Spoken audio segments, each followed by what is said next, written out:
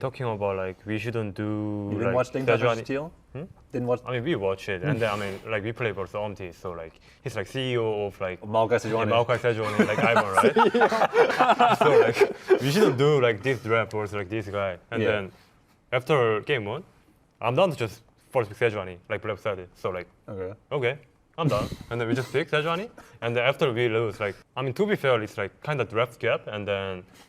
I mean, not draft gap, but like we kind of like made a lot of mistakes, right? Yeah, so like it's hard to like see.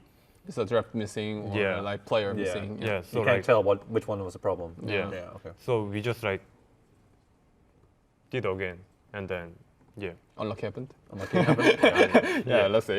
If you guys win 2-0 against Energy, they might miss playoffs for you guys and other teams. Do you care about that? Do you think maybe like inting one game could be good for you guys? Then they don't make playoffs? Nah, we're just doing our games. We're gonna 2-0 the NRG then to try too hard. I believe in you So it guys. sounds like you're a big TL fan next I'm week. a huge TL fan right now. And you guys must 2-0 to make playoffs against Hana Thieves. How do you feel about that matchup? Actually, I don't remember the last time we scrimmed them, but I always feel confident playing against 100 Thieves. I feel like. Because of the matchup or what is it it? just feels like, I don't know. They especially in scrims, I feel like they just run it down a lot of the time. They're kind of like animals, Yeah. in scrims.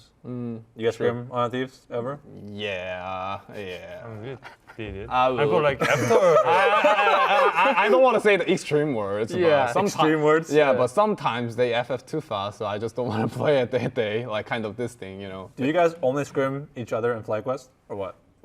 Yeah, I did. Against the FlyQuest, you mean? I'm right? saying, do you guys like TL, C9, and Fly only scrim each other like in a triangle? So it's like only you scrim every day, either TL or FlyQuest? No. Not really. Yeah, I don't think so. Yeah, because like I think this month we play with the FlyQuest only 2 times. Yeah, I So- mean, you played C9 this week, so you can't scrim them, obviously, Yeah, right? yeah, But yeah. before that, this is played in overall, no? No, I don't think so. We played like I think most was Immortals, I guess. Really? Yeah, I think so. Yeah. IMT is quite good in scrims, people say. Yeah, sometimes they test much Half and things, half. but I feel like we've had a lot of success for IMT in scrims. Yeah, same as me. I mean, for us, like, let's say we have like 5-day scrim day, Yeah. and then we do like 3-day fly or tier, and then Yeah. like 2 days just like Try a new another team? Yeah. Yeah. But what? Ding doesn't scrims. Unitas? I mean, yeah. Okay, yeah. Moving on. Moving on. Very awesome. Yeah. You guys play against FlyQuest. Yeah. Winner gets second place. Basically, if you win 1 best of 5, you go to Worlds. If you get second place. Yeah. So it's pretty important to Yeah, win. that's pretty important, I guess. Oh, that's OP. That's not bad, yeah? I mean, but like, I mean, to be honest, like, I mean, I heard that. I mean, I don't really care, like, if we lose or You want not. to win LCS. Yeah. I mean, of course, but like, Yeah. even if we lose, like, just win like next Again. game then, and then like just win next game again, and then Of you course. go like Worlds or like you can win like LCS, right? So yeah, I just win. How do you feel about FlyQuest as an opponent? I mean, before we play versus tier, I thought like Fly was like better than tier, no cap. Because like Why? in Scream, I didn't feel that like tier is like that strong. But don't you feel like C9 and FlyQuest are better scrim teams because they're more early game focused, which is always better in scrims, while TL is Yeah. more like slow, which is like, always bad in scrims? I mean, it's true, right? Like, Yeah, I mean that's being, yeah, being a that's slow true, team is bad in scrims. That's just how it is. yeah. While being a early game fist fight team is good in scrims, Yeah. or no? I mean, I agree with that part, and then like, but even there, like, I just can't feel it like macro or like some kind of thing of like after line phase, right?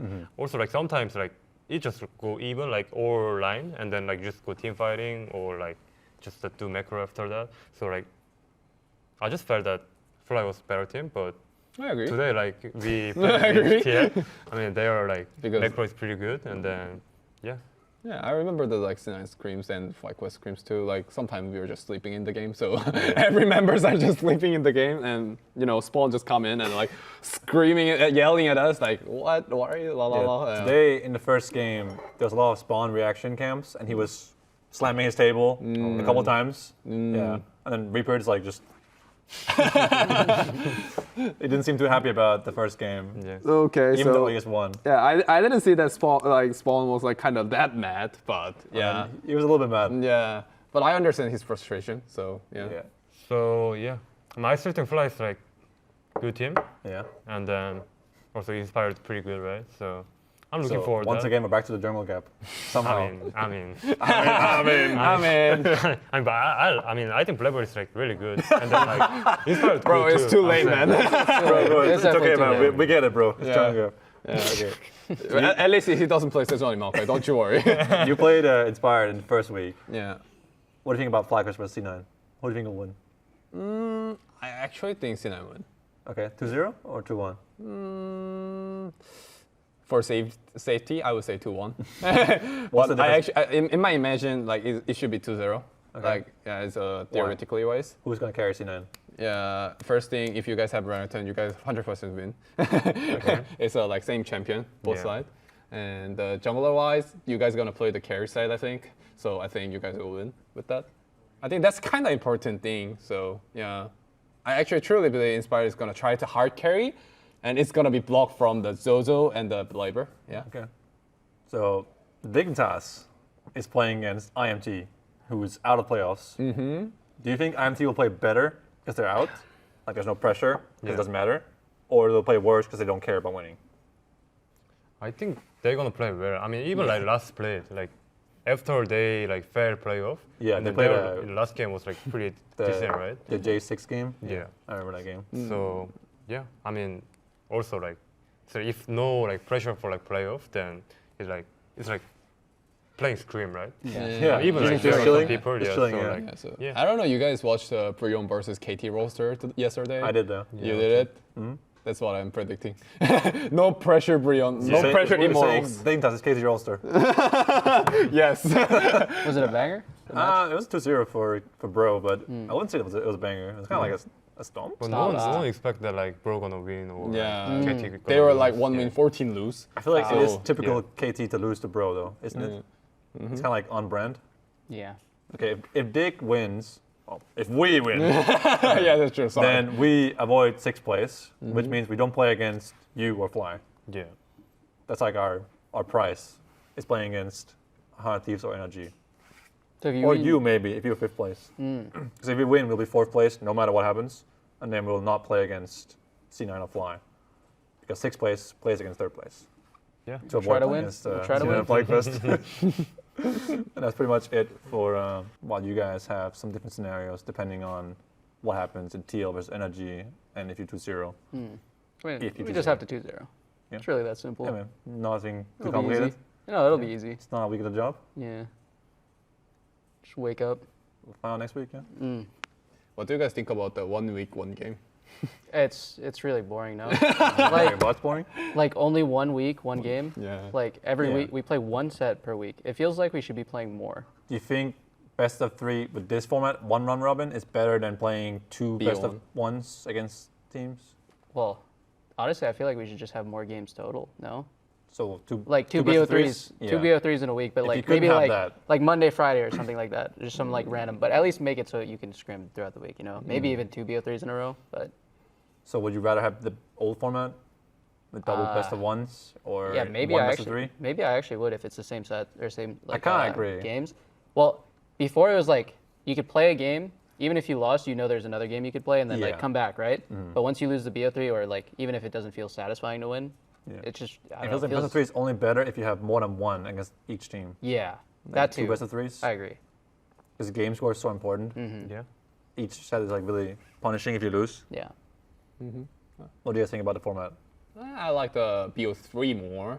But Yeah, you're used just, to just it? yeah, just that thing is like I watch the LCK LPL a lot. That like and when I watch they're playing like a 1 week 3 games. Yeah. I'm like actually jealous. Yeah. You know, I'm actually like, it looks really fun, you know. Hey, And you want to and- keep playing. Yeah, we are playing like actually a live patch, right? So Yeah. when we play like 1 week or 2 week for the live patch, and we play 2 games and move on. Yeah, yeah. And those guys are playing 6 games for it, so like that looks more like you know. At least you get to scrim one more day. And scrims are really useful, right, guys? Why is everyone laughing? Aren't your scrims great? Okay, so Okay, well, I don't have anything else. So, unless something you guys want to say, then I think we're done. I got nothing. That's pretty fast, yeah. You want to say something funny? I'm good. You good? You're good? Yeah, I'm good. Nothing funny from you? Maybe? You said no cap earlier. I thought that was kind of funny. I didn't expect you to have that lingo. You got me, bro. Yeah. Yeah, true. Okay. Make sure to watch LCS next week, and thank you for joining me, Berserker, Insanity, and Umti, and see you next time. See you. Bye bye. And you were watching from the sideline. Who do you think was going to win this series before? Honestly, I thought TL. Okay. Really? Why? Yeah. I don't know. I just had a feeling. I mean, you guys got to lose at some point, right? I mean, And they don't? they'll lose to you. To who? I don't know. Next week? Yeah, whoever they play next week. They play Energy. Oh, never mind.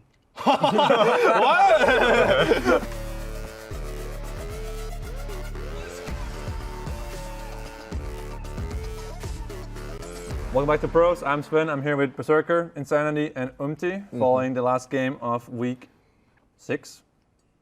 Maybe, yeah. Yeah. Something like that. We're going to Everyone talk about knows a lot of things today. First off on the menu is CM vs TL. Matt Berserker, I mean, why did you kinda, yeah. today? Why did you lose today? What I happened? mean, like, there are some like good logic. If you lose, it's You draft learn? gap. I agree. Yeah, but if you win, it's like Better players. better player. But So- if we lost, but we are lost, right? So it's, bad draft. I think so. Yeah. I mean, I'm I not blaming. actually kind of agree with that. Yeah, I'm not blaming like coach or like something, but yeah, it's fact. So I have to say. Do you agree? As my mind, I don't care about drafts a lot. So you think you just played better? That's why you won. Jungle perspective, yes. I don't care about the laner care perspective So right he's now. saying it's jungle gap. He's saying it's draft gap. I mean, but these days, like, if we will win, just jungle day for like something. So. So like, Maybe, yeah, yeah. as a I'm not winner, blaming Paul you know Clever, what? As a but- winner, I can say anything, and as what Berserker say, like he could say anything about it. So yeah, probably if I say anything, I'm winner. So they can forgive me anything. So Yeah. So how do you end up being full AD? It's a good question. How does That's that actually a happen? good question. That was game 3, right? yeah, that was Yeah, a game 3. You have Yon, Renekton, and your 4-5 is Lucianami. The And Corky built Suzani. death stance, man. So I would say like 80% AD, 20% AFP. Yeah. I press tab. AMT has 5 red boots. Five Five tabbies. tabbies. That was Yeah. pretty disgusting for me. And in My your perspective. inventory, just a Yeah. collector. Yeah. Did you fail the math test? Or I what? mean, but like to be fair, like with Lucian, like I can't like go anything. Essence Like, River? I mean, Just go Lord it's Downs pretty weak. first. That's good point, bro. Yeah. I mean, but like, And your signature item, of course, the fire cannon Yeah. against the full tanks. I mean, of course, I play Lucian Nami, so I- you know. it fire does can- magic yeah. damage. I actually think more than drafts, like about the old AD things, like you guys are playing Sejuani, Renekton, Yone. Yeah. I think maybe you guys have to fight everything, and Yeah. we probably lose everything. Yeah. That's In like early was, game, yeah. yeah. That's what I was thinking at the level 1. Yeah. So I mean, we also like talk about that. We should like we should Fight take everything. like everything, and then we should like snowballing Yeah. before they have like item. yeah, I think that then their draft makes sense to me. Yeah. Yeah, but Yeah, before they have unlucky tabbies. happened in game. So Yeah, I would say unlucky happened. yeah, unlucky happened. So yeah, So there was a lane swap in every single game yeah. in your series. In the first game you played Ashe, you lost your Samslo one, you remember? Oh yeah. I And mean, you guys still swapped. Was that because of top lane? You The had- swap thing. Yeah. I think the swap thing we just always watch the matches or like there's a like little bit like secret theory, but I'm not gonna tell everything. So Don't want to leak a strategy. yeah. yeah. I mean, we kind of expected like they just gonna swap no matter what. They can't lane 2v2.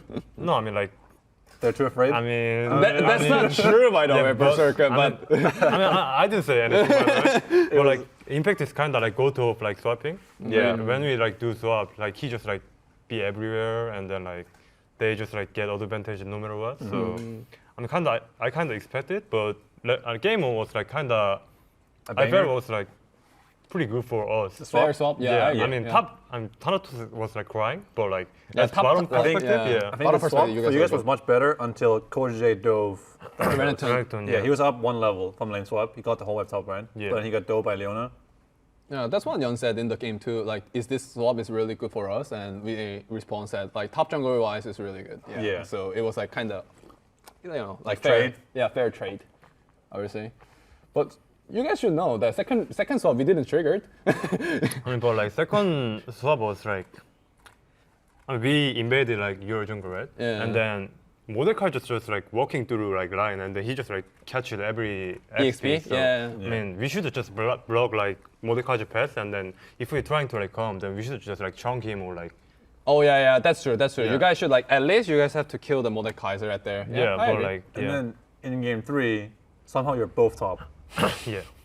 I mean, So did you think they were gonna swap and you wanted to match them, or did you just both want to swap and then you end up playing top lane 2v2? I mean, after like second game, man, like Thanatos keeps saying like they just gonna stop no matter what.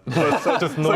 So you guys have Yeah, I mean, flipped it. Oh, I'm kind of actually. CBA like this situation, so like, It's just too cringe if Yeah, I they mean, stop every game. So you want yeah. to tell us more? Actually, that's a like good thing at the game 3. Can flip it, and you guys match at the top, and you guys got a good lead at the right turn and jacks at 1v1. Yeah. And you guys are winning with the Russian Nami at top side. What if you run top and it's their duel's bot? Then just then GG. just, yeah, That's GG. actually bog. Yeah, that's actually bog. coin flip. Yeah, coin flip. Okay, So so like if it was that, like that's like really just FF for us, because like they play Jack, so we can't like dive this guy and then we pick They- Renekton. they dive so, your Yeah, Jack. but good mind play game, I would easier, say. so- Yeah, good mind good game. mind game. Just Yeah. flip it and if you Yeah. lose, then whatever. Yeah. Okay. I mean, it's like regular season, so it doesn't matter, you know. Let's say if it was a playoff level 3, game 3. If it was a playoff game 3, did you guys do it? Not sure. Not sure. I mean, it's like, yeah, I'm not Sam, sure. you were watching from the sideline. Who do you think was going to win this series before? Honestly, I thought TL. Okay. Really? Why? Yeah. I don't know. I just had a feeling. I mean, you guys got to lose at some point, right? I mean, They don't. They don't. they'll lose to you. To who? I don't know. Next week Yeah, whoever they play next week. they play Energy. Oh, never mind. I don't know. I just had a feeling, like no actual reason. I mean, I feel like you guys have been better in scrims than C9 has for the most part. Even when you guys are beating us, Those it's guys, like, you mean, Red? huh? Yeah, TL. Yeah. I feel like you guys are good in scrims, but like make a lot of dumb mistakes sometimes. Yeah. And when they get a lead, I just feel like it's like, Unplayable. yeah. Just Core JJ Bard is just in my face, 1v5. Picasso. Yeah, Picasso, yeah. Picasso. Yeah. So game 2 is a massive stomp. You remember? Yeah. Bought 3-3. Whole game is lost in 5 minutes. I mean, I feel like watching this game, your draft is really bad. yeah. I feel like if one thing bad thing happens, you can't win. I mean, I agree with that. I mean, top got counterfeit, and then they just blind Ijuru Karma with Maokai like front Yeah. lines, and then we don't So- have like any. Nothing you pick can win lane. Yeah. Yeah. So we just like play for like scaling, But you don't have skill. Yeah. Yeah. problem. So you don't win every game. Yeah. Don't win lane phase. Don't win late game. Yeah. So yeah, unlucky. And then like after we lose like 3-5, Yeah, just FF. Right? like Ruka said like instantly said, let's think about like next game. Okay. yeah. So having some fun. Sounds good, yeah. Yeah. And then game 3 is like a classic game that nothing's happening. Yeah. Like first 10 minutes of the game.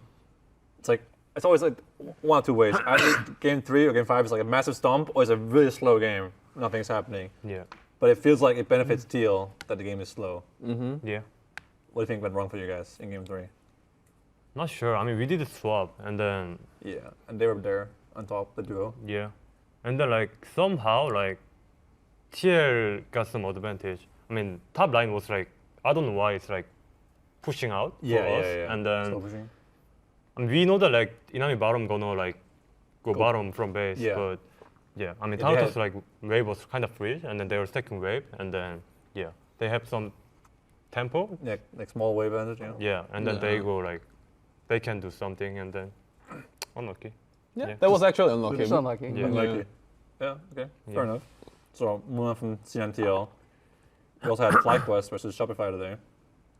You guys are alive still, thanks to winning one game Yeah. against FlyQuest. Your game score keeps you alive for playoffs. If you win next week, you are in playoffs, I believe. Is it guaranteed? You need to 2-0 to make playoffs. For sure, 2-0, and then we're Yes, guaranteed? 2-0, you're guaranteed, I believe. If you go 2-1, you might have a tiebreaker. But 2-0, you qualify for playoffs no matter what. Thanks to your win today against FlyQuest, your one game. Yeah, we needed to win one. We knew that going into it, but You played Draven today. yeah, honestly, it's been going well. But Yeah, I mean, you stopped us within scrims. yeah, I mean, We're able to trigger it's about actually that too fun. But I trolled my flash at the grub fight Yeah, when I the should have whole- got a cash out. But then even though that went wrong, it felt like we could still do stuff in the game. We even dove them top with the one timer I got cashed out, and I felt so strong. I based with 2,100 gold, but then we just never did anything again. I think we just didn't make another plan, you know. But the game should have been free, in my opinion. In game 2, you guys were up a lot of gold, and it was kind of hard for you guys to end. Oh, I mean, the comms that game were actually hilarious. If you went back and listened to them, I swear. Comedy comes? Yeah, like we were all basically just saying random shit. Like everybody Ding-dong making comes? calls, like just doing stuff, like different things. Oh, this guy's walking up midwave 1v5. Why aren't we killing him? Stuff like that. But I mean, if we just pulled the trigger more and actually did what we practiced, I think we would have closed that game out much faster. I mean, the rel was in our jungle topside, like running around in circles for like a full minute straight, and we didn't do anything. How was you guys mental, even though you were one game away from being, out of playoffs? It was fine? Everyone I think it was chill? good. Yeah. Honestly, I think it was good in pretty much all the games. I do think the first game we were kind of playing stress, but You after felt that some it was pressure fine. in the first game? Not even pressure from the like playoff thing. It just felt like Yeah. we were like, I don't know, mentally stressed, just not doing what we normally do, saying the things we normally say. Jitters? Or Yeah, just, because even the third game we were even after the swap or like slightly behind, yeah. but it felt like we were like mega behind, you know? Yes. Yeah. Speaking of swaps, so game 3 you play against Sion top, and it's not a lane swap. Cringe. And you guys are really behind the swap, because Sion can catch the entire wave and Yep. Nar can't. How do you as millionaire deal with this? I just play my lane, man. You just I don't think mid laners Yeah. think You about the just, swap like, at all. Yeah, it's turn like up your headset and just yeah, hope it's literally that like you're that. It's just like- I swear, if you ask any mid laner what they're doing in swaps, the only thing they're thinking about is maybe I can TP top and catch this big ass wave. yeah. On your blue side, you can Yeah. take top often. Yeah. Yeah. But otherwise, you're just praying for the best. Yeah. And yeah. then suddenly you're pressing tab. You're playing Lucian Jin against Sion, and he seems a bit unkillable. I think he just seemed unkillable, honestly. Yeah. Like you just see a sign with a big ass shield and you just think And you a can't kill him, Randuin's. but you could actually probably kill him for most of the game. Yeah. I can understand. I could also feel it like at 23. So Yeah, yeah. I mean, you just look at it and you're like, wait, can I actually kill this guy? Then you start hitting him and you're like, oh, maybe I can. But then it's too late. Yeah. You also played the Jin against us. Yeah. You think that's actually good? Mid? I think think- some champs are good, like Lucian. I can see it. Sari. Yeah, I But think it's Jhin good and against Draven? some. I think Jin is actually fine because it actually has a lot of wave control mid too, and you can get pushed in a lot of matchups. Just play to Q the wave. They walk it, you Q them and the wave, and you always have a fourth shot to just crit them. And I also think a lot of mid laners don't even know what the champ does. Yeah, I don't think Jensen knew how to play against. That's the Jin. Yeah, huge, yeah. that's the Jojo huge thing. too, I think. Yeah. Yeah, I mean, Jin is. It's Jin like is playing a just flying strong laner champ too. makes people like afraid of you because they don't know how to play against it. Yeah. Yeah, I Well, think also, so. if you think about it, his ult is actually really OP in 1v1 because the support's not there to block. You hit all four, you just kill him. That's a good point, yeah.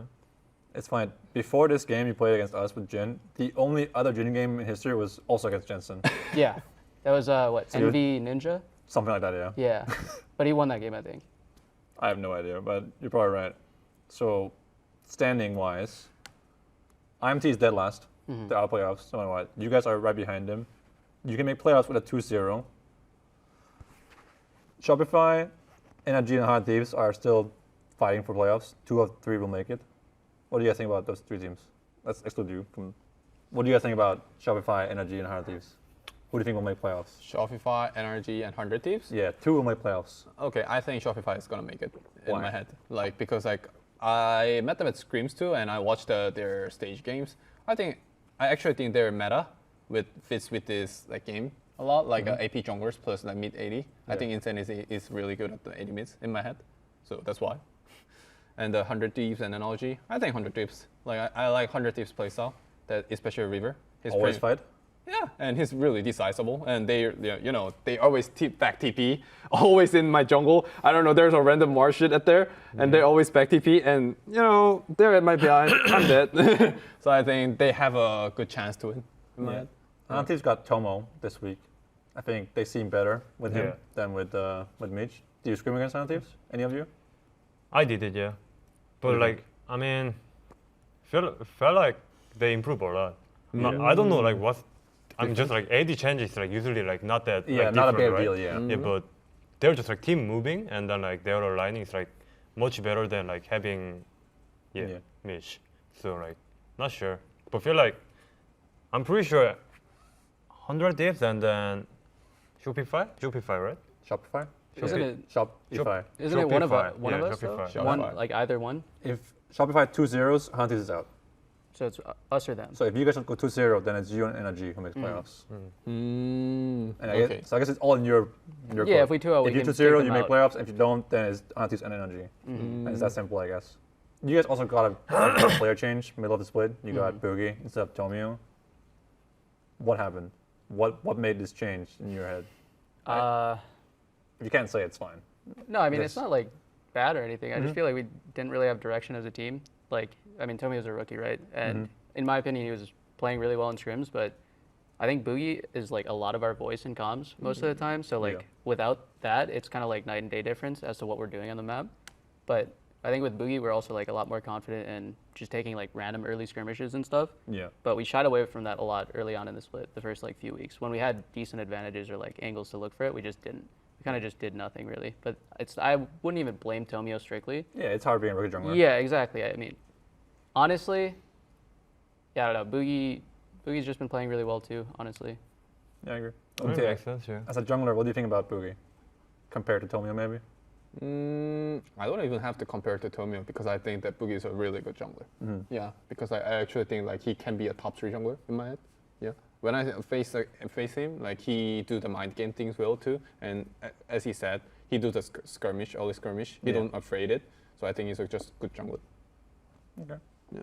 What do you think about the difference between like changing a player like Boogie for Tomio and a player like Tomo and what's it called, Beach? I feel like 80 changes don't matter that much. I will compared answer it to- first because like I don't think like I think I agree with you guys about the as a position thing, like ADC doesn't change much. I agree, but maybe the team mood can be changed. Yeah, like yeah. fresher coming. It honeymoon can be a phase. personal thing. I think it's a Yeah. honeymoon phase thing. Yeah, in your case, it might not be a personal thing. It might just be Yeah. a strictly gameplay thing. You need a shot caller or something. But in Yeah. Anti's case, it might just be that they need something changed and they don't know what. So Yeah. it's kind of like a Hail Mary. Yeah. They did win, and Tomo got play of the series. Did you guys watch that series or no? You don't care? I So saw I it. just like watch between scream and Yeah. then they won. Okay. Yeah. Oh, then- There's a little bit here and there. Congratulations. Makes sense. Yeah. Actually, he was playing Zyra, I think, in one of the games. I remember he dodged, what was it? I think it was an ult from someone, and what's his name died? River died, right? Yeah. I'm pretty sure he did that to get him killed so he could farm the wolves, Tomo. It was actually a good play. Yeah. Good detail, yeah. Yeah. Okay. We're on his build. You saw it? The Yeah, Sonya's, Jonya and then like shield bow, full BT, big build, yeah. no IE Yeah. allowed. I mean, Wait on who? but I don't know Zeri? why Zeri, like, he yeah. built Jonya. I mean, I feel like against Vi, it would make sense. yeah, but like, But they don't have Vi. yeah, so. What do they have that game? I mean, Not Vi. Lilia. He already had cleanse. So I'm not sure why he bought that. I'm not sure to be honest. Allowed? Also, he don't have like even like role dominate, right? Yeah. Oh, neither of them? I think he had Shiv, Hurricane, BT, Shield Bow, and Sonya's. Yeah. Kind of illegal, no? No low Dominics and no IE. I can respect that. I mean, Edis is like Useless? most like useless role in the like league, so he Is just it? play for survive Yeah, and that's then why Do they're- we, do you agree, guys? That's why they're always played mid now. Can I get a cap check on that one? Which one? AD carries useless role? I mean, you're playing ADC and then you. Oh, I agree. Yeah, I mean, yeah. That- But I actually agree about that ADC is weak. I don't think it's useless, but ADC is weak right now. If it's weak, then why is there 4 of them every game? Yeah. I mean, because like they got like, I mean, if ADC Solo go mid or EXP like top, then like. without I think that's threat. that one I heard it from every ADC, by the way. Like at the LCK ADC too. They think that the ADC champion is OP, but as a meta-wise, the ADC is just not good. I mean, just role is kind of useless. So. So like, Yeah. when I hear from ADC saying, So maybe, Why are they nerfing Kraken Slayer and Static Shiv? you know the answer, man. Yeah, I mean, cause like all mid range. All Our mid-range job, are- yeah. Yeah. You So can even are see you at the top playing, laner. when you pick Lucian today, are you playing mid laner? I mean, So you both play Lucian today. yeah. So who's playing the mid? Is it you playing a mid laner or you playing a bot laner? Who's playing the other? Playing a ball laner. I'm choosing mid. But if we have like Nami, then I can like deal with. But, But like, how if about Lucian mid with Nami support? I'm just it's like most Nami- broken one, no? Lucian level is high. Yeah.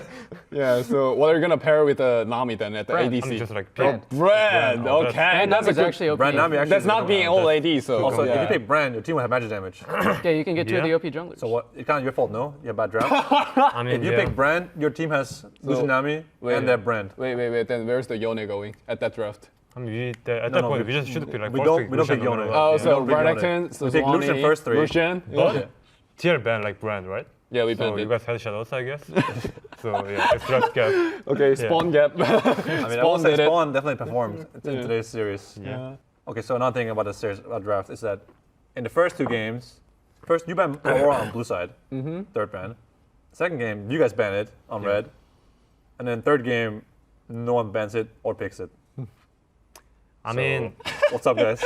cause like We I have mean, a, we was yeah. like talk about Aura yesterday, and Yeah. then we only practice like Nar Aura matchup and then Ragton versus Aura matchup. So like, You don't have to leak your strats, but it's okay. I mean, yeah, but like, they ban it, and then we just ban it like Aura game too, right? Yeah. So like, when they ban Naru and Ragton, what should we do? And then like, Bro, I don't know, is it just like- allowed to use it yet? it's fine. They're just gonna like block it or something. I don't think they will. yeah, for sure, bro. I mean, unless I do fine, it's fine. Okay. Yeah. How about you guys? Why didn't So- you pick Aurora when you could? Yeah, so first thing, we actually think Aurora is broken because it is not agree. it is not actually half its nerf too. Yeah. So we actually think it's broken, but we can't practice because solo queue is spamming the ban. Yeah. So Yeah. we practiced like 10 games I think at the scrims too. Yeah. So we were thinking that not much data, we don't have to play it. And first time we banned, and actually we are thinking that they didn't have a good practice too. Yeah. We just Yeah. like assumed it. But at the first game we can, at the second game, and we just like let's just ignore. And third game, we realized okay, both teams cannot play Aurora. Yeah. Let's okay, let's just don't play it. The handshake, yeah, it is global banned. Moving on to All Pro and MVP talk. We can do like a little roll by roll. Who do you think is the best junglers? The top three junglers. Top three. Yeah. I You actually, can put yourself if you want. That's yeah, fine. I actually think I'm the first. I think it's fair enough. Yeah, Good, I You're actually first think. place, so. Yeah, that's fine. yeah, You can ego. Yeah, I'm actually like first place, like the champion full wise. I think maybe someone hates me about playing Maokai and Sejuani and Ivan or something. Not playing epic carry jungle. I mean, I'll trade it. I'm Yeah. going So who's your second and third place then? Thing is inspired Okay. in my head because like he's playing the champion as an epic carry, and sometimes he play tanks too. So I think he's like just good balanced player right now. Yeah. So I think it's a second. At the third, I was actually considering, but I think it's still Blaber. He's so like first game I egoed. I didn't bet the brand, and I played with him, and I realized okay his brand is broken. I'm just banning it. So like I think he's good. Do you feel like the brand was a problem in the first game, even though you're not playing tank against it? I thought like brand wouldn't be that big a problem against Iron. Yeah. So I thought that's the same theory with you. Yeah. Then I just go into game. And I realized Core was struggling about the Yeah, brand, yeah. and the Impact was dying to the. Like, I would say Impact was a noob at the game, but but I think I saw the brand is QE flash into Oh, my yeah, on into the- my on Impact, the and Rumble. I was thinking that okay, he's playing really well. I should ban it. You know. Yeah, that's all at the jungle right now. So if you couldn't have yourself in top three, it would be Inspired, Blabber, and who is the third then? Third, if I'm not there, Yeah.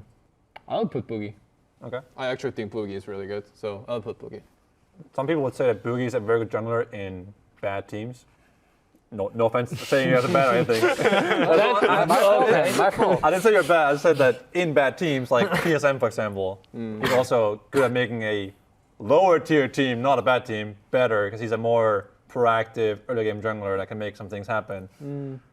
Would you agree? No, I for sure agree with that. I think even in scrims, like there's just a lot more stuff happening in fights that Yeah, we're like yeah, confident in.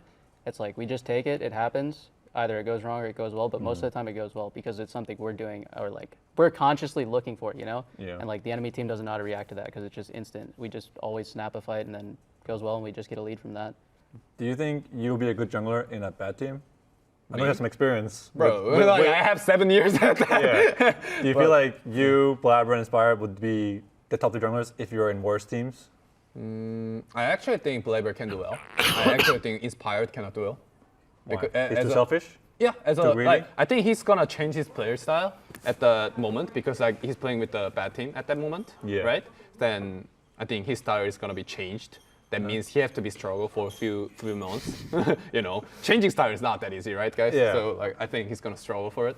So how did you change from being a jungler in a quote-unquote bad team to being a jungler in the best team in the LCS? Was it hard for you to change style, or did nothing change for you? Yeah, but it was actually hard when I was playing with Impact and APA because like this guy's playstyle was so hard to like as like first time meeting as a this guy's playstyle. I would say, but so I would say they are teaching me really well. Okay. Yeah. That's teaching you, not the other way around? It's like, feedback is like each Yeah. other, but I'm just saying that I'm just getting a lot of good experience and good knowledge from like Impact and APA. It happens. Either it goes wrong or it goes well, but most of the time it goes well because it's something we're doing or like we're consciously looking for it, Yeah. And like the enemy team doesn't know how to react to that because it's just instant. We just always snap a fight and then it goes well and we just get a lead from that. Do you think you'll be a good jungler in a bad team? I know Me? you have some experience. Bro, with- like I have 7 years at that. yeah. Do you feel like you, Blabber, and Inspire would be the top 2 junglers if you're in worse teams? I actually think Blaber can do well. I actually think Inspired cannot do well. Why? Because, He's as too a- selfish? Yeah, as a Really? like, I think he's gonna change his player style at the moment because like he's playing with the bad team at that moment, Yeah. right? Then I think his style is gonna be changed. That means he have to be struggle for a few months. Changing style is not that easy, right, guys? Yeah. So like I think he's gonna struggle for it. So how did you change from being a jungler in a quote-unquote bad team to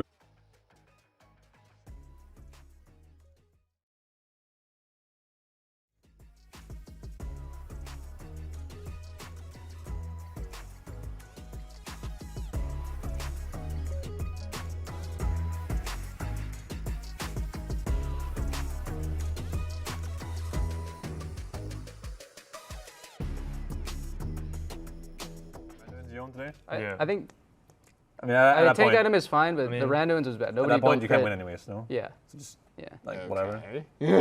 But like to be fair, like Okay, I some didn't- Russian player just Kraken Essence Saber and then go like IE my or signature whatever. item, right? Signature? Yeah. The fire cannon? Yeah, like careful. So like Yeah. I mean it makes sense. They do I that think, sometimes. Okay, so your top 3 was just the standings basically. Yeah, pretty much the same. Jojo, APA, and Quad. ADC. What do you think? Yourself? Of course. Of course. Yeah, Yep. of course. I mean, Like how you have not that much ego, and then this guy. Oh, I have a is lot like- of ego. I just don't want to display it. Oh, okay, right. I mean, So we're you have self-awareness at least. He doesn't. Yeah, have we're- he has ego and no self-awareness. yeah. Okay. So yourself, I mean, I lost by Ion today, and then he got play of the week, play of the.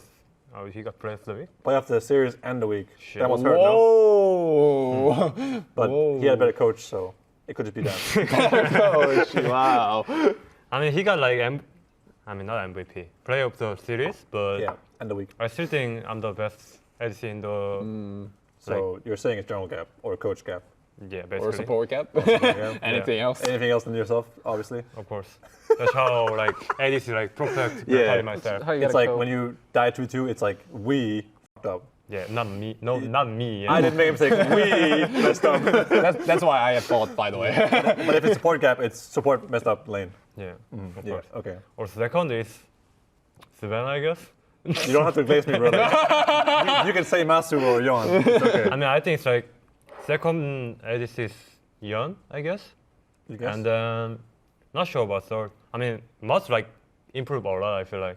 But I think he's playing a lot better this split than last split. yeah, I think so too. I mean, he lining was like where like last split, but if like meta is kind of change or like matchups change, he don't know like what to do. Yeah. You know. They didn't play too well against you guys today. What do you Oh, yeah. think about Master today in the series? Because they were dying bot in the first 2 Yeah. games, I think it was. Yeah, they were getting. That seemed more like a Busio, messed up. Yeah. Not we. Yeah, it definitely looked Yeah. like Busio was kind of the one running it down. That Yeah. game, but I do think Masters improved a lot for sure. Like last Yeah. split, he was Yeah. also the flipper. So like, I think both of them were like legit just randomly inting or randomly playing really well together. But I agree. I think this split now it's more just he's playing well all together. I think.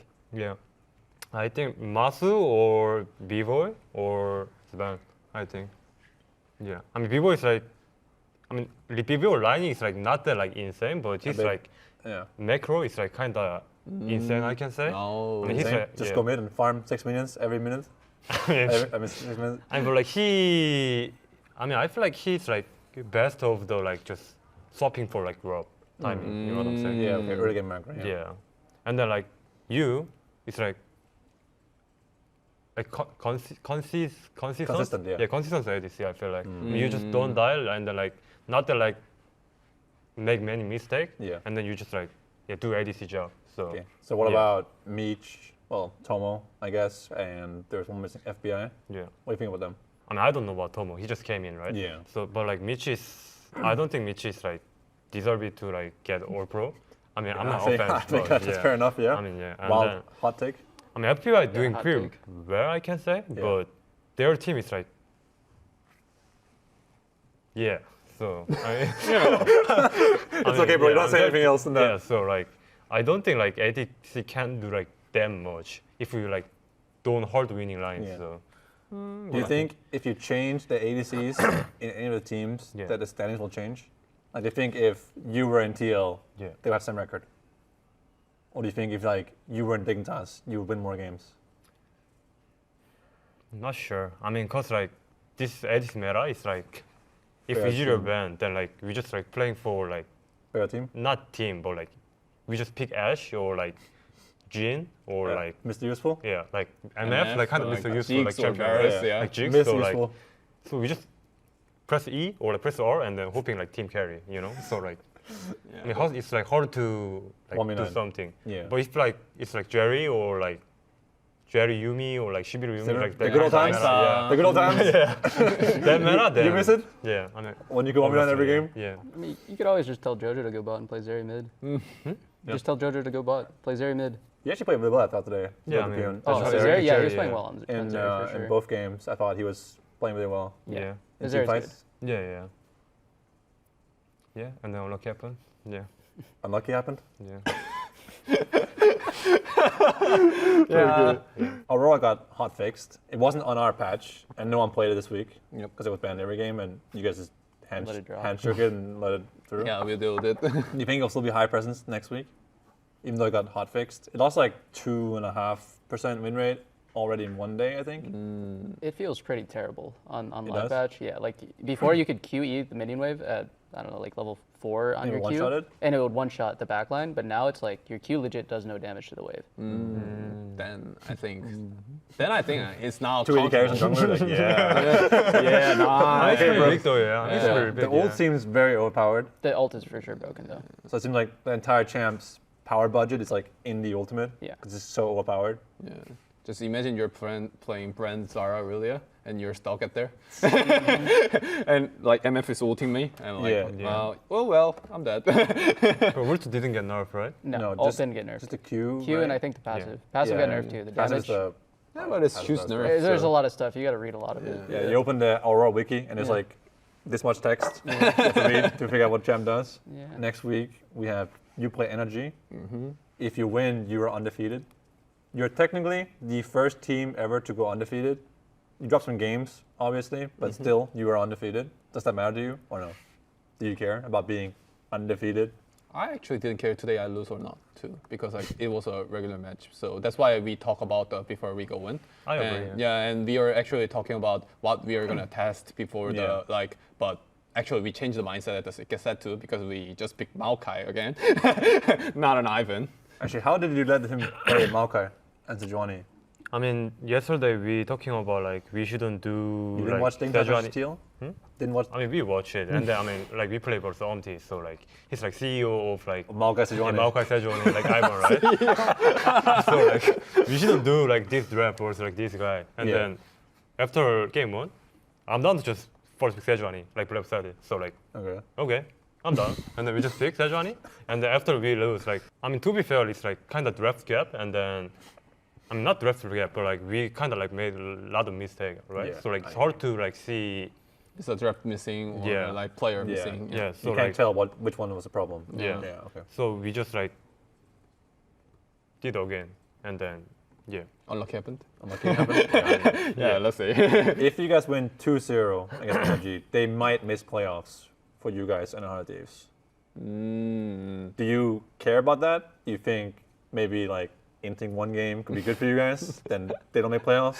Nah, we're just doing our games. We are gonna 2-0 the NRG then to try too hard. I believe in So you it guys. sounds like you're a big TL fan next I'm a week. huge TL fan right now. And you guys must 2-0 to make playoffs against Hana Thieves. How do you feel about that matchup?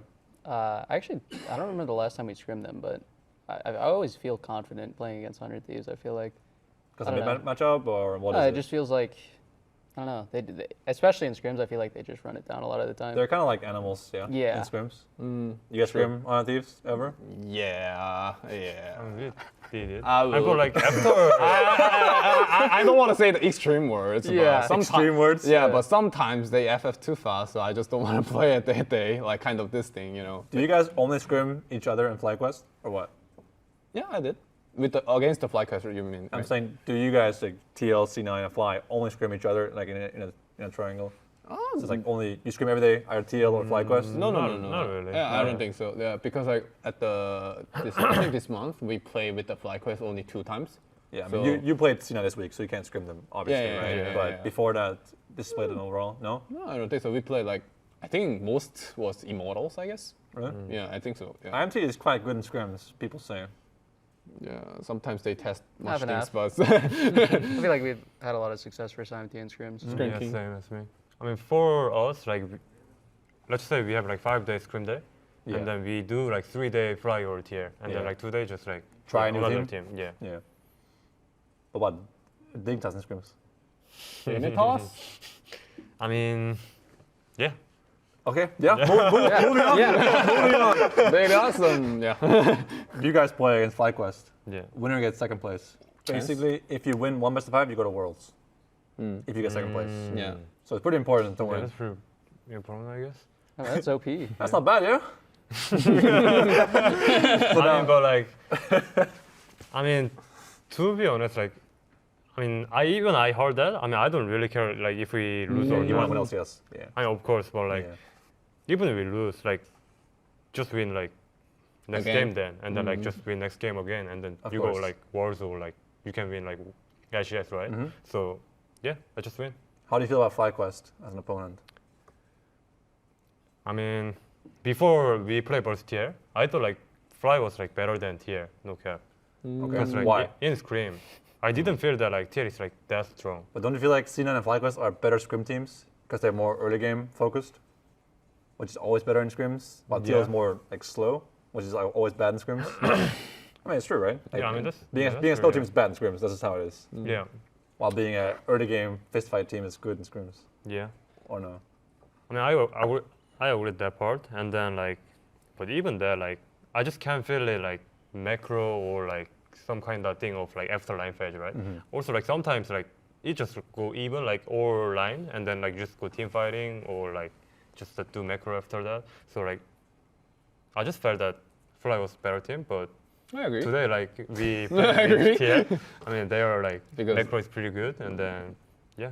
Yeah, I remember the like C9 screams and FlyQuest screams too. Like sometimes we were just sleeping in the game, so every members are just sleeping in the game, and you know Spawn just come in and like screaming, yelling at us like, "What? What are you?" La la la. Yeah. Today in the first game, there was a lot of spawn reaction camps, and he was slamming his table a couple times. Yeah, and then Reaper is like just. He didn't seem too happy about the first game, Yeah. Okay, even though he just won. yeah, I didn't see that Spawn was like kind of that mad, but yeah, He was a little bit mad. yeah. But I understand his frustration, so yeah. Yeah, So yeah, I still think Fly is like good team, yeah. and then also Inspired pretty good, right? So I'm looking So forward. once that. again, we're back to the German gap. Somehow. I mean, I mean, but I mean, I think Blackbird is like really good, and then like Inspired. bro, good it's too, too I'm late, saying. man. Bro, It's it's definitely okay, too man. late. We get it, bro. It's Yeah. German gap. Yeah, okay. At least he doesn't play Szechuan Maokai, don't you worry. You played Inspired in the first week. Yeah. What do you think about FlyQuest versus C9? Who do you think will win? I actually think C9 win. Okay, 2-0 or 2-1?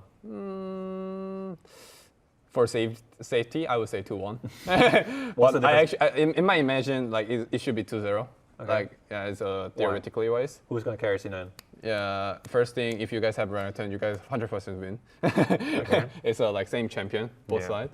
And jungler wise, you guys gonna play the carry side, I think. So I think you guys will win with that.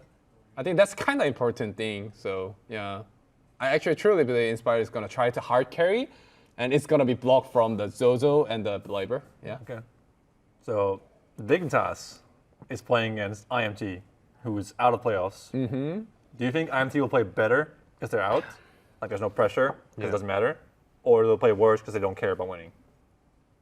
I think they're gonna play well. I mean, even like last split, like after they like fair playoff. Yeah, and they then played their last game was like pretty decent, right? The J6 game? Yeah. I remember that game. So yeah, I mean, also like, so if no like pressure for like playoff, then it's like playing Scream, right? Yeah, Even like just there are some chilling. people, Just yeah, chilling, so yeah. like, Yeah, so Yeah. I don't know. You guys watched the Prion versus KT roster yesterday? I did though. You did it? That's what I'm predicting. No pressure, Brion. No Saying- pressure, we're saying Immortals. Dayton does Casey Rolster. Yes. Was it a banger? It was 2-0 for Bro, but I wouldn't say it was a banger. It was kind of like a stomp. but Stop. no one expect that like Bro gonna win or Yeah. like, KT gonna They were lose. like 1 Yeah. win, 14 lose. I feel like it is So, typical KT to lose to Bro, though, isn't it? It's kind of like on brand. Yeah. Okay, if Dick wins, well, if we win, Yeah, that's true. Sorry. then we avoid 6th place, which means we don't play against you or Fly. Yeah. That's like our price is playing against Hard Thieves or NRG. So if you Or win- you, maybe, if you're 5th place. Because if we win, we'll be 4th place no matter what happens. And then we'll not play against C9 or Fly. Because 6th place plays against 3rd place. Yeah. To avoid Try to playing win. against Try to C9 win. and Fly first. And that's pretty much it for while you guys have some different scenarios depending on what happens in TL versus NRG and if you 2-0. I mean, If you we do just so. have to 2-0. Yeah. It's really that simple. Yeah, man. Nothing too It'll be complicated. easy. No, it'll be easy. It's not a week of the job. Yeah. Just wake up. We'll find out next week, yeah? What do you guys think about the 1 week, 1 game? It's really boring now. Okay, like what's boring? like only 1 week, 1 game. Yeah. Like every Yeah. week we play 1 set per week. It feels like we should be playing more. Do you think best of 3 with this format, 1 round robin, is better than playing 2 best of B1. 1s against teams? Well, honestly, I feel like we should just have more games total. No, So two like two best of BO3s, threes? two Yeah. BO3s in a week, but If you like couldn't maybe have like that- like Monday, Friday, or something like that. Just some like random, but at least make it so you can scrim throughout the week. You know, maybe even 2 BO3s in a row. But So would you rather have the old format with double best of 1s or yeah, maybe 1 I best of actually 3? maybe I actually would if it's the same set or same like kinda agree. games. Well, before it was like you could play a game. Even if you lost, you know there's another game you could play and then like Yeah. come back, right? But once you lose the BO3 or like even if it doesn't feel satifying to win, Yeah. it's just I It don't feels know, like best of 3 is only better if you have more than 1 against each team. yeah, Like that 2 too. best of 3s. I agree. Because game score is so important. Yeah. Each set is like really punishing if you lose. Yeah. What do you guys think about the format? I like the BO3 more. But Yeah, you just, used to it? just that thing is like I watched the LCK LPL a lot. That like and when I watched they were playing like a 1 week 3 games. Yeah. I'm like actually jealous. Yeah. You know, I'm actually like, it looks really fun, you know. Hey, And you want to and- keep playing. Yeah, we are playing like actually a live patch, right? So Yeah. when we play like 1 week or 2 week for the live patch, and we play 2 games and move on. Yeah, yeah. And those guys are playing 6 games for it, so like that looks more like you know. At least you get to scrim one more day. And scrims are really useful, right, guys? Why are they all laughing? Aren't your scrims great? Okay, so Okay, well, I don't have anything else. So, unless there's something you guys want to say, then I think we're done. I got nothing. That's pretty fast, yeah. You want to say something funny? I'm good. You good? You're good? Yeah, I'm good. Nothing funny from you? Anything? You said no cap earlier. I thought that was kind of funny. I didn't expect you to have that lingo. You got from me, bro. Yeah. Yeah, true. Okay. Make sure to watch LCS next week, and thank you for joining me, Berserker, Insanity, and Umti, and see you next time. See you. Bye bye.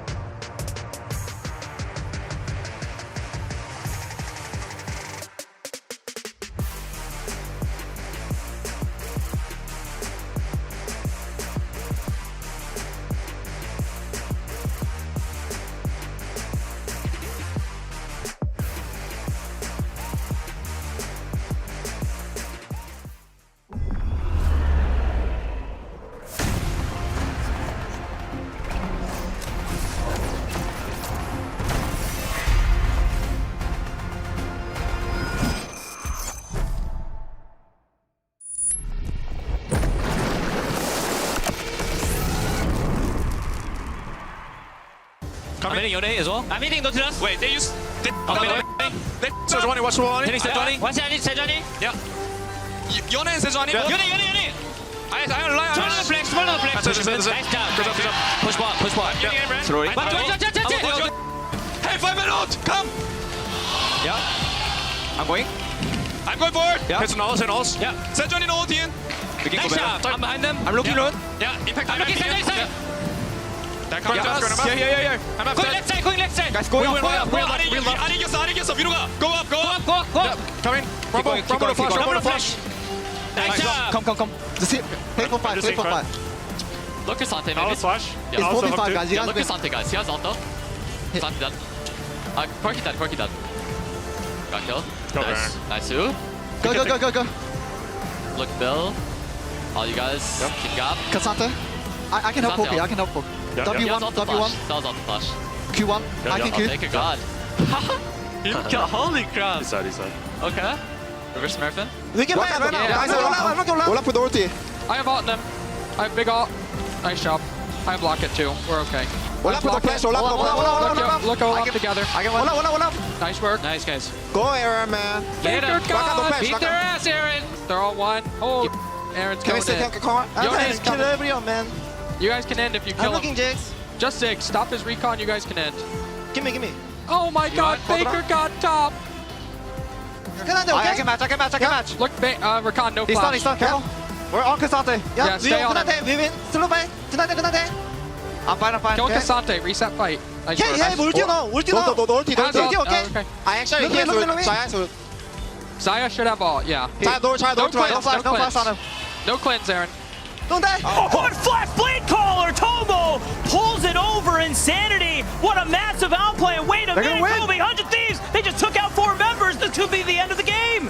Tomo, that was pretty clean. I mean, we were setting it up like, ooh, Tomo's got the potential here. He's 3 out of power spike, double sums, but that was even more than I was looking for. 100 Thieves, they will win the game.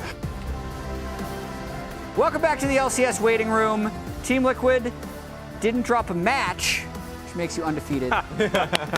I was trying to make the case that it's, in the conversation for greatest split of all time, and everyone in chat was just like, no.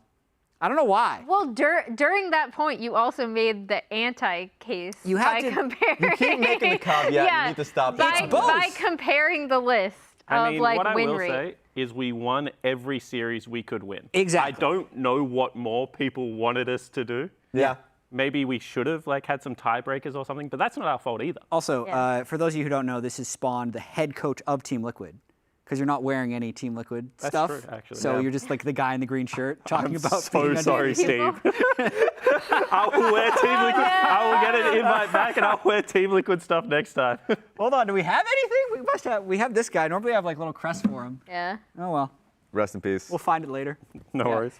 He's going to be here all day. You're casting some or all of first series. Not sure. You're going to be. Apparently, it's a performance-based TriCast. Yeah, that's what I've been told. So I've been told if people enjoy the TriCast, it'll be 3 games or 2 games.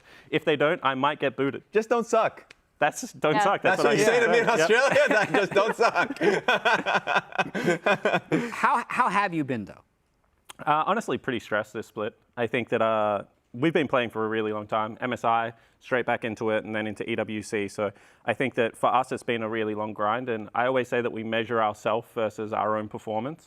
And we haven't been all that happy with it. You've probably seen it from Core's interviews, APA's interviews. We think that there is still more for us to get out of ourselves before Worlds.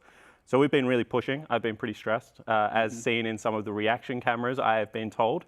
But to finish first, it was a big relief. I got 12 hours of sleep last night, so I feel good today. Whoa. That's a new record. That's a lot of sleep. That's like 3 days of sleep for you. Yeah, pretty much. So no, we went to team dinner last night.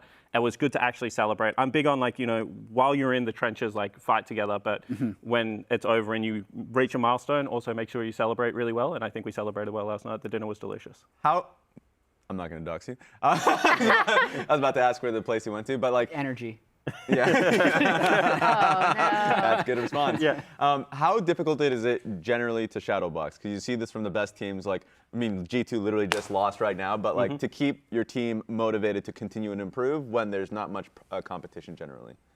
I would say we feel like there's actually heaps of competition at the moment. I think that FlyQuest and C9 are actually both really good teams, so we don't actually have to shadow box all that much.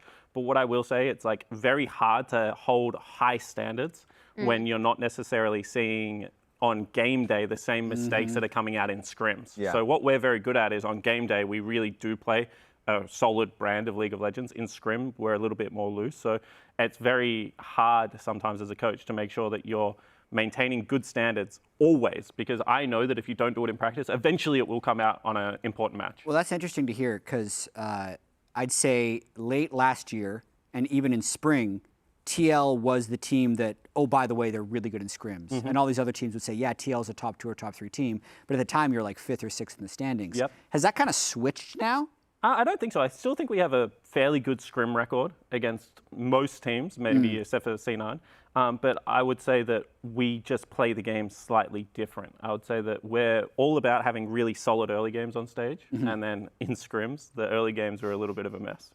And not to make any excuses, so you can bat it away if you want to, but like I've always wondered, because teams will always complain in a very reasonable way of like Worlds, split, spring split, MSI, summer split. Now you added an EWC in there, so there's a lot of traveling and non-stop playing and scrimming. So like, have you felt that in the room, like a little bit of dreariness or just like tiredness about it? Yeah, I mean, I've actually been interviewed a couple of times now about burnout and player mental health. And what I will say as a coach, like it's always at the forefront of your mind. You know, you want your players to be happy, healthy people, because then they're going to be better players. Yeah. And I would say that that's something that we're trying to manage really well. So we've always been about like night blocking, making sure we're playing the most solo queue. I've kind of eased off on that in about the last 3 weeks, actually since EWC, because I felt even myself getting a little bit burnt out. So we've been trying to do that, and now hopefully we've tapered it enough that in playoffs we can ramp back up and start seeing that grind set that we've had all year. Yeah. Well, let's see what your accomplishments are so far in the summer split. Let's look at the standings, because there is one team that has 0 losses and no matches to be played. Let's go. Team Liquid, Honda in first place. Coming up today, Cloud9, FlyQuest are going to be battling for second place. You can see we have our 6 playoff teams. There's going to be some jostling for the 2-3 and the 4-5 slot today, depending on results. So let's check out the schedule. Cloud9, FlyQuest up first. That's the one with the most implications. But even Dig IMT will matter, because Dig still has the 4 seed in play to get side selection in their first playoff series up against 100 Thieves. So let's look at the playoff bracket to see what the playoffs are going to look like. It's because Spawn talks so much, we're low on time now for the rest of the show, so the producer told me, go fast. Either way, No. Spawn, Yes. as the #1 seed, you get to pick the side of the bracket. Yes. We've handily already put you here. Is that going to be right, do you think? Okay, so this Think is it an right now. ongoing conversation between me and Dodo, because I think it would be really funny if either C9 or FlyQuest miss Worlds. Why is that funny? All right. Why is that funny? I don't know, it's just funny to me. But most likely we will choose the top side. I was gonna say, don't be KT Rolster and pick T1 and boom yourselves. Yep. I'd say the importance of winning this game, pretty important, even though if you end up picking this side, if they beat Energy, they just then play them right away anyway. You want side select, for sure. Yeah, so higher seed side select as well. And another interesting tweak about this is if Team Liquid were to somehow lose this game to Dig or 100 Thieves, you would drop here, and the loser of this series would drop here, because you're the higher seed, which is pretty nice. Yeah, that's very nice. It seeds I didn't into a even know little bit of that. gauntlet. Yeah, that's cool. That's cool. That's #1 cool. seed, more important. Anyway, that's playoffs. That's coming up soon. I feel like you had Beautiful. a hand in this format, buddy. He did not. He knew he was going to be first and gamed the format. Rez, what is this accusation? We're doing a chat thing. Why are you not in chat? I'm in chat. I'm just passively reading right now. Are the votes up yet for which player will come out ahead in the matchups of the upcoming series? I don't know, because people are just calling KT frauds. So thank you for that. I mean, it's true. It's true. It's true. I agree with chat. So the votes KT are must highly be out there. fraudulent. The votes must be out there for the series between FlyQuest and C9, so get your votes if they are in the chat right now, other than just flaming KT Roaster. I appreciate it. I appreciate the flaming KT Rolster too. Yeah. I You're a flame KT fan. Rolster. I know. That's part of being a KT fan. It's what KT fans do. It's true. Okay, C9 FlyQuest coming up. We also have Spawn TL's coach, who beat C9 last week. True. And they also lane swapped. And Emily And loves I lane love swaps. lane swaps. Emily loves lane I'm swaps. the lane swap enjoyer. So she's here. prepped something about lane swaps. I I'd love to oh know my what it gosh. is. Okay, so I liked the fact that TL lane swapped against C9. I thought it was a really good strategy for many reasons. As we play this through, what's going to happen is we're going to be looking at TL bot lane coming here, which means they are going to avoid this Ashe Braum lane here. Previously at level 1, they actually did blow both of Berserker Summoner spells in addition to the heal from Vulcan. But even then, C9 will see that the lane swap is happening because Core is going to walk over this ward. The other thing that's going to happen though is that Impact is going to come down and harass and affect mid lane, which is going to set up a really, really good lane for APA going forward into this Corki Zeri matchup as we see that play out. I'm going to run through a few numbers, which is another reason why I just liked this lane swap as we see that harass coming down from Impact. Going into this series, C9 had a 2,600 gold lead at 14 minutes on average in the LCS. In this game 1, they had a negative 626 gold lead. So stopping C9's early game is also really important. This is game 2. I did want to point out that we are going to actually see, and talking to Blabber coming out of this matchup, he did talk about how he was really proud of his team to be able to essentially swap into, as my sleeve trolls the telestrator, he was proud of his team being able to swap into it, so they did get the duo lane here and the two top laners going against each other in bot lane. So I do think FlyQuest is also a big lane swap team. I think it's something that C9 are probably going to be looking out for. However, I did really like this strategy going up against C9 specifically because they're so heavily reliant on their early game. We've talked about how, Spawn, you have experienced players like Core and Impact who have seen a lot from lane swaps. And then also doing the thing from MSI where the top laner comes and harasses mid to get your mid laner in a really good position too. Yeah, and I'll just say every game's a little bit different. You know, at the moment, we like to kind of open up the map. I've said before that we see lane swap as a way to actually create action, not get rid of action. I think that in the past, when lane swaps was a way to just make the game very boring and standard. Raz is glaring at you right now. By the I way. love it. These are just lies. I mean, there's not a lot of action happening other than like maybe Dignitas players inting under turret. What about NRG one, where we killed Dokla literally 4 times in the first 5 minutes of the game or something? Their lane You may have invaded a little bit deep into Their your lane jungle. swap yesterday was really good too. Yeah, I mean, we want to create actions. I think we're the highest combined kill per minute team in the world, I'm pretty sure. So, you know, that's what we like about the game at the moment. Create some fights. I like that. I'm just going to have to look back at some of those bots. go count, Raz. Go count. Well, Raz, if you can't figure out lane swaps, I have just the product for you. Tell me.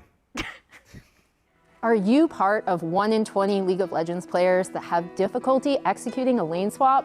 Many players are scared of the map not being the right way up, feeling pressured in the 1v2 lane, or simply not enjoying the extra quality time with their jungler. But I'm here to tell you that this breakthrough medication can provide you with all the euphoria that comes with executing a successful swap. Swapinol, the medicine that unlocks your mind so you too can enjoy a successful lane swap. Remember, lane swaps are not always about turret taking. They're about what map and XP advantages you can get from your opponents. Swapinol makes you never forget these key ideas. Besides, Swapinol comes with a host of other benefits. Hate Kalista? Swapinol has you covered. Enemy team counterpicked you top lane, you need to get out of a bad matchup? Swapinol. Simply hate your team's top laner? Swap away. When you ask yourself, should you swap? The answer should always be yes. Swaptacular. Call now at 555-REDO please, or speak with your physician to get more information on this wonderful new product and start experiencing the benefits of lane Swapinol today. Lane swap should only be used as directed. Please talk to Dr. Munda before beginning treatment to see if Swapinol is right for you. Side effects may include, but are not limited to, the audience falling asleep, the game turning into a PvE fest, increased spectator irritability, and Raz personally attacking you on socials. And I will do that, by the way. Raz has personally attacked me on social. I will do that. That's an encapsulation of every game we have to watch swapping, actually, between the two of you. It's just Emily pitching it like it's going to cure cancer. And talking about all the side effects. I think the moment we see a swap, we can just block the screen and not let it run.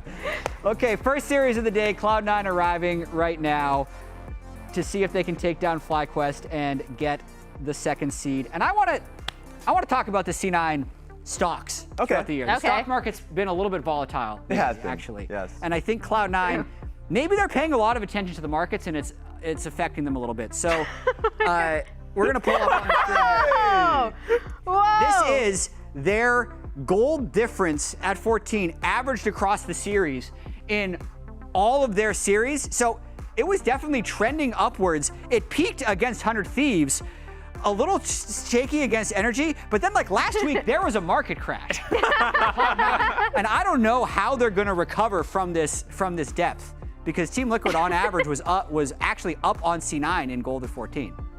So that's it. Amazing. Ring the bell. Ring the bell. Yeah. Markets are opening soon, once again. I can't believe it. Who made that graphic? That's amazing. That is a good graphic, to be That was honest. well done. That was well done. But in saying that, I do think that C9's early game is the most polished out of anyone in the LCS. I think that when you standard lane against these guys, they actually pick for it, and then they also pick very aggressive junglers. So it's like they can just play the full court press on you.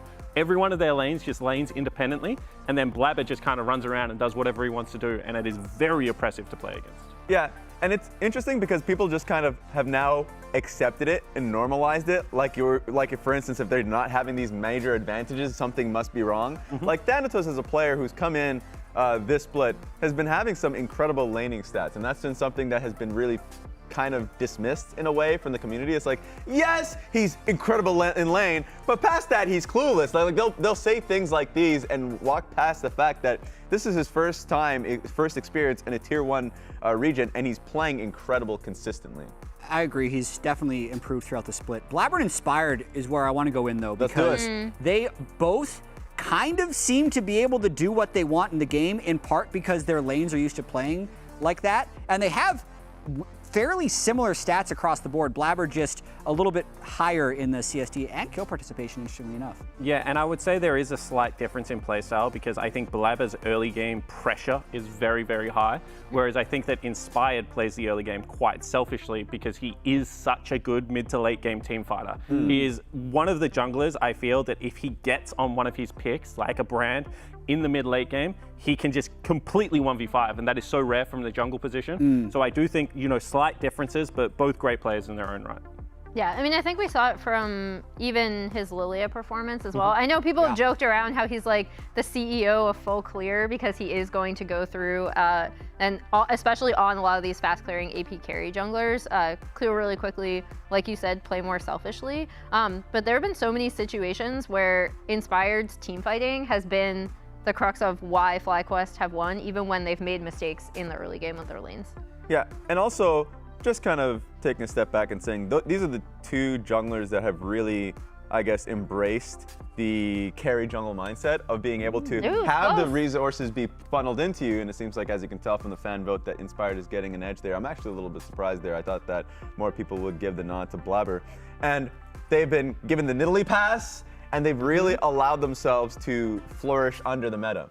Yeah, and I think that the way the teams play around their junglers is slightly different as well. We talked about Thanatos already, but Jojo also plays to be really dominant in lane. And I think that allows Blabber to kind of invade and play the one-on-one style. Whereas I see Bwipo and Quad as actually the more supportive pieces of this FlyQuest team. They're the ones that are happy to move around the lanes, use their teleports, cover weaknesses to allow Inspired to get strong.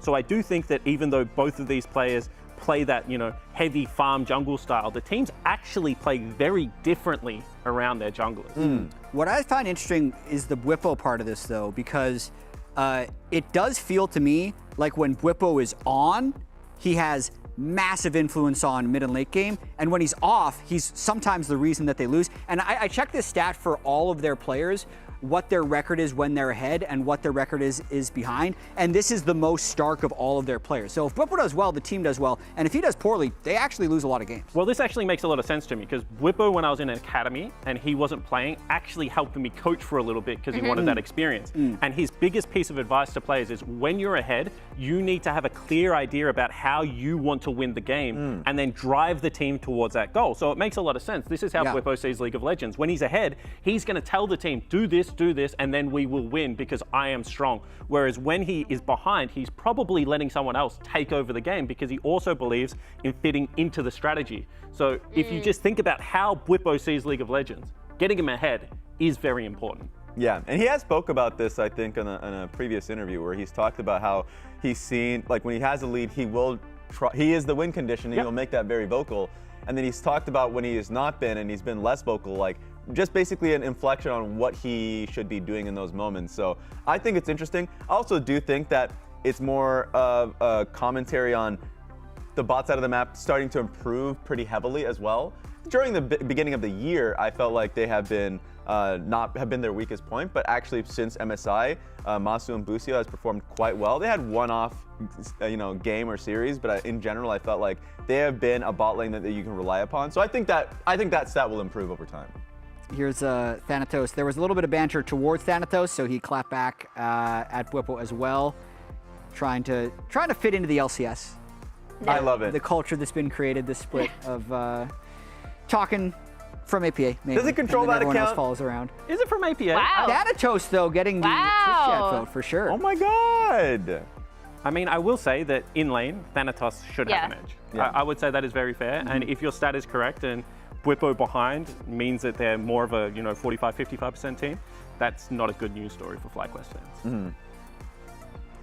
And it seems like, yes, from what I've heard, the C9 fans have showed up in chat. But like, I agree. I do think that I wonder a bit because that last tweet was a response to a Bwipo talking about how Thanatos in the mid game is kind of like a lot worse, a lot more clueless in moments, and it's more about the team kind of communicating to him. So I'm not too sure if that's true or not.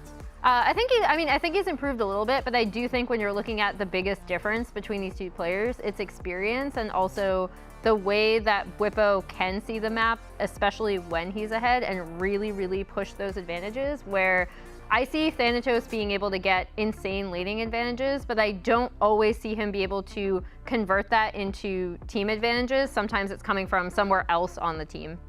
Let's talk about win conditions for these two teams. What are going to be the deciding factors in this one? Emily, we'll start with you. Shocker. I think that FlyQuest should lane swap against.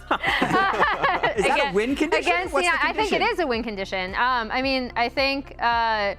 I also think that C9 will be a little bit more prepared. Like I pointed out in their third game, they did actually respond to the swap better than they did in the first game. And I think in talking to Blabber, he did say like this is something that we're working on, is trying to get better at responding to this so we can be prepared for it, because we know that TL like to swap a lot and we know that FlyQuest like to swap a lot. But I do like swapping against C9 for the reasons I said. They're insane laning advantages that they can get to kind of allow Blabber to do whatever. We saw how much TL was able to chop that gold lead down. Wow, and Berserker and Vulcan getting 78% of the fan vote in that the bot C9 lane. fans just woke up in the middle of the segment. I mean, I will say, Masu and Busio are not coming off of their best performance against Shopify, I'll say that. But Spawn, playing against both these teams, scrimming against both these teams, what do you think the deciding factor is going to be in the series? I think the deciding factor is, can FlyQuest get this to an objective-based game and force team fights, or can Cloud9 continue to play all three lanes and put that full court press on? I think that if you cannot get early game objectives against Cloud9, the game is close to impossible to play.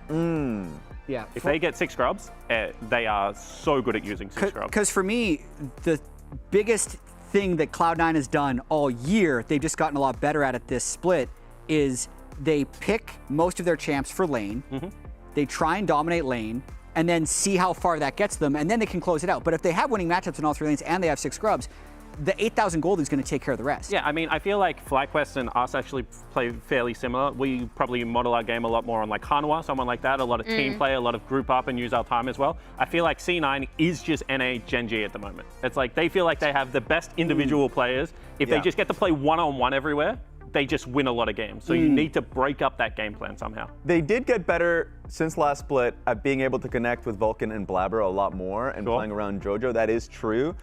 So I do think it's going to be a little bit better from them. I like the point around FlyQuest lane swapping, and that's mostly because in the Shopify Rebellion series, okay, I think they should do it. I'm not going to enjoy it. I'm not going to like it. But yes, in Game 3, when we saw the Scion pick in a swap versus a double AD carry with Jhin, I was like, that's really smart. That's very Blippo. And I think that's something that they should kind of flex on in a longer series. I see Nuke Duck on stage right now. That's coach of FlyQuest. We have a coach of Team Liquid right here who talked with the coach of FlyQuest and the coach of Cloud9 a little bit ago. Take a listen. As a Spawn, I'm joined here by C9's Reapid, as well as Nuke Duck from FlyQuest. I want to come to you first, Nuke Duck. This week, you guys had a pretty good scrim block to us, but didn't feel like showing up to Game 6. What was going on there?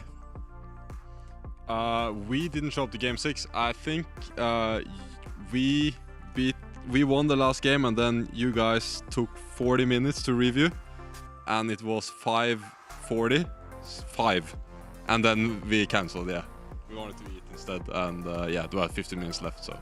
And dinner was good? Dinner was good. I had kava, so that was good. Okay. And we tried to give you equal amount of confidence this week in scrims. How are you guys feeling going into this week's games? It was pretty good. Like, we were pretty dominated in our scrim blocks. But I heard you guys have a 40-minute review, but you guys were asking us to reduce the review time. What's going on over there? It's a bit of battle at Team Liquid at the moment. Concentrating on this series, though, guys, because that's what it's all about. Second place means a lot. What are you guys going to do to win today? What we're going to do to win, I can't go into too much detail about that, but we're going to just try our best. We know like how they play, so we're going to try to win, and we really want the second place. And do you think their best is good enough to beat your best? Probably it is, but our best is I do believe that our best is a little bit more higher, and also I bet Rainover, your coach, TFT yesterday, I secured the first place multiple times against him, so I'm pretty confident we get second place today. All right, cool. Well, that's enough for this interview. I'm going to go find Rainover and get him concentrating on League of Legends, and we'll see you at the game. What? He's still thinking about it. Yes. Probably not. I was like, wait a minute, Reaper, have some confidence. No, that was so good. I enjoyed that. That was really funny. I appreciate it. What I will say about Reaper and what I actually think is a little bit different with Cloud9 is my understanding is that Reaper is the kind of coach that if you make an aggressive play and it fails and it's like a solo play, he's like, don't worry about it, go for it again, you'll get it next time. He really encourages that play style. So I think that a lot of people wanted a different Reaper to come in, like whip them, be like, play the 5v5 game. I don't think he's done that at all. I think he's been like, be better as individuals. You got this, bro. Believe in yourself. Yeah. Go kill them all. I mean, that's reflected in like some of the other interviews he's given, right? Where he's like, I think if we're all just good players, we're going to play good League of Legends. Yeah. Minute left before we're tossing to stage. Let's look at the predictions for today's series. I've been on Team Cloud9 all year, so I'm not bailing now. Wow. And apparently I'm way more strongly believing than anyone. So I did this you are a C9 believer. because I wanted to be the lone person right, and at the request of Spawn, because he told me he wanted to finish 4th, so he lied to me. Oh my God. Either way, they can still get second with a 2-0 here. I think it's just that early game that is going to be the difference if they do win, because they full court press you, they play winning lanes all across the board, and that would be the road to victory if they win it. Yeah, the one caution that I had with all the C9 hype coming into the last 2 weeks was just simply that they haven't faced the two best teams, and we're now kind of seeing how they are against really strong, objective, focused-minded teams, and I think this is going to be a good test day for them. Yeah, and from my perspective, we played FlyQuest in week 1, so then you watch them play and it's like, they're making mistakes, this is a team, like, are they actually as good as ourselves in Cloud9? And then when I actually watch their games very closely, I'm like, maybe they still are just the second best team, we just haven't played them in 7 weeks. Yeah. Like, there's a good chance that they're still actually just really good, and not phoning it in, but it's just hard to get out of bed, like when you are playing some of the other caliber of teams in the league. Wow, Spawn. You've managed to do it somehow. You beat them all. So did these teams. You're going to cast in a minute, so get up there and talk about who's going to win during the cast. That's it from the lounge. Let's get into the games.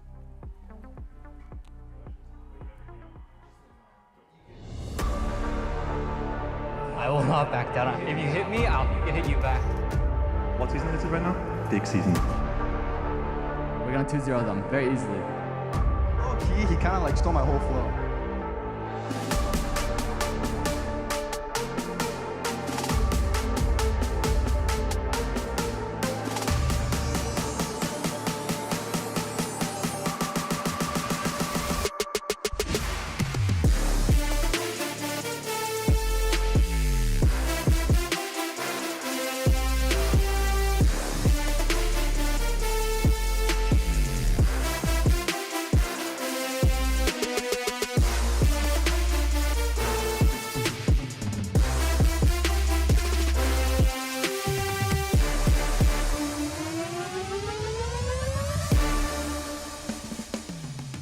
Welcome back to the LCS and the last day of the regular season. It's a battle for the bye as FlyQuest and C9, two teams that have only lost to #1 Team Liquid, face off for the right to claim that coveted second place spot. I'm Captain Flowers, joined by Kobe for this one, and a very special guest. Y'all know him as a coach. I've known him as a co-caster, and he's back on the casting desk. Please make some noise for Spawn from Team Liquid. He's not that special. That's what I'm saying. I didn't expect an intro like that. You've actually made me blush, Flowers. This is the first time we've cast together in like 6 years, I think. I think the last time we cast together as a trio, TL beat IG. That was a good one. Yeah. Good job, boys. Yeah, that was badass. I said all of 3 words because I was the LPL representative at the time. But very happy that TL won. Well, in this one, we are going to have you in the critical coach position here for casting. Okay. And you can lay it on FlyQuest, either coaching staff. They were kind of tight-lipped in your interview that you did with them. Yeah. Didn't want to give away too much, did they? Yeah, they really were. All they wanted to talk about is the fact that they both smacked me in scrim this week. But it was very entertaining. Straight into it. The Lilia pick super early here for Cloud9. Yeah, the Lilia early on. The bans, Nidalee, Renekton, and Yone banned out by FlyQuest. Aurora, Ezreal, and Callista banned out by C9. The first pick, Ashe, for FlyQuest, is the highest presence pick and ban champion in the LCS throughout the regular season so far. Yeah, but Cloud9 last week tried to challenge us tank versus tank matchup. This week, it seems that they're happy to go carry versus carries. Jungle pretty much untouched apart from the Nidalee, which is very oppressive. So want to make sure that they have that aggressive pick here for Blabber. And this is a huge discussion in the community, especially because Inspired has been kind of controversial, but him getting this label of CEO of Full Clear, do you feel like that is a reason why they want to put Blabber in this position, get Blabber the Lilia really early on, because they expect Inspired to do this sort of strategy where it's pretty free for the enemy jungler? I mean, what we've seen is in fight-heavy regions like the LPL that Lilia has become very much the queen of the jungle. So I think that it's something that the LCS also likes to fight at the moment. So take the better skirmish jungler here. What's more interesting to me is the fact that FlyQuest hasn't responded with a jungle pick of their own. They're happy to take stronger lanes and make sure that maybe Inspired can get on one of those more full clear heavy junglers. And I mean, it kind of makes sense. You've got the Ashe to try to track the Lilia a little bit better if Blabber does try to go aggro. And meanwhile, they seem to be thinking the same thing you guys were. You got to be ready for those Cloud9 lane dominant type of picks, ready to answer those. The thing to me that really stands out is Quad on Lucian. He has been really exceptional just as an individual player in the last couple of weeks here, really melding with FlyQuest. But when you slam a Lucian into Corki, you also want a jungle that's really going to help this Lucian play aggressive in lane. That Lucian should get early push on Corki, should go for lots of harassing trades. Yeah, yes and no, but at the same time, you're not really expecting Lilia to impact the Corki's lane matchup all that much. More of a fight around the grubs, fight around dragon kind of pick. So I think that they would be very happy right now just thinking this is going to be a one-on-one matchup. And what I will say is whilst JoJo and APA have like that X factor about themselves as players, I do think Quad just fundamentally is actually one of the strongest players right now in the league. He makes very few mistakes when you're watching the game from a mid lane perspective. Well, JoJo definitely has made some mistakes, but looked pretty good himself. Nice sign. That is the widest sign that we have ever had in the LCS. They filled up the entire back row with wide Bwipo. And we're looking at some wide Bwipo picks pretty shortly here as they banned out his Scion, and they're safety banning the Camille. So that means he could go something safe like a Cassante. Camille has always been really good into that.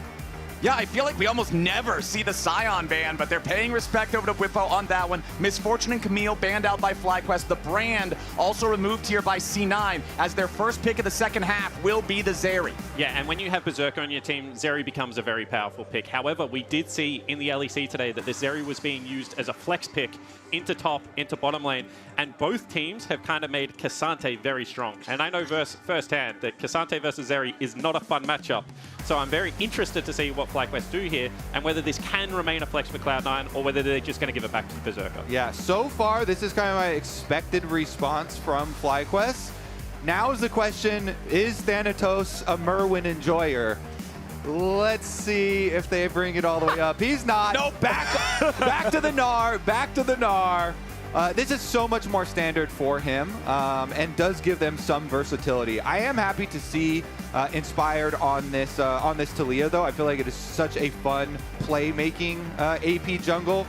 Doesn't have to really feed into like the Zyra and Lilia style there. There's a lot of CC on the FlyQuest bottom lane as well, where Masu and Busio, so we'll see if they can get anything done here as far as the setup.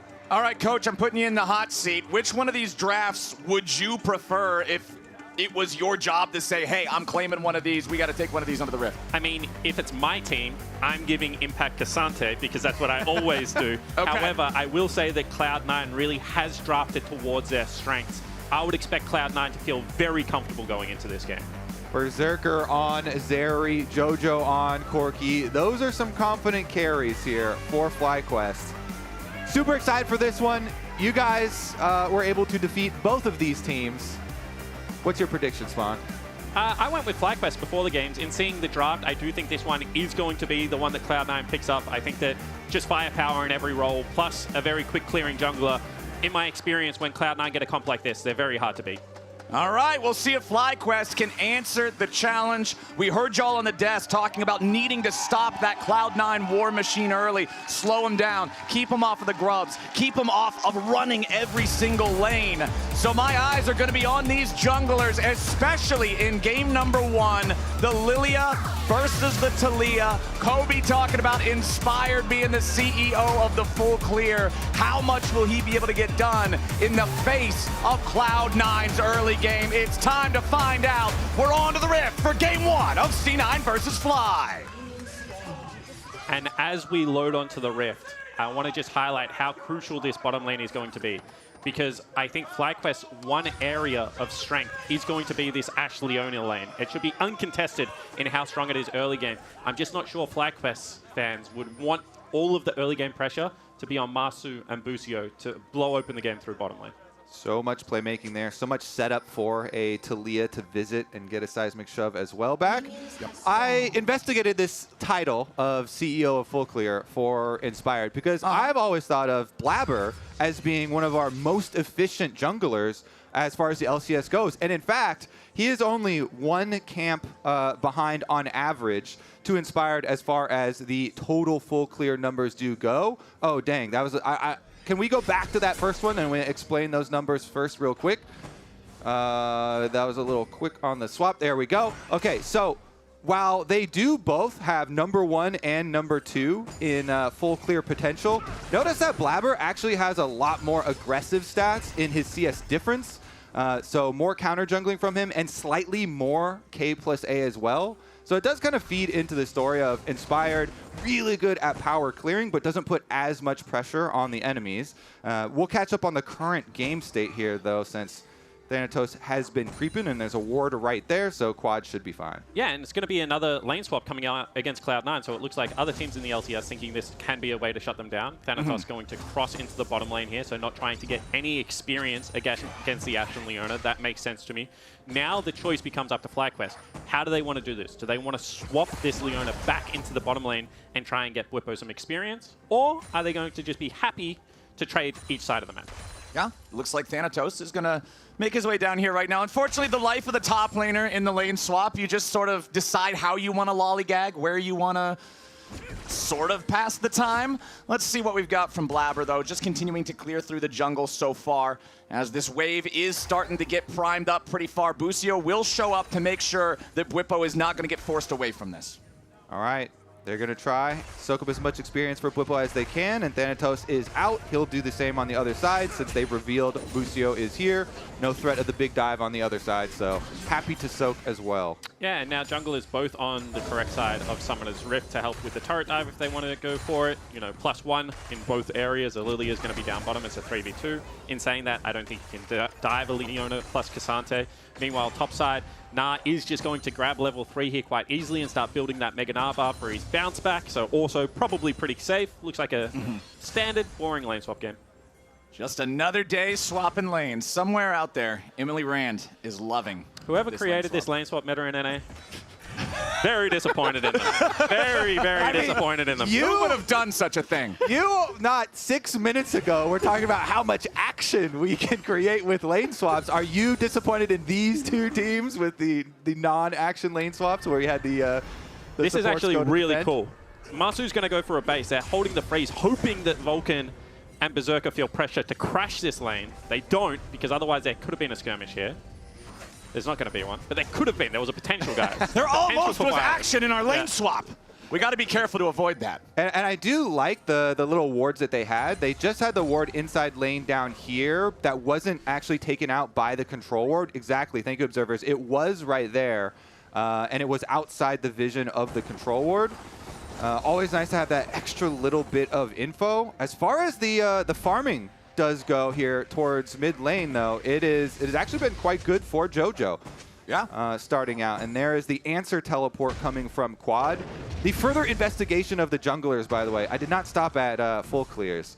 Jungle proximity is always really fun, and it's always really interesting in talking about where they go. Look at this. Now, let me remind you, this is an 8-team league. Yeah, and dude we've got we've got a 9th place jungle mid proximity in an 8-team league. That is how little he goes mid and has played around mid this split. That's because of Tomio, by the way, who was in the league, and so he's even got less mid jungle proximity than Tomio there. And that's what I was saying on the desk. To me, it's more that Quad does inspire its job in the early game, whereas it is a lot of C9 going through this mid lane with Blabber, with Vulcan. Dash in. Ooh, piercing light. JoJo tries to flash it, but the Light Slinger gets his shot. Quad gets first blood in the series. Don't need no jungler. He'll do it himself. Quad, again, impressing. My goodness. Flash is now also traded in mid lane, so you would definitely expect some further pressure. And this is what I was saying. Quad is actually just such a solid player here. He knows how the matchup should go. JoJo's on his side of the lane, dashes forward over the Q, so he's going to win the damage trade here. And then JoJo just turns around and tries to extend the trade. Quad gets his second round of spell up, able to take him out. Yeah, that is really disrespectful from JoJo there. Not paying attention for the short cooldowns for Lucian, being able to go back in, second round, flash for flash, takes him down. And this is maybe one of the reasons why he was actually very complimentary of Quad. Yeah. I mean, you can see right there the quote on your screen. When I verse Quad, I can feel like his movement and his laning, and I'm sure JoJo felt that last one. The solo kill is not one that you're just walking away from, but it looks like we will get a first Drake uncontested here for C9. And I would say first key success, however, achieved for FlyQuest, because they've been able to pick up the first 3 grubs. And I said this, playing against Cloud9 when they have grubs and they can pull that full court press on you is very, very obnoxious. However, taking that away, now denying some more farm away from this Gnar. If you want an underfarmed champion in the game, it's K'Sante. K'Sante versus Gnar with 0 resources. K'Sante's going to win every single time. So credit to FlyQuest on their game plan right now. Even though I didn't think their draft was going to be meant for a lane swap, they have done a very good job of it. And they also, sometimes you play to the players. Whippo has been really outspoken about thinking that Thanatos not very good at those lane swaps or playing with the team. Whippo himself is going to be the one escaping here from under tower as Blabber puts him to sleep and doesn't want to let him out. He's fine. Yeah. Whipple's just going to walk this one off. There was not nearly enough damage just from Blabber on the Lilia there. You can see all he has is the Faded Ashes, so easy enough for Whipple to walk that one off as Quad puts a lot of bullets into JoJo here yet again. Arrows coming. I see it on the mini-map, but does not hit JoJo. If that would have hit, that would have been a 0-2 Corki. And I honestly think that FlyQuest get another massive win here. So much of Lilia's early game power is based around her ultimate. To be able to live the first ultimate from Lilia, and now you can see 10 CS starting to stack up here as Inspired took the full topside jungle as well. This is looking like a game that Cloud9 are actually falling a little bit behind it. Yeah, it seemed like a little bit of a rush on that play, like maybe thinking Braum was closer and could have followed up.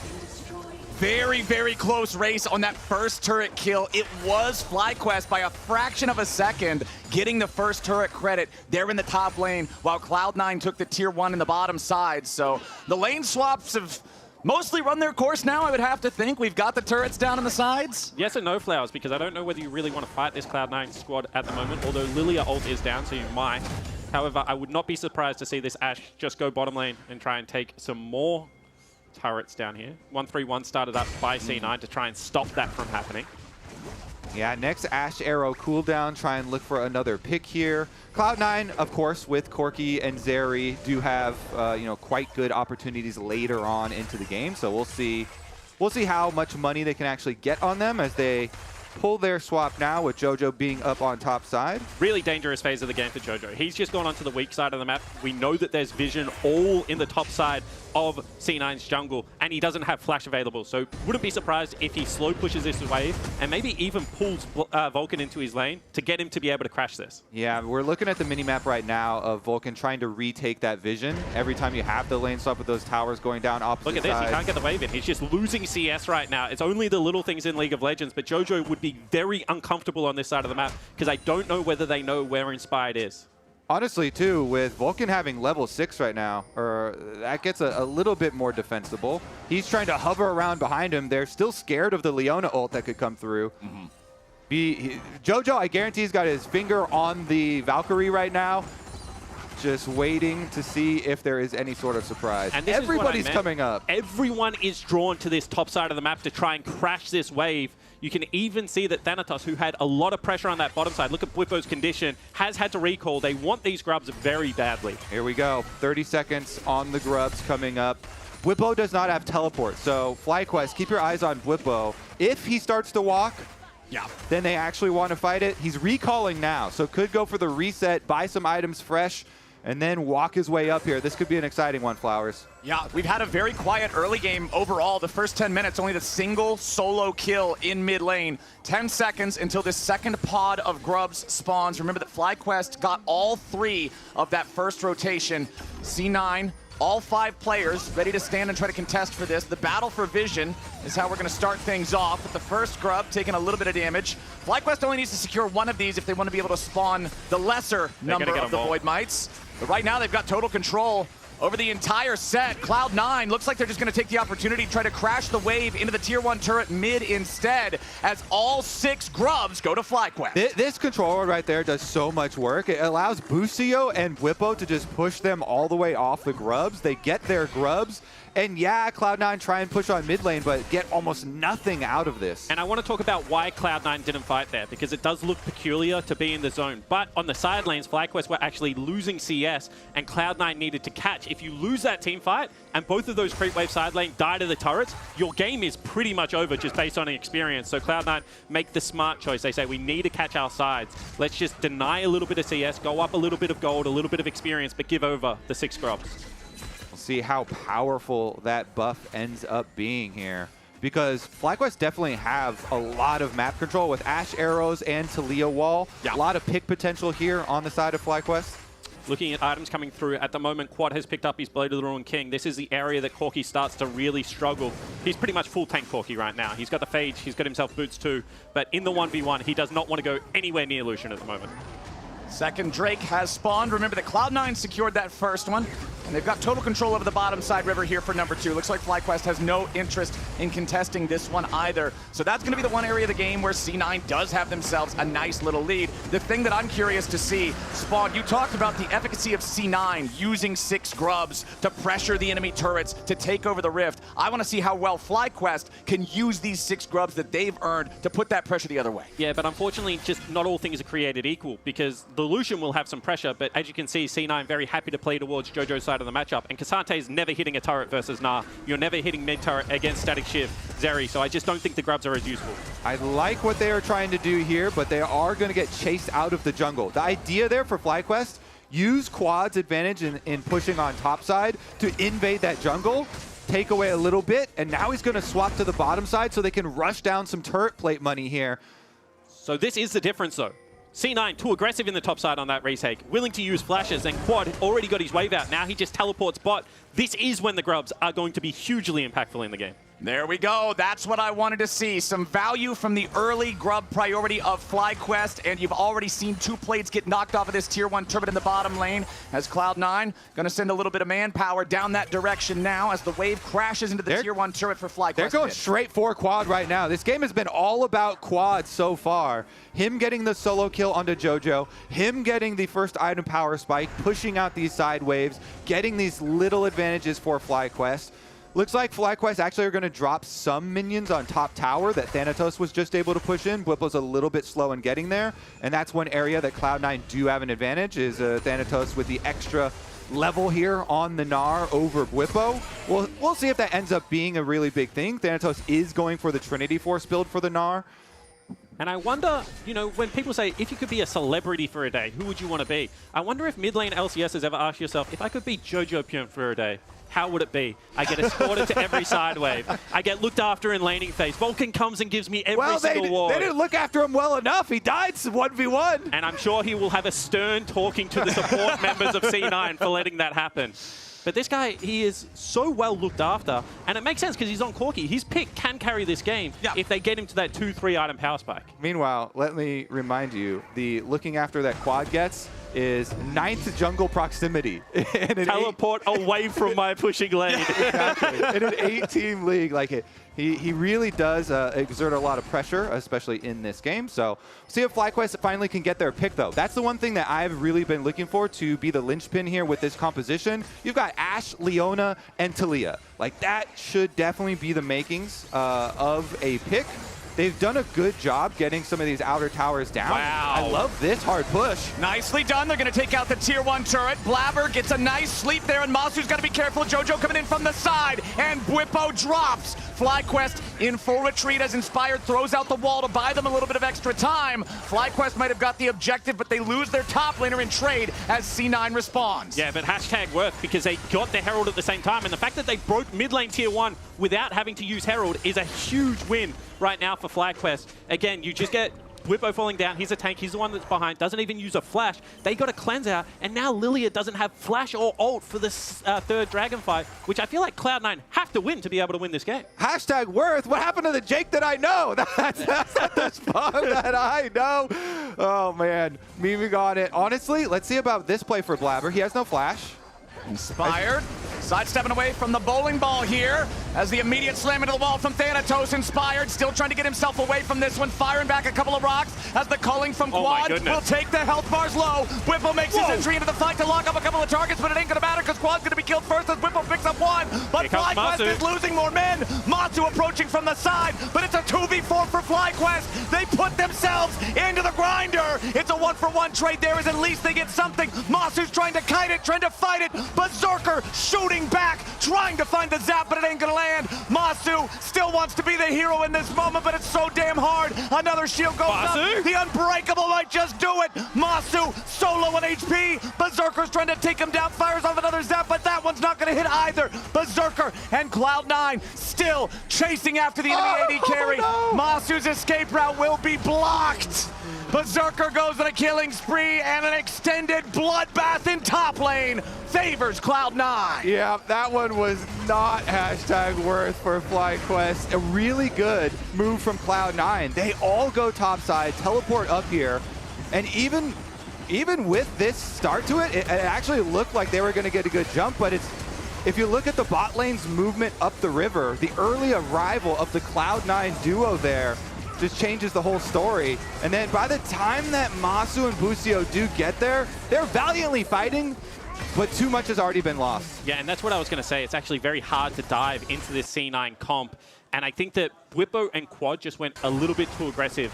Given the fact that C9's bottom lane was going to arrive first, with that kill now means that this dragon fight probably cannot be contested. Yeah, Cloud9's already got it down to about 2,000 HP. Jojo, clearly in the heat of the moment, he can't spell a damn word, but it's the heart that counts. And Jojo's talking his split. Also, remember in the immortal words of Huhi, sometimes Berserker will get a random triple and then you just lose the game to Cloud9. Yeah. Berserker getting money is not a good thing for FlyQuest. 3 kills on this Zeri, 2-item power spike for him with the advantage. Yeah, he's definitely really strong right now. And I think that actually what Jojo was talking about is the fact that Inspired doesn't have a Rift Herald. So he killed the Rift Herald, but he doesn't have a Rift Herald. So I'm confused where his Rift Herald is as well. Yeah, is it just on the floor? So it either burned a hole in his pocket or it was left on the floor and never picked up in the first place. Because I said the advantage of Whippo dying for that mid-tier 1 is now you could use it to push 2 bottom turrets. But if you don't have the Herald, Kobe, you can't push the 2 bottom turrets. Sometimes, you know, you kill the Herald and then you forget about the eyeball on the ground. Yeah, it's just you get all caught up in the play, you get excited. A couple of things tend to slip past, but FlyQuest was feeling really good about the early game for a really long time, but then finally, after a very, very quiet game in terms of kills for the first 15 minutes, C9 is now feeling way better. They are on Soul Point. They are up 1,000 gold. And they're the ones with Corki plus Zeri for later. Yeah. Like that is the warmest, snuggliest blanket that you can have here. Berserker on a fed Zeri. Going through the mid-game, having Dragon Soul Point, as you're saying, because they were the ones getting the bottom side objectives. When FlyQuest were getting those Void Grubs, Cloud9 stacking up the Dragons. This definitely seems to be like they will have the ability to draw FlyQuest to them, which is very, very bad for FlyQuest. Not very good to face check a Braum team. Not very good to face check a team with Meganar charged up either, so... He left it on the ground. There's our investigation. I didn't need that anyway, he says. And what I think that Kobe's exactly right, because, again, when Lucian was on his 1-item spike, he was the strongest member on the map. You needed to play around him, but you needed to win fights around Quad. And then C9 took 2 fights, and they won both fights. So now you have to say the scaling is well and truly online. If this Corki gets Muramana, then it just becomes very difficult to even play the 1v1 in the side lane. I do think that Cloud9 have very much regained control of this game. Also, when FlyQuest find themselves having to come face check around these Dragons, they're going to eat rocket after rocket after rocket. You get poked out, you don't have a lot of time, so they're going to have to be very quick with their Leona ultimate and Ash Arrow and just immediately full send go. But then you're full sending into a team with Braum, so... Braum Lilia. Definitely. Very difficult to send into that team, I will say. At this point, it is just like, from the team comp that you chose, it becomes pretty difficult here, and that's why you're emphasizing the opportunities that they really needed to take a little bit earlier in the game. Because when you look at Talia, she's got a global ultimate. She wants to make the map big. That's why having the 6 Void Grubs on the FlyQuest side is so important. That's what we were expecting to see, a lot of side lane skirmishes. However, Cloud9 have made this now about the objectives. They've got themselves the Soul Point, so now FlyQuest do have to come and fight eventually. And look what FlyQuest have been doing now. They have Busio hovering quad so they can push out the wave on top side and still try and get that one pushing one. So then you get a little like 30 seconds movement timer here to look and sniff around, see if they could get anything with their possible pick combination. But good defensive warding from Cloud9 and Cloud9 not overextending. This Ash Arrows feels like a very, very long reach there. It's like that's one way to put it. That's a Hail Mary. That's a hope and a prayer. Okay, I'm being nice, but that's a cleanse flash Zeri, who has her own movement too. Like, yeah, and with the arrow flying over the creep waves, that has more chance of hitting flowers on the caster desk than it does in hitting Berserker on mid lane wave. It's pretty hopeful, but they're not going to find anything from it. Meanwhile, bottom side, that tier 1 will finally be taken out. So FlyQuest, they do have an advantage in terms of turrets, right? 3-1 as for what's taken by Cloud9, but it's under 60 seconds now. They're on this vision Drake. Yeah. C9. This could be it. This could be the trap. Yeah, they're going in after Bwipo. He's going to try to survive it as long as he can. He flashes away, surviving with 50 HP. Bwipo lives through it critically. But FlyQuest don't actually get a good, counterplay off that. There's no trap or anything. The damage has been done. Bwipo's basically out of the fight, and Blabber was close enough to be able to follow. So Cloud9, their damage was quick enough and focused enough that even with the extra information from the ward, here we go though, Vulcan! We're not done yet, because Vulcan's in a bad spot. He got caught, a little bit more damage will finish him off as Busio gets the kill credit, and now Blabber will be eliminated by Bwipo's All Out. C9 scrambling to try to bring the fight back as Masu puts a couple more arrows into Thanatos. Bwipo's gonna continue his retreat. He wants to keep running all the way back down into the bottom lane, but surely with no flash, this will be the end of the Cassante. One last wallop into a rocket from JoJo gets it done. Both junglers are dead. The Drake is alive. Yeah, the Drake's not going to be alive for long, though, Flowers. That's Dragon Soul at the fingertips of Cloud9. Should be effortless for them to grab this one, and that is going to cause some problems. The extra mobility here actually will be meaningful. And you can actually see the desperation starting to come out from FlyQuest, because this is the perfect start to the fight. It's going to be a face check from the Braum, who is supposed to absorb all of the damage, and he goes down pretty much immediately. However, there is just so much X factor on this C9 comp. You can see that Blabber gets in, gets a 3-person sleep, Berserker untouched, Jojo untouched, just so much damage coming out of these carries. Yeah, Jojo going in there, chunking out quads. So now the Lucian chunked out of the fight. They can't fight it, and Cloud9 make the call, just chase down Bwipo. This time they'll be able to get him. Then they get the rewards of the Cloud Soul. Now, we ain't done yet. Busio leading the charge for FlyQuest as Jojo goes straight for the carries on the other side. C9 now retreating away from the culling as Quad provides an escape route for the FlyQuest players. And that's pretty much another 4v5. Blabber's just in his jungle, like hitting his red buff the whole time that's happening. You can see that FlyQuest believe that if they don't win the game right now on these item spikes, that they are just going to get outscaled. Yep, gets worse and worse. Cloud9, though, don't seem like they're giving anything up just yet. Jojo still has Flash. Berserker has Flash and Cleanse. Like, these carries for Cloud9 are so incredibly safe at the moment. One thing in particular I liked in Jojo's series that he played against you guys, Spawn, was he baited you a lot. When he was playing the Zeri and he had his flash up, he would play so aggressively, drawing your players in and then being able to flash away. But it was more of an offensive use of the flash in the way that he was able to bait people in, thinking that they would be able to kill him. Now I feel like Cloud9 are in that position again, where he and Berserker can just play so aggressively with the freedom of their extra escapes. I couldn't agree more. I think that right now, with the fact that they've both got Flash and Cleanse up, and they are so strong that you have to hit them back, otherwise you automatically lose, they can very much suck you into a fight. And that's where Braum, that's where Lilia are going to start to shine.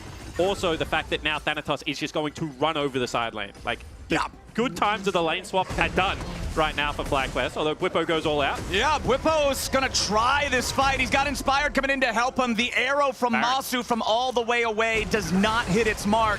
And considering the resources invested, considering the jungler, and the ulti from the AD carry of FlyQuest were sent bottom lane, it's C9 onto the Baron. It's got 4,000 HP left. Busio, Quad, and Masu coming in trying to fight these guys away from it. Vulcan nearly dies, but he gets back to safety as Blabber secures the Baron, and Thanatos escapes with a blast cone. Busio's low, but the rest of FlyQuest might still be looking for something. They won't find a thing. C9 gets the Baron, and they get everybody out alive. That's that desperation you see in action. They're like, oh man, we're not going to be able to face check. We're not going to be able to fight them straight up. Just send everything. Try and get a pick on the side lane. Throw the Ash Arrow. Throw the Talia ultimate. But they don't get the pick, and they also lose the Baron. The worst of both worlds. Honestly, FlyQuest probably already starting to think about the next game in this series. Absolutely agree. And I think that this is such a crucial game for Cloud9 to win, because people have been saying they're just the early game team. They run over you with their gold lead, but the early game didn't go great for Cloud9 this time around. However, they've really battened down the hatches and scaled terrifically into this game, and they have absorbed every aggressive play that FlyQuest have thrown at them. They've just looked like the better team in this game one. And I mean, we talk a lot about these Cloud9 early game leads and how up against you guys, it was the first time we didn't see them run away with a huge one early on. The gold this game has been so close for the entirety of these first 25 minutes. I do believe this is the first time we've even seen the difference break 2,000 one way or the other, but Cloud9 does feel so firmly in control right now. Jojo, again, nice sidestep, just getting out of the way of the arrows. Feels like Masu has not got a whole lot of payoff from these so far. Yeah, you can see how quickly Berserker now races towards that bottom lane. They know that with the top lane pushing, someone has to answer it from FlyQuest. So right now, C9 can play bottom side of the map and really break open the game. A pick here could actually be GG. C9 is not afraid to see if they can find it. They're placing down the vision. They're grouping up for this bottom lane push. Berserker's got all the firepower in the world, and the whole crew is ready to back him up. Tier 2 turret falls here in the bottom lane. That is the 4th turret taken this game for Cloud9. They are finally ahead of FlyQuest in that count. And gentlemen, a massive amount of restraint shown from Cloud9, because I think they're stronger. It looked like FlyQuest were challenging them. It looked like Quad was on top side of the map. You would have had to have teleported in. However, Cloud9, they just know they're winning. They will just win it slowly this time around. And it almost feels like Cloud9, you know, picking a kind of not Cloud9 composition, and the fact that they want to be the ones scaling harder. They want to hammer this lesson home to FlyQuest and just show them how methodical they can be and how much they can beat them without the winning lanes. So they're going to take their time. They are going to relax with it. They get their reset off. I think this is actually pretty big too. Berserker has the cleanse, and so now Jojo also has the QSS. So both of them have multiple escapes here for the Cloud9 carries. and they're really trying to hammer that home to FlyQuest, how little options they actually do have to them. C9's grip on the game is tightening, and FlyQuest is struggling to hold on to anything on this rift.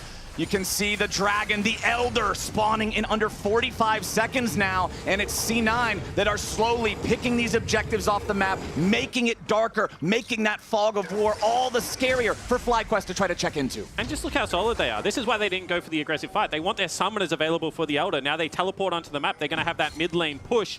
Now, FlyQuest, they have to choose. Can we go through bottom lane? Can Cloud9 race to end the game while we are setting up for the Elder? This puts you in a very tricky situation to be so far away from your base with an objective spawning, but so many Fed members on Cloud9 could just end it here. All right, pressure under the tier 3 turret in mid. Arrow flies through. That one's finally going to connect, but what does it even mean? It doesn't give them anything. They're rushing Elder. They're teleporting to Elder. They want to burn it. For FlyQuest's side. Inspired starting it up, but it's not like the thing's taking any meaningful damage here just yet. FlyQuest are going to call it off and scatter a little bit as C9 approach as a 5-man unit. Blabber is now going to engage the Drake himself as FlyQuest are still looking for an angle. They know they can't allow the Elder to go over. Busio the target here for the engage. He's just going to get destroyed by Berserker. C9 with a 5v4 as Inspired is isolated from the rest of the team, and Bwipo's trying to make some space for him. The Elder's not even the focus anymore as Bwipo tries to escape. Inspired's wall won't do a whole lot as Quad goes for the calling, but it's mostly blocked by Vulcan. Blabber's found his way on Amasu as Quad drops, and Berserker is unstoppable. A double kill for the Zeri. It's about to be even more, making a triple. Dread it, run from it. Berserker Zeri arrives all the same, and he's bringing the whole Cloud9 party wagon with him. That's gonna be a C9 dub in game number 1 here. FlyQuest will have to reevaluate and bounce back in the next one, because Cloud9, this is now just a victory march down mid lane. And the way that they did it, the way that they've been able to pick up this game 1 is so unlike Cloud9. Such an impressive showing to just control the game. It was slow, it was patient, it was controlled, and it was exactly what they needed to go up 1-0 in this series. Cloud9 takes game 1. I think we will be looking at that fight that started in top lane after we came back from the replay of the force that FlyQuest did getting mid tower and losing Bwipo for it. That fight in the top lane, and in fact, it was the bottom lane of Cloud9 getting there first that really turned the tides. You know, big stuff from Berserker and Vulcan getting there, but also whoever made that call for Cloud9, because from that point, that gave them the item break points to win their team fight. That gave them the confidence here to be able to fully scale this game out. Nicely done from C9. I also think that FlyQuest needs to take a look at top lane, because even though the lane swap went very well, as soon as Thanatos got into the mid game and they had control over the side lane wave, you could see that Bwipo and Inspire just got more and more desperate as the lane progressed. I think that this C9 team, when they do have that side lane push, their decision making is very crisp. Yeah, and they didn't need any grubs to do it. You talked about how Inspired wanted to make the map larger, but it just could never happen. C9 played it clean. And a reminder to all y'all, the Kia fan vote is back. Now through August 18th, you can cast your vote for the Kia Awards, including All-Pro, Rookie of the Year, and MVP at KiaLCSAwards.com. Plus, participating fans can enter for a chance to win a trip to our upcoming 2024 LCS Championship. Terms apply. Now we're going to head on over to the LCS Lounge to break down Game 1.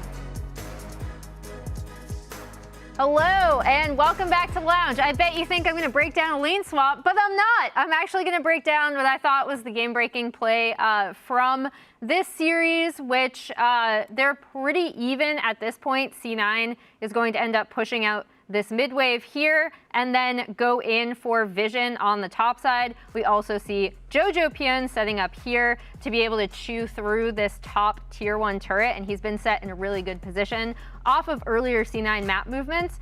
The other person I really want you to watch here is Inspired, because he is going to use his ult down to go after this play where Bwipo is trying to get onto Thanatos, and C9 are immediately on the Baron. And they essentially get this for free because Inspired has no ultimate. Bwipo's teleport is still down. And they recognize that they can just get this completely for free. They get out with all 5 members alive, even with Vulcan being able to taking a lot of damage there as Braum. That's literally his job. And I thought this was just a recognition of C9 at a point where the game was so very close. And because Inspired ulted down to help Whippo out with that Thanatos catch, it actually ended up costing them the Baron, and that was, for me, when the game really, really broke open. And I agree. I think this was an interesting Cloud9 win because they didn't do it in a traditional Cloud9 way. That's true. They didn't get a single grub. Yep. True. But they got all 4 Drakes and the Baron before they had double-digit kills. I mean, if we just check, I need to see the gold difference at 14 as well in this game because they weren't their traditional level of ahead in this game, partially because FlyQuest laners are also very high level. But this is a game where if you took that gold difference at 14 in Spring Split Cloud9, they get completely trounced. So this game, for me, more than any other game I've seen Cloud9 play, shows to me their growth as a team. Yeah, it was actually really weird, especially starting from the lane swap. So first of all, I appreciate you, Emily, for not highlighting the lane swap. I think the audience appreciates that. But also, it was Cloud9 that got an advantage in the lane swap. And then FlyQuest actually ended up taking you're right, 6 grubs, and then ended up getting Herald, not picking it up. So that's the one thing, that sucks, is that you ended up forgetting about Inspired takes the Herald, forget picking up the actual buff. But from that point forward, it's Cloud9 that's fighting back. Yeah, and also we need to check out this week's Pagoda moment. This was a Berserker Zeri play. As Flower said, dread it, run from it. Berserker Zeri always arrives, picks up the first kill on Busio. This is this game-ending fight when they already have Cloud Soul. They're just so fast, he's able to save his ultimate towards the end of the fight. They can just kind of slow play it after stopping that original engage from Busio. And here he comes over the wall. Yep. Berserker Zeri is always kind of a treat to watch. Like, Zeri in general is incredibly strong right now. It can be played in 3 different lanes.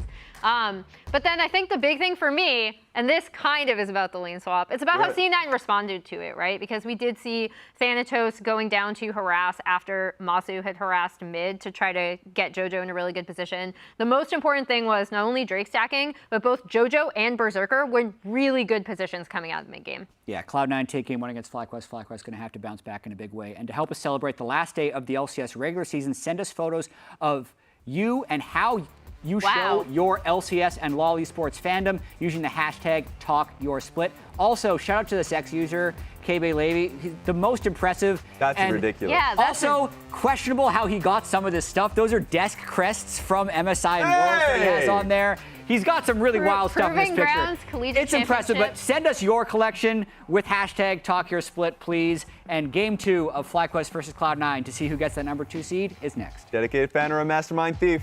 Both. Both. Oh, look at this. No shot. No, he's got to try again. You good, dude? They're watching. Hey, man, chill. I got it.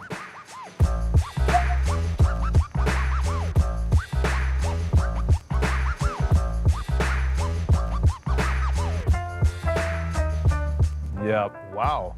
Pulled it off at the end. Wow. Not bad. Not bad, not bad. Red Bull gives you wings.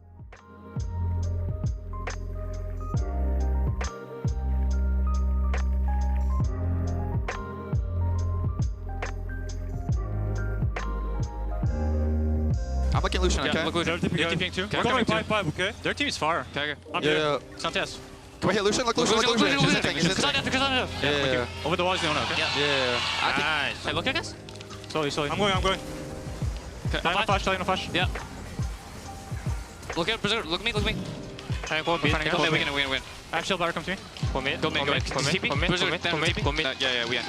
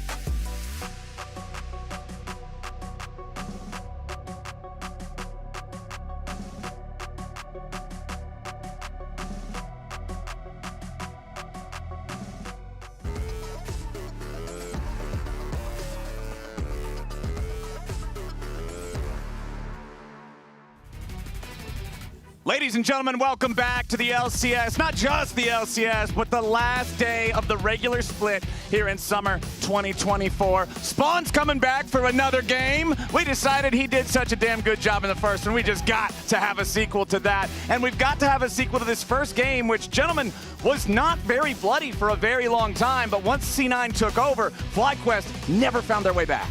All right, let's take some bets here. Who's going to get winning lanes in this one? I think they're going to change their ways. I don't think so. I think Cloud9 would be really happy with what they showed in that game, and they're thinking, if we can just play to outscale, we can actually teamfight better than this No, game. I think FlyQuest are going to change their ways. Oh, okay. They're the ones who lost. I think they're the ones that need to change their ways. And there we go. They prioritize the Lilia instead. They yoink it away this time. Yep, they'll drop the priority on the first pick, Ashe. They'll go for the Lilia. It is Nidalee, Renekton, and Yone banned out by Fly. C9 keeping Aurora off the Rift alongside the Ezreal and Kalista bans. Would not be surprised at all to see this locked in yet again. Hopefully for C9 fans, he doesn't have the same laning experience as the previous game. And okay, it's just going to be Corki, Zeri, both slam first rotation. Spawn's eyes got really big, but if you know Reaper and you look over at Reaper, it's just like sometimes a player has a good game and they're like, yeah, I want to play Zeri again. Give me the Zeri. We'll insta blind pick this thing. But that is double blind pick scaling. Like, that is crazy. They didn't even win the lanes and they just run it back straight away. Well, they're not scared of the early FlyQuest, even with solo kill, Lucian versus Corki, quad, taking down JoJo. He's saying, I'm going to do it again. Yeah, what I will say, though, is the Ashe pick is a little bit disincentivized here because you don't want to give abundance of cleanse value when you're playing something like the Lilia. You want to make sure that, you know, you have just more upfront damage to be able to win the skirmishes. Also, the Ashe drops a little in priority if you don't hit any arrows. Oh, yeah. Also true. It's, as an archer, you got to be able to hit those, you know? Oh, okay. Blabber matching the Lilia here with the brand. He has actually been, I would say, our best brand player in the LCS. And we have had some really good ones, though. Boogie was also quite good with the brand, but Blabber, I feel like, has just been a master. Okay. Boogie's cameo in the LCS this split was really good. I will give him that. He was a guest character? Correct. Blabber has been here the whole time, and I feel like, again, just the team fighting prowess of these junglers is what's not spoken about enough. Sure, they farm a lot, they get their items, but they actually convert their items to a lot of damage in these team fights. And we've got the two best team fighting AP junglers going at it right now. Definitely an exciting one. Let's get into the second round of bans here. Interesting. They're still targeting more dives, so they take out the Kai'Sa. I like that. Nautilus is already pairing with something that they know is going to want to dive. Yeah. So whittling down here on possible things that will threaten the Zeri. Now, the big thing that I'm curious about is what are we going to see for Bwipo? I felt like we just didn't get a whole lot from him in game number one. I feel like he's kind of been having an underwhelming split in general, and I think a lot of people are going to be looking to him to step up for FlyQuest. Well, since they're on blue side, unfortunately for him, I think he's going to have to be bind picking again. I'm assuming Cloud9 right now are just going to pick up support. But against Sanatoshi, you never really blind pick, because if you ban Renekton, he always picks Gnar. So you get to just pick a Gnar counter pick, and he's probably just going to pick Gnar anyway. So that's the key to the Thanatos. He really does just draft off a tier list here. Let's see. I wonder if he'll... okay, we'll see what Bwipo does first. But if Thanatos wants to throw something down like his Camille or something, yet again in this one, for a little bit of spice, a little bit of surprise.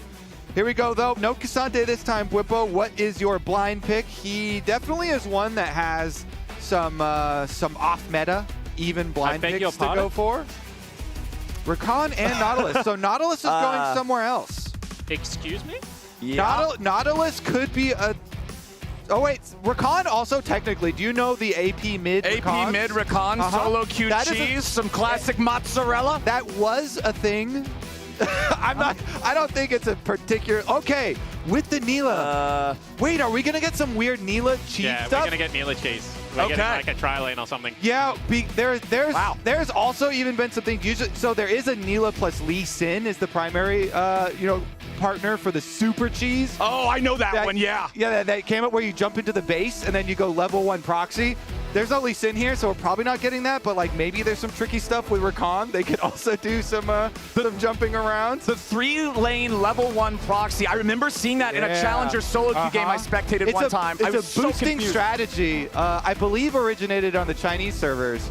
But regardless, I'm excited. We get a Neela pick here. Okay, Let's we've go. got Neela and top lane Nautilus for the side of FlyQuest. They're going to run back the mid lane Lucian. They got Rakan in support. Over on C9, the bottom 3 picks are going to be the exact same as game number 1. Brand instead of Lilia since it was picked away from him. And Thanatos, it's not Gnar. It's not Gnar. It isn't. I'm surprised. It's not particularly exciting. It's an orange. Hey, man, it's not Gnar. All right, so top lane Nautilus, and we get a Neela lane on bottom side as well. Now, Neela can definitely punish a Zeri Braum. I feel like these are double counter picks. Rakan has always been one of the really good picks into Braum with the extra mobility there. And with a Neela, you can go super aggressive. It can actually be a snowball lane. So FlyQuest have done early power again. FlyQuest are again going to be on a bit of a timer. Neela has an amazing collector plus infinity edge spike. Yep. Has some really, really powerful early spikes you can go for. So I am once again very invested in the early game of this FlyQuest composition. Plus, if we even overlook the Neela, then we've got a top Nautilus up there for Bwipo cooking hard. Speaking of top Nautilus, I was just informed the last time the LCS had a top lane Nautilus was summer of 2017.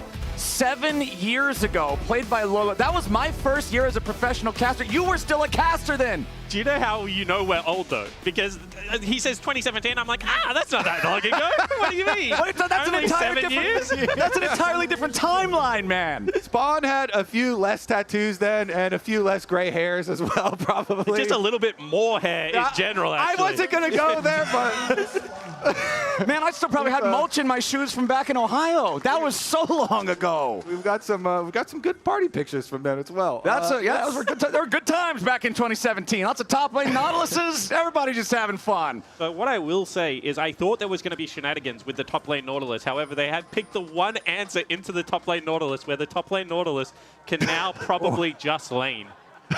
Yeah. Why try hard draft in regular season? Oh, the band. No response. Okay, Neela's coming out to the top side, so it is like Neela is kind of playing with 2 supports right now. Yeah. That's what I will say. So I would expect this Neela to kind of ping-pong around the map and try and get as much experience as possible. Okay, so just Neela, super carry, main character energy. They want to treat her the same way that C9 treats JoJo. Yeah. Okay. So remember that if they want to abuse this Neela strategy, Neela has to actually get the last hits to give the bonus experience.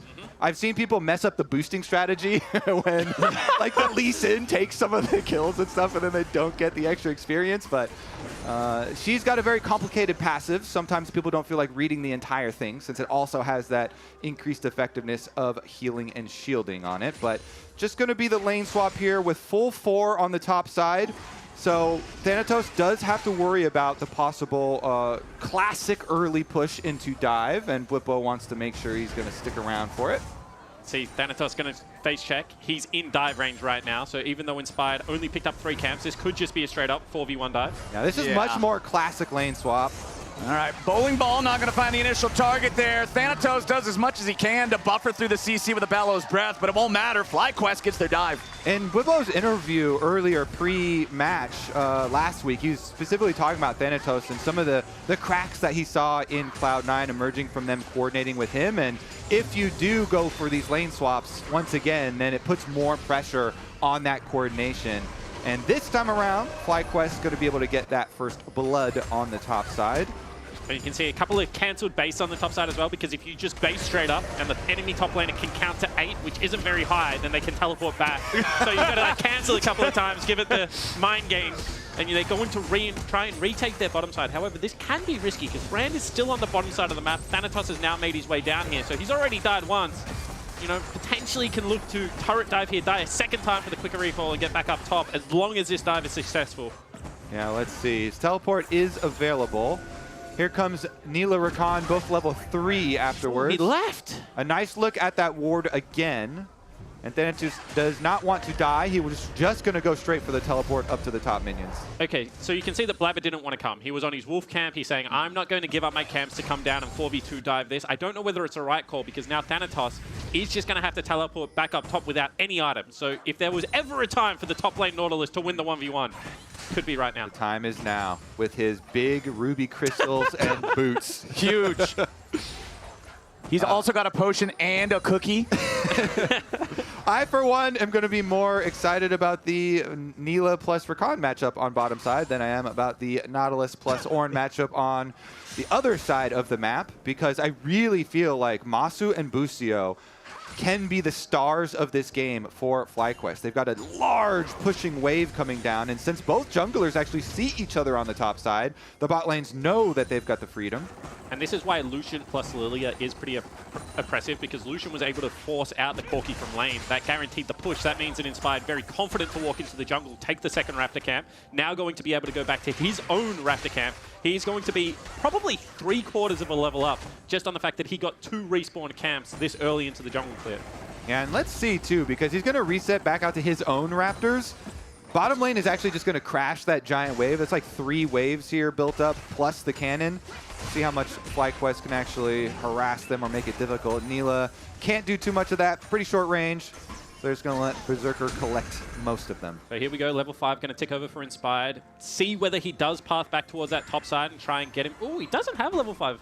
This is the issue with jungle. Can I let you a little bit of a secret? You need to start yoinking a little bit of laner experience, guys. Don't worry. I'm well versed in that. It's just a cheeky, I'm going to cross and help you push your lane. Yeah. Plus 6 experience, you know?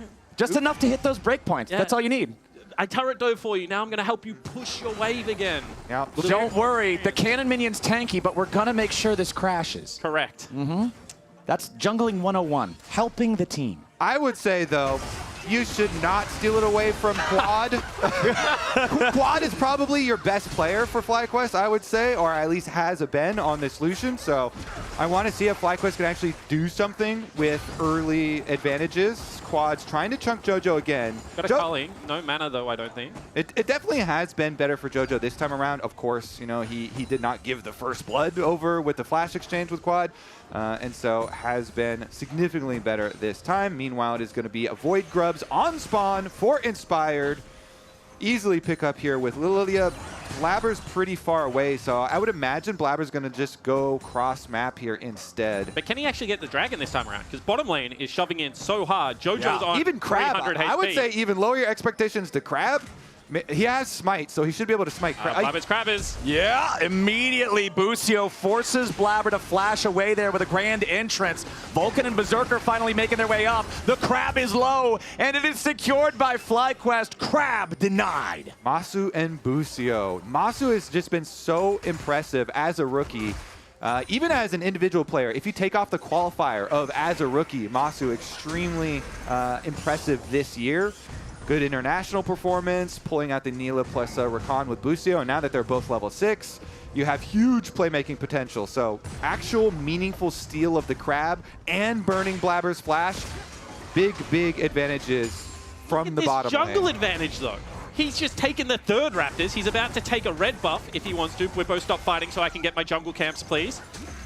Nope, Whippo's not going to stop. He's just running the jungle CS race. Well, Whippo, please, man. Yeah, Whippo's running something else. He's going to have to be a little bit more careful than he's being right about now as the sleep stops him in his tracks. Thanatos needs a little bit more damage, but he doesn't find it just yet. Blabber makes his way to the top side here to cook him. Whippo's sins are punished. Thanatos does not die. FlyQuest now might lose their jungler as well. JoJo coming in to try to cut him off, but Quad can cover his escape. Do you feel more sorry for Inspired because Whippo died there, or more sorry for the fans that had a full line in the back row with Whippo signs? Probably the fans, because I always feel for the fans. But, man, I just don't know what was happening there. That looked like Inspired was about to go up 2 jungle camps in Blabber's jungle on a reset, and then just be able to clear 6 camps in his own jungle. Yeah. However, now has to burn his flash, his ultimate, and they didn't even win the skirmish. This is just a disaster. Yeah, Whippo was really trying to bait way too hard.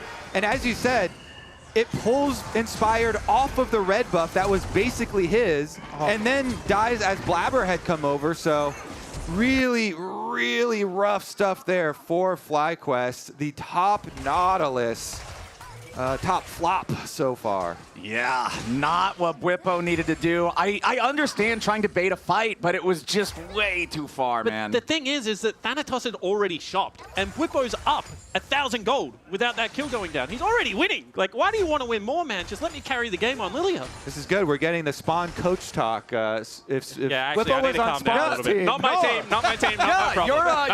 Your mid laner tweeted earlier today he wanted to hear some spice out of you towards this game, the same way that you give him some spice in the scrims. I've got an idea for content now. We're gonna have a Bwipo Spawn sit down. Okay. Just a little bit of a polite diplomatic discussion about decisions made in the topside jungle, as Thanatos is just going to have to eat this whole wave up here, make sure that he can soak all that EXP in gold. We'll say, though, that Nautilus is destroying the top tower. That top tower is looking, well... And this brand is going to destroy this Nautilus. Oh no, he tries to dredge line away, but the Ornhorn combined with the brand damage is just cooking him, man. He smites him like a scuttle crab, and it's another kill going the way of Blabber. Yeah, I would say that's a really nice kill to pick up for Blabber there, because he was very heavily down in experience in gold. However, now being able to pick up back-to-back kills means he's actually regained control of that matchup. And it looked like FlyQuest were just stronger in their lanes. It looked like, once again, the solution has got the push. Bottom lane is 2 levels up in experience, as Master's about to tick over to level 9. But just nothing has been able to be generated offensively by FlyQuest. Yeah, I mean, I feel bad for the bottom lane and for Quad. I feel like they definitely been putting out some good pressure. Meanwhile, Blabber here going to be a much more fed brand. That is now 2 kills that have been given over to Blabber by killing this Nautilus. So yeah, put a crab skin on that Nautilus. Crab skin coming soon. Meanwhile, JoJo in some trouble in mid lane. Does get out of the CC fast enough to flash away from the rest of the culling to survive this one with barely any health and mana. But down in the bottom lane, gentlemen, I've seen this show before. I've seen this episode. At least Bwipo is going to get one back that time as Thanatos overstays underneath the tier 1 turret. Okay, this was actually a great play from FlyQuest, so I have been quite critical on them. But Neela takes turret so quickly, very hard to dive the Nautilus. They get JoJo's flash, they get top tier 1, they're going to get top tier 2 most likely, 6 grubs, and they defend the bottom turret. And I've been hating on them a lot, but FlyQuest just broke the game open. Yeah, and definitely Masu and Busio have been doing their part in this game, so we'll see how much they can build on it. Quad, though, now in a 2v1. He's okay. He's going to run towards his Nautilus.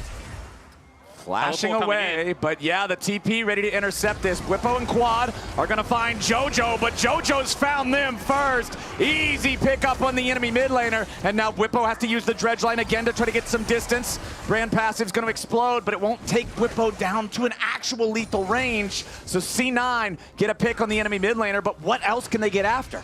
So yeah, I mean, FlyQuest, with all the towers that they've taken, they do have a gold lead, but it doesn't feel like it because Cloud9 keep chasing down the extra kills across the map here. And with the teleport coming in, JoJo securing another one. And this is worrisome because of the comps that have been picked, with Cloud9 again slamming the 1-2 double blind of the Corki plus Zeri here. They once again have some kills on Berserker, on JoJo, on Blabber, on the correct positions here for them to really scale into the late game once again. But I'm a glutton for punishment, so I'm going to say it again. They did get Blabber's flash before the Herald, so it should be worth, you know, that death on Quad. It's not a big deal. They got a flash out, they got a teleport out, and I don't feel like that actually altered the game state for FlyQuest. They still are very far ahead. Well, we'll see, because Masu, the Neela, definitely can be a big engage as well. He's got, no 3 flash. on bottom. Oh, press power and flash. Oh. Not quite. Not quite there. JoJo can just get away with the Valkyrie. The lack of summoner Are they spell. trapped again? Thanatos is here. They're possibly trapped. Bwipo should be able to get away, you would think. Ornhorn goes on through, still finds Bwipo after the flash, but that is top laner summoner spell down now for FlyQuest. Little bit upsetting. Little bit upsetting. I feel like they were stronger there. If they fight quickly, fight confidently, I think they can get a kill and get out. However, as you mentioned, they overstay, they go for the deeper vision, they get trapped. And Cloud9 are just playing this small map into small map style of gameplay that allows them to scale so effectively against FlyQuest right now.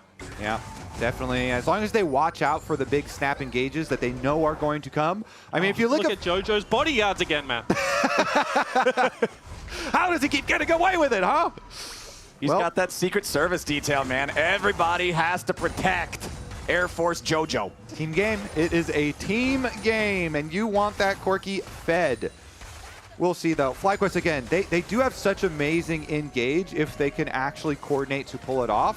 I want to see the dream of the Rakan into Lilia sleeps with Neela. Like, that's so much AoE there. But and you we'll might see if they wonder can get the why setup. JoJo is swapping away from quad when he has the support on his side of the map. But sometimes it's just simple. Lots of red dots in top lane. I'm going top.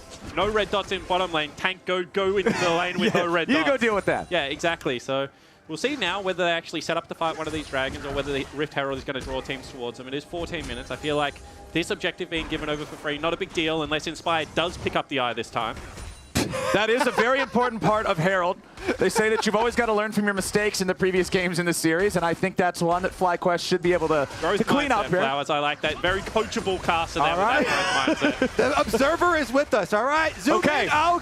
All right. Picked it up. She's got the eyeball. Rift Herald confirmed. Will they just drop it here in mid, or do they have the firepower to just force this tier 1 down without it? Looks like they're going to just try to force it without. The grubs give them so much extra damage. Tier 1 turret down in the mid lane. FlyQuest going to build that gold lead up a little bit further. Does cost them the remnants of the bottom tower. That bottom tower is going down anyway, but it does go into the hands of JoJo, and this is worrisome because the Corki, again, remember how well Corki and Zeri scale. That is a Trinity Force done off of that outer tower gold that JoJo got solo. Yeah, and I don't think this is actually all that good for FlyQuest now because I was saying they need to use their power to force fights. So what I'm expecting them to see is to actually match into that bottom turret, ignore the Herald for a little bit, force them out because Brand has just been able to continue to farm without this flash being available. If you're not going to punish the summoner spell advantages you get, then you may as well not have had the advantage in the first place. So whilst they're trading even, I do feel like this favors Cloud9 again. I feel like FlyQuest, they really need to push the pace of the game. We're going to fight this for sure. FlyQuest are teleporting in. Have to. They are definitely going to force. But what happens if C9 just don't come to the party? What happens if JoJo just teleports top right now? Just give it. Oh, they are staying. I like the spiciness here. Wards in the river, control ward. They're sitting on it here. Vulcan hoping they would get a little opening with a little bit of a face check, but nobody from FlyQuest actually gives them that. Now it becomes a little bit more dicey for Cloud9. Yeah, I just don't fight this if I'm C9. You have a teleport, go to the top lane. Like, who cares? Just keep scaling. Well, we'll see here in a moment. That moment of truth is closing in pretty quickly. Ornhorn is summoned. Thanatos knocks a couple of them up into the air. Busio barely getting away back over the wall as Malsu also has to scatter. C9 might go to sleep, but it's just gonna be a cat nap. They're feeling fine. They wake right back up and head back over to the Drake. Nobody from FlyQuest is willing to fight anymore after that one. They're just lucky to get out alive. I want to examine the call from Cloud9 because there was a double stacked wave that Quad was crashing on bottom turret. So they know we have a couple of seconds here where Quad is at the turret with the big wave. If we just force it now, then we've got the numbers advantage on FlyQuest, and they've got the engaged, massive engage with the Ornn coming through. So nicely done. The little timing window called by Cloud9 here. And I love the positivity because you're saying, I want to hear how Cloud9 is decisive. I want to know what the heck FlyQuest is doing retaking Banana Brush when your bottom lane is pushing for free. They have to use every single summoner spell. They lose the fight again that I think they should win because his brand is still flashless. I think the FlyQuest just do not look like they're on the same page. Look at that focus onto Masu, resulting in him having to use everything to leave. They wanted to be able to use this Neela on the offensive when he had barrier, when he had flash to go with a huge combo engage. But because they were split, as you're saying, not on the same page, Cloud9 take advantage. They get Dragon number 2. They keep their stacking going. Speaking of number 2, the second item fully completed now for Masu. Only champion in the game to have that done here with the Bloodthirster plus Navori. The Neela is very strong if they can ever have a fight the way they want it, but they're just not making it happen. And I will say, I really like the Flicker Blade rework. on a completely random note. It's very fun to use. It's so fun. It's very fun to use, reducing your cooldown so effectively there. It does make you very squishy, so it's kind of hard on on a lot of the frontline champions, even though the volley bear is quite hilarious to watch, but very good on a lot of these DPS champs. I just feel like the old Navori was like OP on the champions that could use it and completely useless on everyone else, and now Flicker Blades can just be fun on everything, like infinite hawk shots on Ash. Like, it's a cool item. It is a very cool item. Shout out to Freak, I guess, because we attribute, good job, Freak. We attribute everything about the design of League of Legends or balance to Freak. Well, if that's the case, he's got a lot of L's in his column at the moment with the rest of the item rework. But the Flicker Blade one, quite all right. We like Navori. It is a good item. All right, C9, they're still down about 2,000 gold. They are up the 2 Drakes. 3 minutes still until that next Drake spawns. Baron's only a minute away, but I don't think either team is really going to put themselves in a spot where the other could easily rush it at this point. Things are going still pretty slow overall. Only 6 kills on the board. Well, honestly, I think Cloud9 are kind of happy with this pace and the way that the early game went. And it's weird saying that, even though you're looking at the scoreboard and you're thinking 2,000 gold for FlyQuest, nice advantage for them, but wait a second. He's just waiting around watching here as Thanatos will be able to finish up his push. It's kind of sentry ward there. Weird to see the Zeri spending time doing it, but honestly, Berserker should be able to get back mid and pick up all those minions before it gets to the tower. Still gets to eat up. Yep. Easy peasy. Zeri is so safe around terrain. The ability to just skate back over the wall, not have to worry about any sort of punish. As the Rift Herald is finally summoned up here in the top side. This is not the ideal summoning for the Herald. Highly unlikely to get any value out of that. You just had to use it. So, I mean, they picked up the eyeball. That's progress from game number 1. The Herald not going to see sometimes a whole Shelly lot. just pops out too, you know, when the timer's up. She just shows up. All right, well, she showed up. Goodbye. She had her 15 minutes of not fame, and she died in top lane. An unremarkable game from Shelly. Okay, here we go, fight. All right, Quad immediately opening up with the calling as Thanatos makes his way into the fight, but now he's eating a lot of bullets from Quad. Thanatos wants to get the Ornhorn here for the part 2. Quad's trying to stand and fight him, but he's not gonna drop just yet. Quad is reinforced by the rest of the team, and Masu's grabbing the kill. I've seen enough. Hit Baron. This game is going very downhill quickly. That was nearly a 2v4 that C9 nearly traded 1-for-1. I feel like FlyQuest need to get a motor on in this game because they are getting rapidly outscaled. All right, I guess they're looking towards 50 seconds at the Dragon, and so they are resetting now after that kill. That was a flash blown from Thanatos for a flash from Quad. So although the assassin tank Ornn did not actually assassinate the Lucian there, getting that flash off of Quad might be very beneficial for this Dragon fight that's about to come up. Yeah, I definitely think it will be. And just juxtapose game 1 to game 2. This time, FlyQuest is first to rotate, so I'm expecting them to get at least 2 kills here and be able to have pressure on the map. However, C9 just bail out of it. They give up 1 kill, get the flash off the mid laner, and now because they're so healthy in the other roles, they secure the fact that FlyQuest can't push for more. It's just about cutting your losses, making sure that you're not overextending to save already dead members. 5 seconds till that Drake spawns. If C9 gets it, it will be soul point for them. Worth noting as well, Bwipo is about to hit a pretty big power spike. As soon as he evolves the Winter's Approach into the Fimbulwinter, he needs to get 6 more procs on the item in order to secure the evolution. But FlyQuest is going for the sneak play instead. They want to start up the Baron and see if C9 detects it. Yes, they will. Ward over the wall, and FlyQuest has to back up. It's pretty hard to do that play like just straight up because you have a lot of good checking tools. All right, Dredge line doesn't hit. Vulcan's still here on the front line, throws up the Unbreakable. If FlyQuest would have connected there on the Q from Bwipo, I think we would have had a pretty explosive engage, but since nothing lands, nothing happens. C9 back to their defensive positioning as Inspired will look to solo the Drake for FlyQuest, while the other 4 players just keep their eyes on Cloud9, keep them locked here in the mid lane. Just watch how they try and contest this wave though, because Brand in creep waves is very scary because of the bounce that can happen. See, FlyQuest just have to give up the wave completely. They are going to get themselves the Dragon.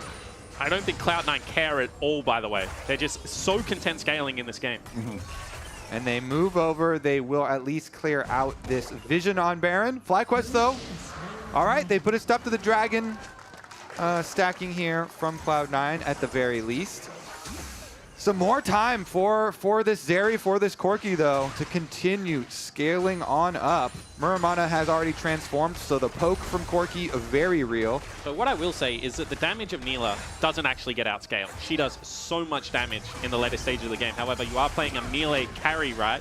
And against two highly mobile threats that have cleanse and potentially a QSS coming across, I do feel like that the fight doesn't get easier for FlyQuest to execute. Yeah, that's a good point, because the key is the range there is that Masu does have to follow up on the flash engages from the rest of the members. That's why I like this Zhonya's from Inspired. You know, he's going to have to be flashing in there as well to follow up with these sleeps on the Rakan and on the Nautilus.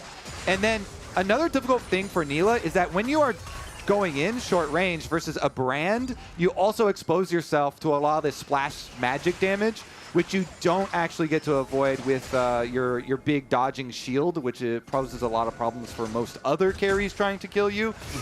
So we'll see how well FlyQuest can actually navigate their big team fight, because I don't think they're going to get a lot of chances at their big team fight.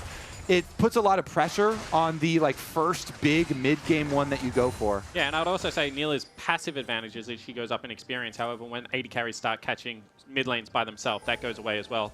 Potentially going to look for a fight here on this line brush. Jojo. Yeah, Jojo steps up, but immediately backs right away. Bwipo now enduring the firepower of the entirety of C9. He barely gets out. Horn used, knocks him up into the air, and Blabber's got the kill. 1-0 C9 so far as FlyQuest heads back to the safety of their turrets, and C9 are about to wipe those turrets off the map. Those plays from Jojo are why I love him. Yep. He is so confident to bait you. He baited the whole rest of the team of FlyQuest. That's why Bwipo went in from the other side. Blabber flashed in. They're trying to go for it. Lucio wanted the engage. Beautiful shutdown coming out from Masu as Cloud9's War Machine has to slam the brakes. FlyQuest will at least get one back. They'll hold on to their tier 2 turret. Okay, so this is what I expected to see out of C9. They are the explosives team, but you can see that FlyQuest actually catch it well. Maybe this is why they were more reserved in game number 1 in their closeout. In saying that, Blabber does trade his flash for 2 flashes on the side of FlyQuest, so it is just going to be a 1-for-1 trade, but big shutdown going over to Masu. Now he picks up his Infinity Edge. Can do a lot of damage if he can get into these fights. Yeah. Here's another look at it. So Jojo baited the whole rest of the team, and Braum ultimate made sure.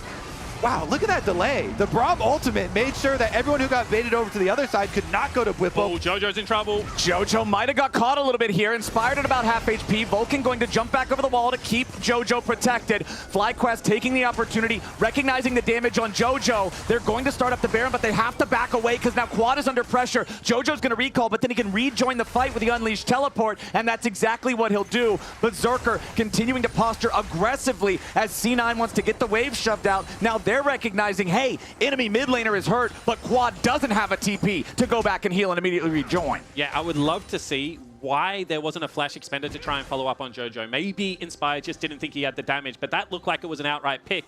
And now we're in, again, a situation where C9 are just choking out the vision, making sure that FlyQuest have to walk into the brand damage. Yep, one of the blue orbs used there. Cloud9 actually just waited out. They have another blue orb. Hey, Quad has trouble. Yeah, Jojo flies in for a little bit of damage onto Inspired, but now it's Bwipo, who's again got to try to get away. He's too tanky for Cloud9 to overcommit to. Inspired is going to continue hopping back out of the jungle, but C9 with control over the top side river. Now they have to retreat and regroup. Yeah, Quad went for red buff. Cloud9 tried to jump on them when Quad actually went down to the other side of the map to go grab red buff for the team, but FlyQuest escaped there. They get the red buff. They return to the Baron. Now it's their turn. So what I will say about the new global red buffs is sometimes it can really bait your team, because in the past you could just go sneak it as an AD carry. Now it shows everywhere.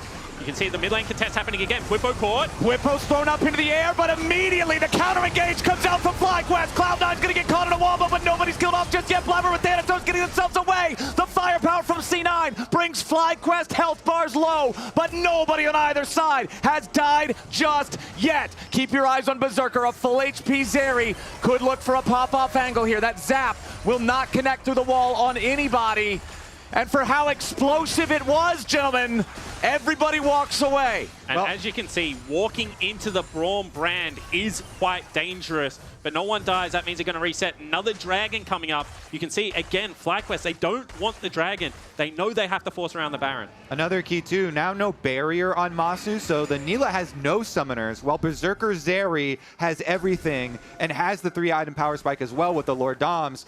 The Zeri will start shredding here. Thanatos has teleport, and they've got Thanatos just pushing topside instead. This is cheeky. They want to pick him in. Picking the full tank on. Quite a feat, but unsuspecting, I would say. Yeah, that's not really the one that I would go for, but, you know, there's a reason I'm a yapper, not a player. Scuttle Crab secured by the side of C9 as they once again exit as a unit. Now, Bwipo also has this teleport, and he just did Krugs and went down to the bottom lane. So he delayed showing until now. He'll get up and push this wave. Now Bwipo's bottom wave is going to put pressure on Cloud9 to answer. Yeah, and what FlyQuest was looking for there, they had a flank on Busio, they have teleport, but the new Crab just foils all their plans because when C9 picks that up, it has the explosion of new vision. Yep. They see Busio, they get to see every single ward that's on the flank, so then they can just scout out the rest of the play. Prioritizing that new Crab can sometimes be crucial when you know that the enemy needs an explosive teamfight. New Crab OP. We were talking about some of the weaknesses of the new red buff. New Crab has no such weaknesses. I would agree. He's just very, very powerful. FlyQuest still up 1,500 gold. C9 up a single Drake. The game could go either way, but as that clock marches forward, we're still getting closer and closer to 6-item Corki, 6-item Zeri. So I will say that, however, League of Legends has kind of changed. In the past, when there were these super tanks, scaling mattered a lot. However, now there's so much damage in the game that if you get any character to level to 6 items, everyone kind of just dies instantly. So like at 2 or 3 items, scaling real, 4 to 5, kind of fake. That's why I would say range is so critical because there's not a lot of ways for you to get more range. And Cloud9 inherently do have a very big advantage there with Ornn engage being incredibly long. And then, of course, the Corki Rockets as well looking for pokes. So we'll see if FlyQuest's flashes and snap engages will be enough to close that. And very critically, too, look at the armband for Masu. This is a big purchase, not something you would normally expect on Neela. Looking it up, I don't even know if she has a single AP ratio in the kit. She does not, based on what I'm reading, but it doesn't matter. You're not buying it for the AP. It's about being able to engage and then immediately aggro drop so you don't die. This could be a big clutch purchase for him.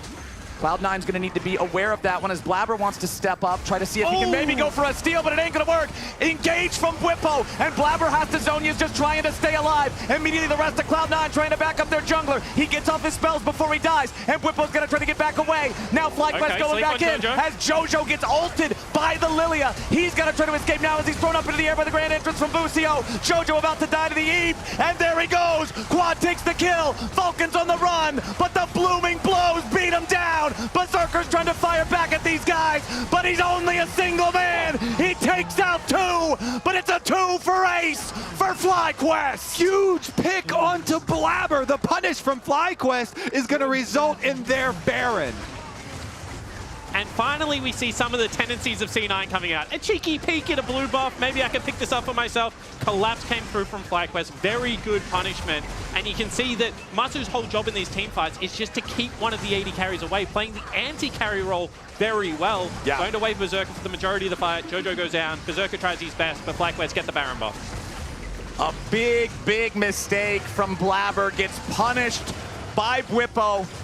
Connects the dredge line. They're waiting on this Baron a little bit, I think, to try to see if they could get their other guys back alive. It ain't quite going to happen yet. I actually think they're just really slow. I don't think they're waiting for anything. Fair enough. Bwipo gets payback. That's what this replay is. He gave over 2 kills early in the game to Blabber, but this hook finding him as Blabber was trying to get a little bit too far forward, sneaking around that blue buff. It's hugely punished. And then look at the follow-up. Inspired Sleep into the Rakan follow-up as well. And Berserker gets kind of chased out on the bottom side from Masu. As you were pointing out, Spawn, Masu just chasing the other big carry away from the fight, allowing Inspired Sleep and Busio's Rakan follow-up to do their work on Jojo. So just nicely done once they got the pick as well. I would compliment FlyQuest there. Yeah, and I think this is something that Masu plays greater than his age in his experience, right? Because he actually sees the teamfight quite slowly and quite wide, knows when it's his job to output the maximum DPS, but also in this case, knows when it's his job to just break up the teamfight, make sure that they can't retreat as a unit. So credit to Masu, actually played that fight quite well. He's got that the time slowdown. He sees bullet time in the team fights. A little bit of Neo from the Matrix, maybe. Some Max Payne going on. Let's see what FlyQuest can do with this Baron buff, though, because remember, if they win this, we get another game. We get another one of these bangers. They've got control over the Rift right now. They want to try to get as much value out of this Baron as they can. You can see the total they've made, only plus 1,000 gold. The buff itself is worth 1,500, so not a whole lot gained from this major objective just yet, as Cloud9 are in full defense mode. And let's see how aggressive they play, because we've been talking about the summoner spells all game long, but now this time around, Jojo and Berserker both don't have summoner spells available. So if there was ever an easier time to start the fight just off a hook, just off a Rakan engage, it might be now. You can see that Inspired going for a little bit of a wrap here. No, he's pushing bottom lane. How dare I? Quad also, they've got him pushing the other lane, so nice little 1-3-1 from FlyQuest. They get both side lanes. Any other jungler in the world is looking for a wrap over the two pink ones. Inspired's just looking for CS. Sir, there are red dots on the map. I will compliment that they made a change that now later into the game you do get full experience off of minions. You know, there's no penalty for junglers being the split pushers nowadays. It is fully efficient here no for Baron buff on Inspired this to top pick wave. those. I feel like Whippo should just show himself. Actually, Baron buff off of this wave, because it's just cleared so easily without doing that. Yeah. FlyQuest a little bit slow on this rotation. There's only 20 seconds left on the Baron. Honestly, FlyQuest not going to get a ton with it. Cloud9's defense largely successful. FlyQuest, they don't even have the wave ready to go. Finally, that's going to be arriving here in the mid lane, but they don't have the power to really try to force down the tier 2 with it. Quad is going to try to steal away the enemy red buff here, as, it is ultimately secured by Jojo. Nice snipe back. Okay, Jojo past level 16 now. He's level 17. So these rockets are actually closer to old Corki rockets. When in the past, Corki was just a rocket machine. Yeah. Now at level 16, it really does ramp up the damage. You can see also picked up his QSS again. This is a part of the game that you get a little bit worried for FlyQuest, because they didn't punish the lack of flashes. Now Cleanse and QSS both purchased. If this becomes a one-team fight game, C9 have a lot of tools to be able to mitigate the CC that's going to come out and actually turn the fight in their favor. Yeah, they certainly do. Look at all these tools available. The QSS that you mentioned. On the other side, you actually have the Rakan Mikhails in addition to the multiple arm guard stasis. So FlyQuest, they don't have a lot of time to pull off their engage, but they do have some useful inventory items here to be able to just flash in, make sure you get the stasis, make sure no one drops down in that split second. And I think that's the difference between playing against Brand and Lilia, right? Against Brand, he's just going to get his damage off, so you have to be a way to get untargetable, get away from that damage. Lilia, it's all about the sleep into everyone else piling on over the top. So I do like the fact that teams are itemizing specifically for the comp, not for necessarily just what they would normally purchase from the shop, you know? This isn't your weekly grocery list. This is a highly specialized, tailored menu for your opponent. Exactly. We're leaving the cookie cutters at home. That's for baking desserts with grandma. These guys are dialed into this head-to-head. This is for the buy, remember. This is to be the other team that gets to join your Team Liquid squad spawn and only needing to win a single best of 5 to make it to Worlds. It's a huge advantage. What are we doing in the buy, by the way? I got a week off for the first time. I think we're going out, buddy. For old time's sake. Party like it's 2017? That's what you're actually playing for, Reapit and Nuke. Yeah, what you don't understand, it's the privilege of joining Kobe and Sport on a night out. Oh. Yeah, there you go. One of them old school good times. Winner of this series locks a first round bye. Loser locked into 3rd place definitively. So it's not like you're going to fall super far, but man, the difference between 2nd and 3rd is just massive considering you get to skip that first round. Also, I don't care what anyone says. I will say this is just a regular season game. It didn't mean anything. We knew we were going to play each other. But getting a win in the last regular season against an opponent you're going to play in 2 weeks, most likely, heavily plays on your mind. Yeah. At least as a coach. I hate to lose these games. I feel like it's huge for morale, one way or the other, right? C9, again, just trying to have control over the mid lane here. Baron is going to spawn in 30 seconds. Drake going to spawn just 5 seconds earlier. Control over the Herald pit, the Baron pit, whatever you want to call it, the pit. Currently owned by FlyQuest, but C9. This is the airport pit. Yeah. This one's got the runway. Oh, no, I hate the airport. This is the LAX Baron. It's super clogged up, and everybody's always getting in each other's way. Here we go. Full flank. Okay. 4-way flank. Whippo and Busio coming around. Cloud9 might have got caught. Immediate engage coming through from FlyQuest as the culling forces Berserker out of the fight. Whippo still taking up in the middle of everybody, but the resurrection has to come through as Matsu's going to bring it back. Berserker outfights it. Quad going back in, but he won't be able to yet. Boostio's about to drop. Masu's gonna be cold next as Quad is the only one left standing. Cloud9 is not trapped in here with them. They're trapped in here with Cloud9. A Quadra for JoJo, an ace for 2 for C9. And that's going to be Cloud9, your second best team in the LCS, acquiring number 2 right here. They will 2-0 FlyQuest, Thanatos teleporting immediately to end it. FlyQuest thought they had their fight. They thought they had the flank. They thought they had the angle. They thought wrong.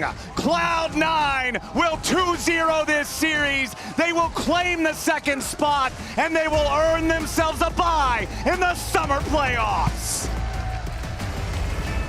Wow, what an impressive fight from C9. Berserker and JoJo going crazy in that one. FlyQuest, they're going to rewatch that 10x times. This is what I'm saying. I don't care what anyone says. That's going to be in the back of their minds. It was a chaotic ending. Let's join Jat on stage for an interview. Thank you very much, Flowers. Blabber, I got to ask you about that last fight. What was going through your head? I thought it was going to be a good fight because I was able to get all my spells off, and they used all their ults on me. So I thought it was going to be a good fight, but, you know, I don't really know. I was kind of hinting. Well, what happened in this series even? Because this is not a typical way that Cloud9 has won this year. You were down in gold in both of these games, but you still came out with 2-0. I think Game 3 was just pretty hard to play because they swapped on us with Neela. So they were just really far ahead in like XP in gold from just how Neela works in the early game. So it was pretty hard for me to contest like any objective early. But I'm glad we played well, I think, until I flashed in. But I think we played well from behind, and I'm glad we won. Yeah, what does it mean now to get the second seed for you guys? What kind of importance were you putting on this? I mean, I think it was more important for us to win, like, for confidence, because last split, we lost to both Fly and TL. And at least being able to beat one of them this split definitely feels really good. I think the seeding-wise, like, we didn't really care too much, because we were going to be third no matter what, right? And I'm assuming TL's not going to choose FlyQuest. So, yeah, we'll probably end up playing them again anyways. Yeah, it could be a rematch in the playoffs. Going back just a little bit, I know last week after falling to TL, you did say you were proud of the way you guys played, especially responding to the lane swapping. Is that something you feel like you were able to build off of in this week and also in this series? Yeah, I mean, I honestly don't think that we're that bad at lane swapping. I think Fly is also not that bad. I think TL is just on another level with lane swapping. I think I said that last week as well, but yeah, I think we've definitely improved. This week we practiced a lot of lane swaps and scrims, just forcing it, even in bad situations, to try to improve on it, because we know that's going to be like a big thing going into this playoffs.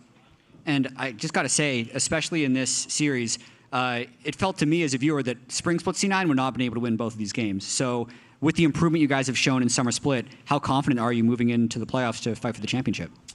I'm pretty confident. I think that we can definitely be the best team in this playoffs. I think that it's really close. Honestly, between us, TL, and Fly, I think any of us can take it. So I'm just looking forward to having good games. Yeah, I'm looking forward to watching it. Congratulations, Blabber, on the win. We're going to send up to the casters to check out the standings. Thank you very much, Jat. Let's take a look at those standings. Team Liquid firmly in control of the league in first place. Cloud9 now earning themselves that second spot, that second bye in the playoffs. FlyQuest will be locked in at number 3 with 100 Thieves at number 4, and then Dignitas and Energy Kia wrapping us up at 5 and 6 with Immortals and Shopify eliminated from playoff contention. We still got one more best of 3 in store for y'all. We're heading to a break right now, but stick around. Dig versus Immortals is coming up next. Dude, why'd you put your new rig in the basement? Didn't you hear? Bill's a gagillionaire now. Basically, my new connection is so strong I can game anywhere. Check it out. We've got Gamer Rocker, Gamer Floaty, Gamer Couch. Whoa. It's got wheels. Gamer Bench, Gamer Throne, and Gamer Mower. What's that?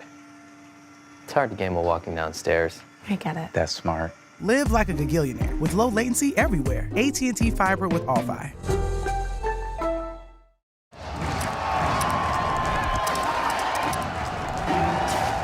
Red Bull gives you wings. I've got the Samsung 990 Pro Series. Shall we get started then? This speed exceeds all expectations. Reading speeds are 40% quicker than before, and writing speeds are 55% faster.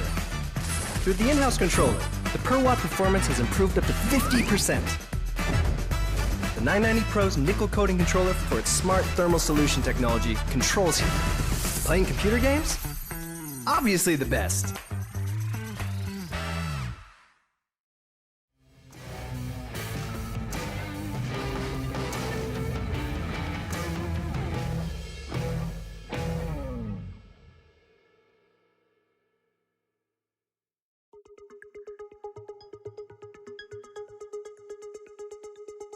Hello, I'm here with Busio after, unfortunately, your loss to C9. I did want to talk a lot about that comp in Game 2, though, because I actually really liked it. Talk me through your preparation in pulling out this kind of Nila with 2 supports composition. Well, there wasn't really any preparation. Like, Bippo never played it before, and we didn't really play any Nyla. Just Masu played it like a long time ago in Academy, and the second game was just like, let's just ball, and have a good time.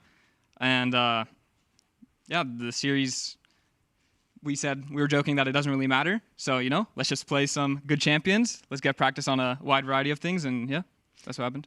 I'm actually really surprised because I thought you guys did a great job, especially off of that initial dive. I thought you made the most of Nila's ability to kind of chew through turrets at the 11-minute top lane push as well. So I guess talk me through communication. Also, if it was so unprepared, like you said, what is that conversation like in draft with your coaches? Bip was just like, pick me Nautilus here, no matter what. So then we picked Nautilus no matter what. And then on 4-5, Masu was feeling a Nyla, so he got the Nyla and he was owning. So yeah. Nice. It sounds like our Team USA draft comms, Yeah, exactly. which didn't go out, but they were a banger. Lastly, you are going to be facing NRG next in the bracket now. Okay. Any thoughts on them or how you're going to be prepping to face them in your first round of playoffs? I mean, prepping just like normal, because the entire split is just you have one best of 3, one series a week. Mm-hmm. Now it's just a best of 5, so kind of the same thing. Just keep practicing. Very confident facing NRG, so yeah. Nice. Well, all the best. I'm sorry about the loss, but I did like the Nila comp. I thought it was really fun. And we will be back with Dig IMT on the other side of the break. Bye.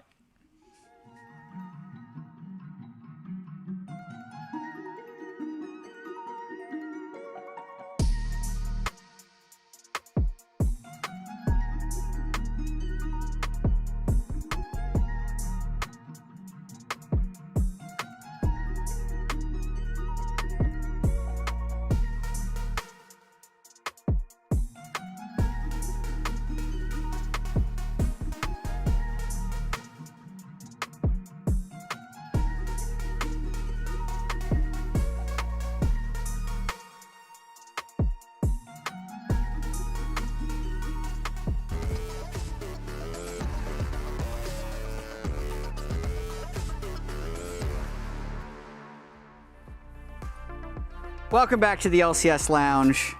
Spawn.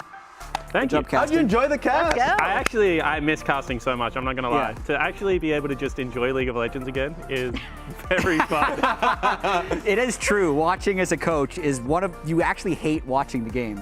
I actually feel like as a coach, you have to watch it twice. Once when you're actually coaching, and then once to see what you actually watched, because the game is just so different. And then a third time when you're actually reviewing it with the team. It's just miserable. But credit to both the teams. I actually thought that was pretty high-level League of Legends, and I feel like both teams knew they were one crucial play or one mistake away from losing the game, and I feel like they played the knife edge pretty well in that series.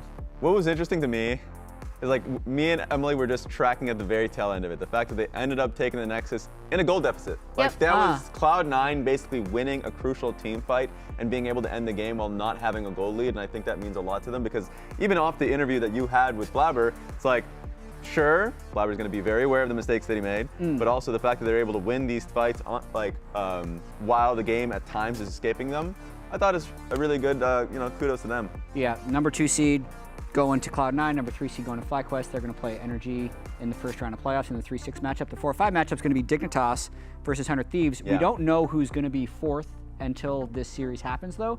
Dig, if they win, they get the 4. I checked with them to see if they're going to have a for fun series. Yeah?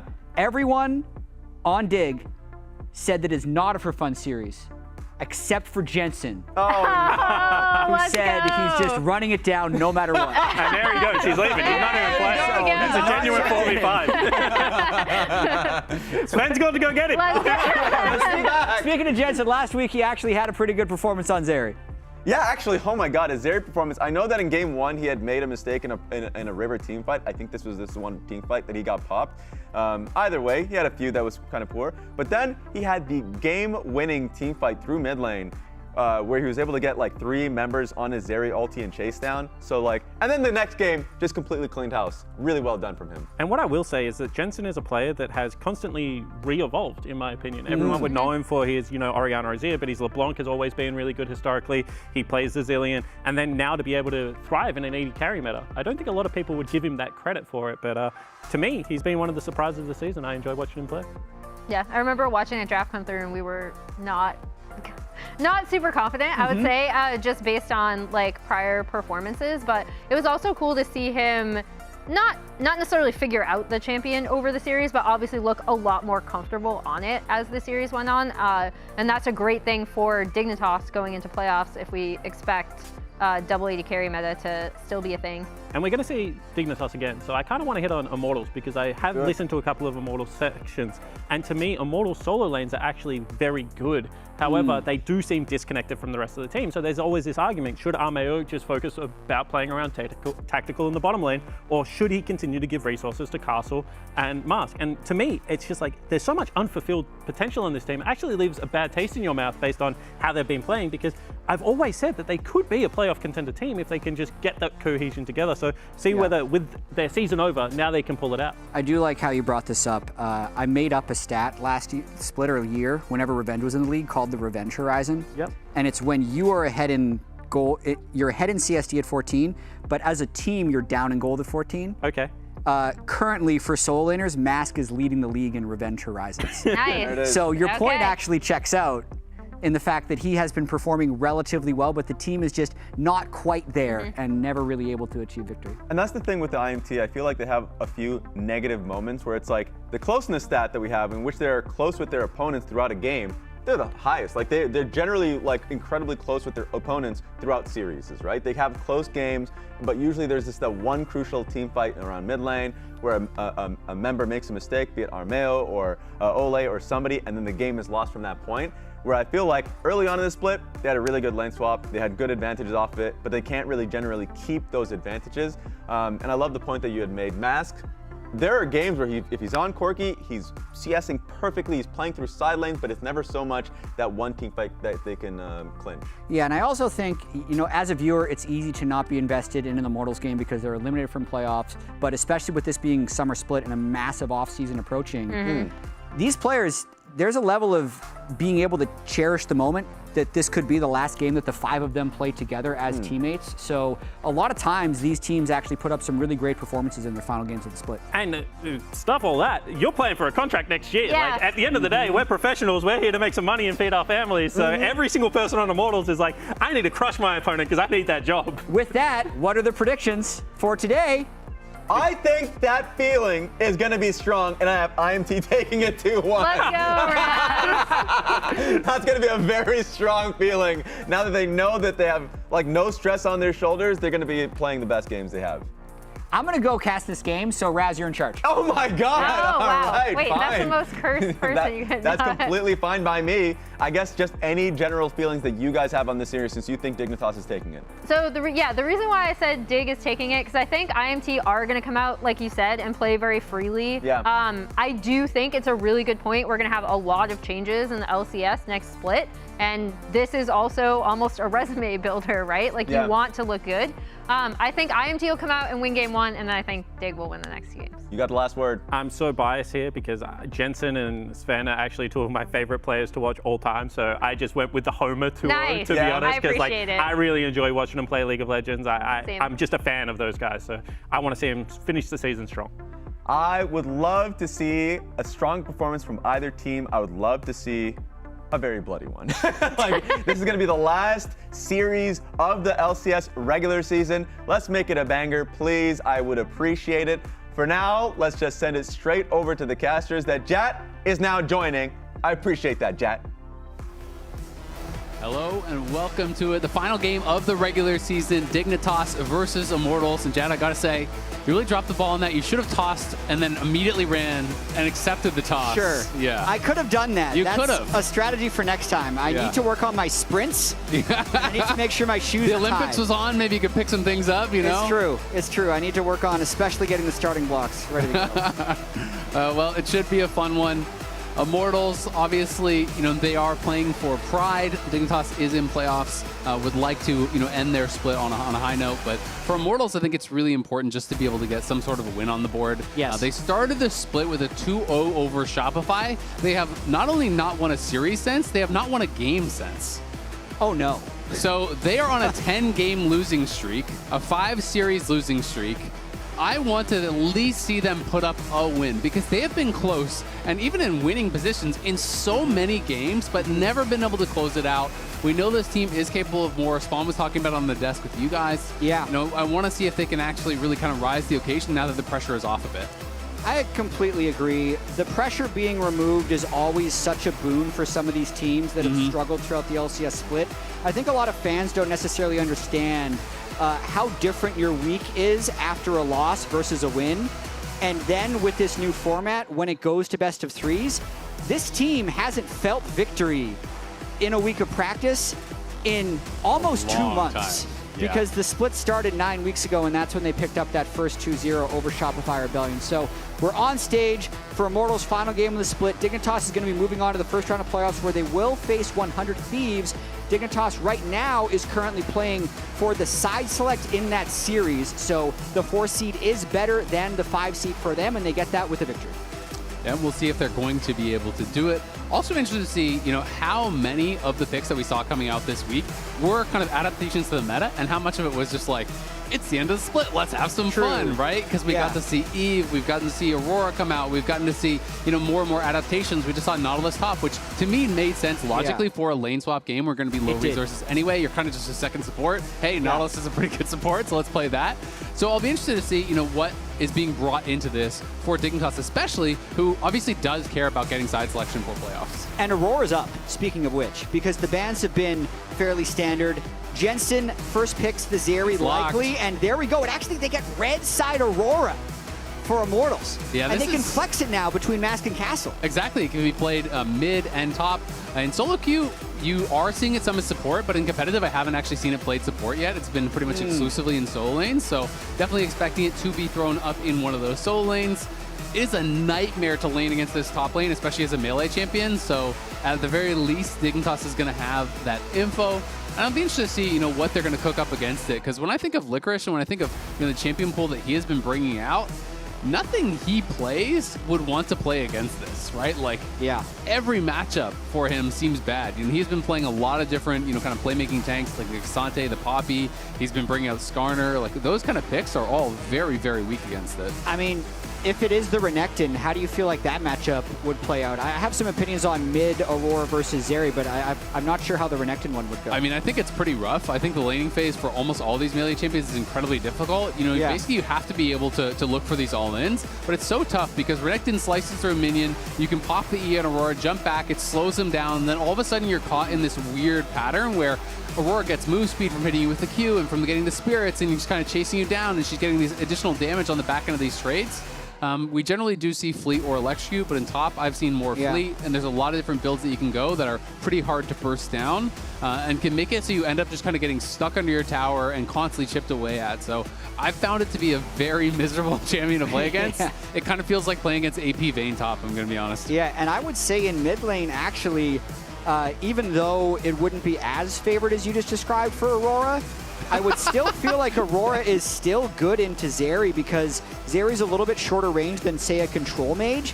Like, I think if you're going to blind pick Aurora and you know it's going mid, picking a control mage into Aurora is actually the ideal matchup because of the range advantage. Yeah. But Zeri is going to be in that one-shot territory throughout a lot of the laning phase if you're ever going for a trade. So I think either way, if they throw Aurora mid, it's going to be an advantageous matchup. And with the Cassante, the boring Cassante, as the fans said, locked in, I think it's the Aurora mid. Yep, should be Aurora mid. And we'll see, because there is a possibility that Zeri could also still go bot, right? So they could flex things around if they did want to.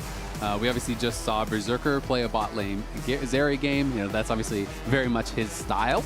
I am kind of expecting it to be Zeri mid. You know, we saw this from Jensen. It has been more commonly being played mid, but there is that opportunity for them to flex things around, and especially if Jensen agreed with you and thought, hey, it's a control mage is a better matchup, why not flex it?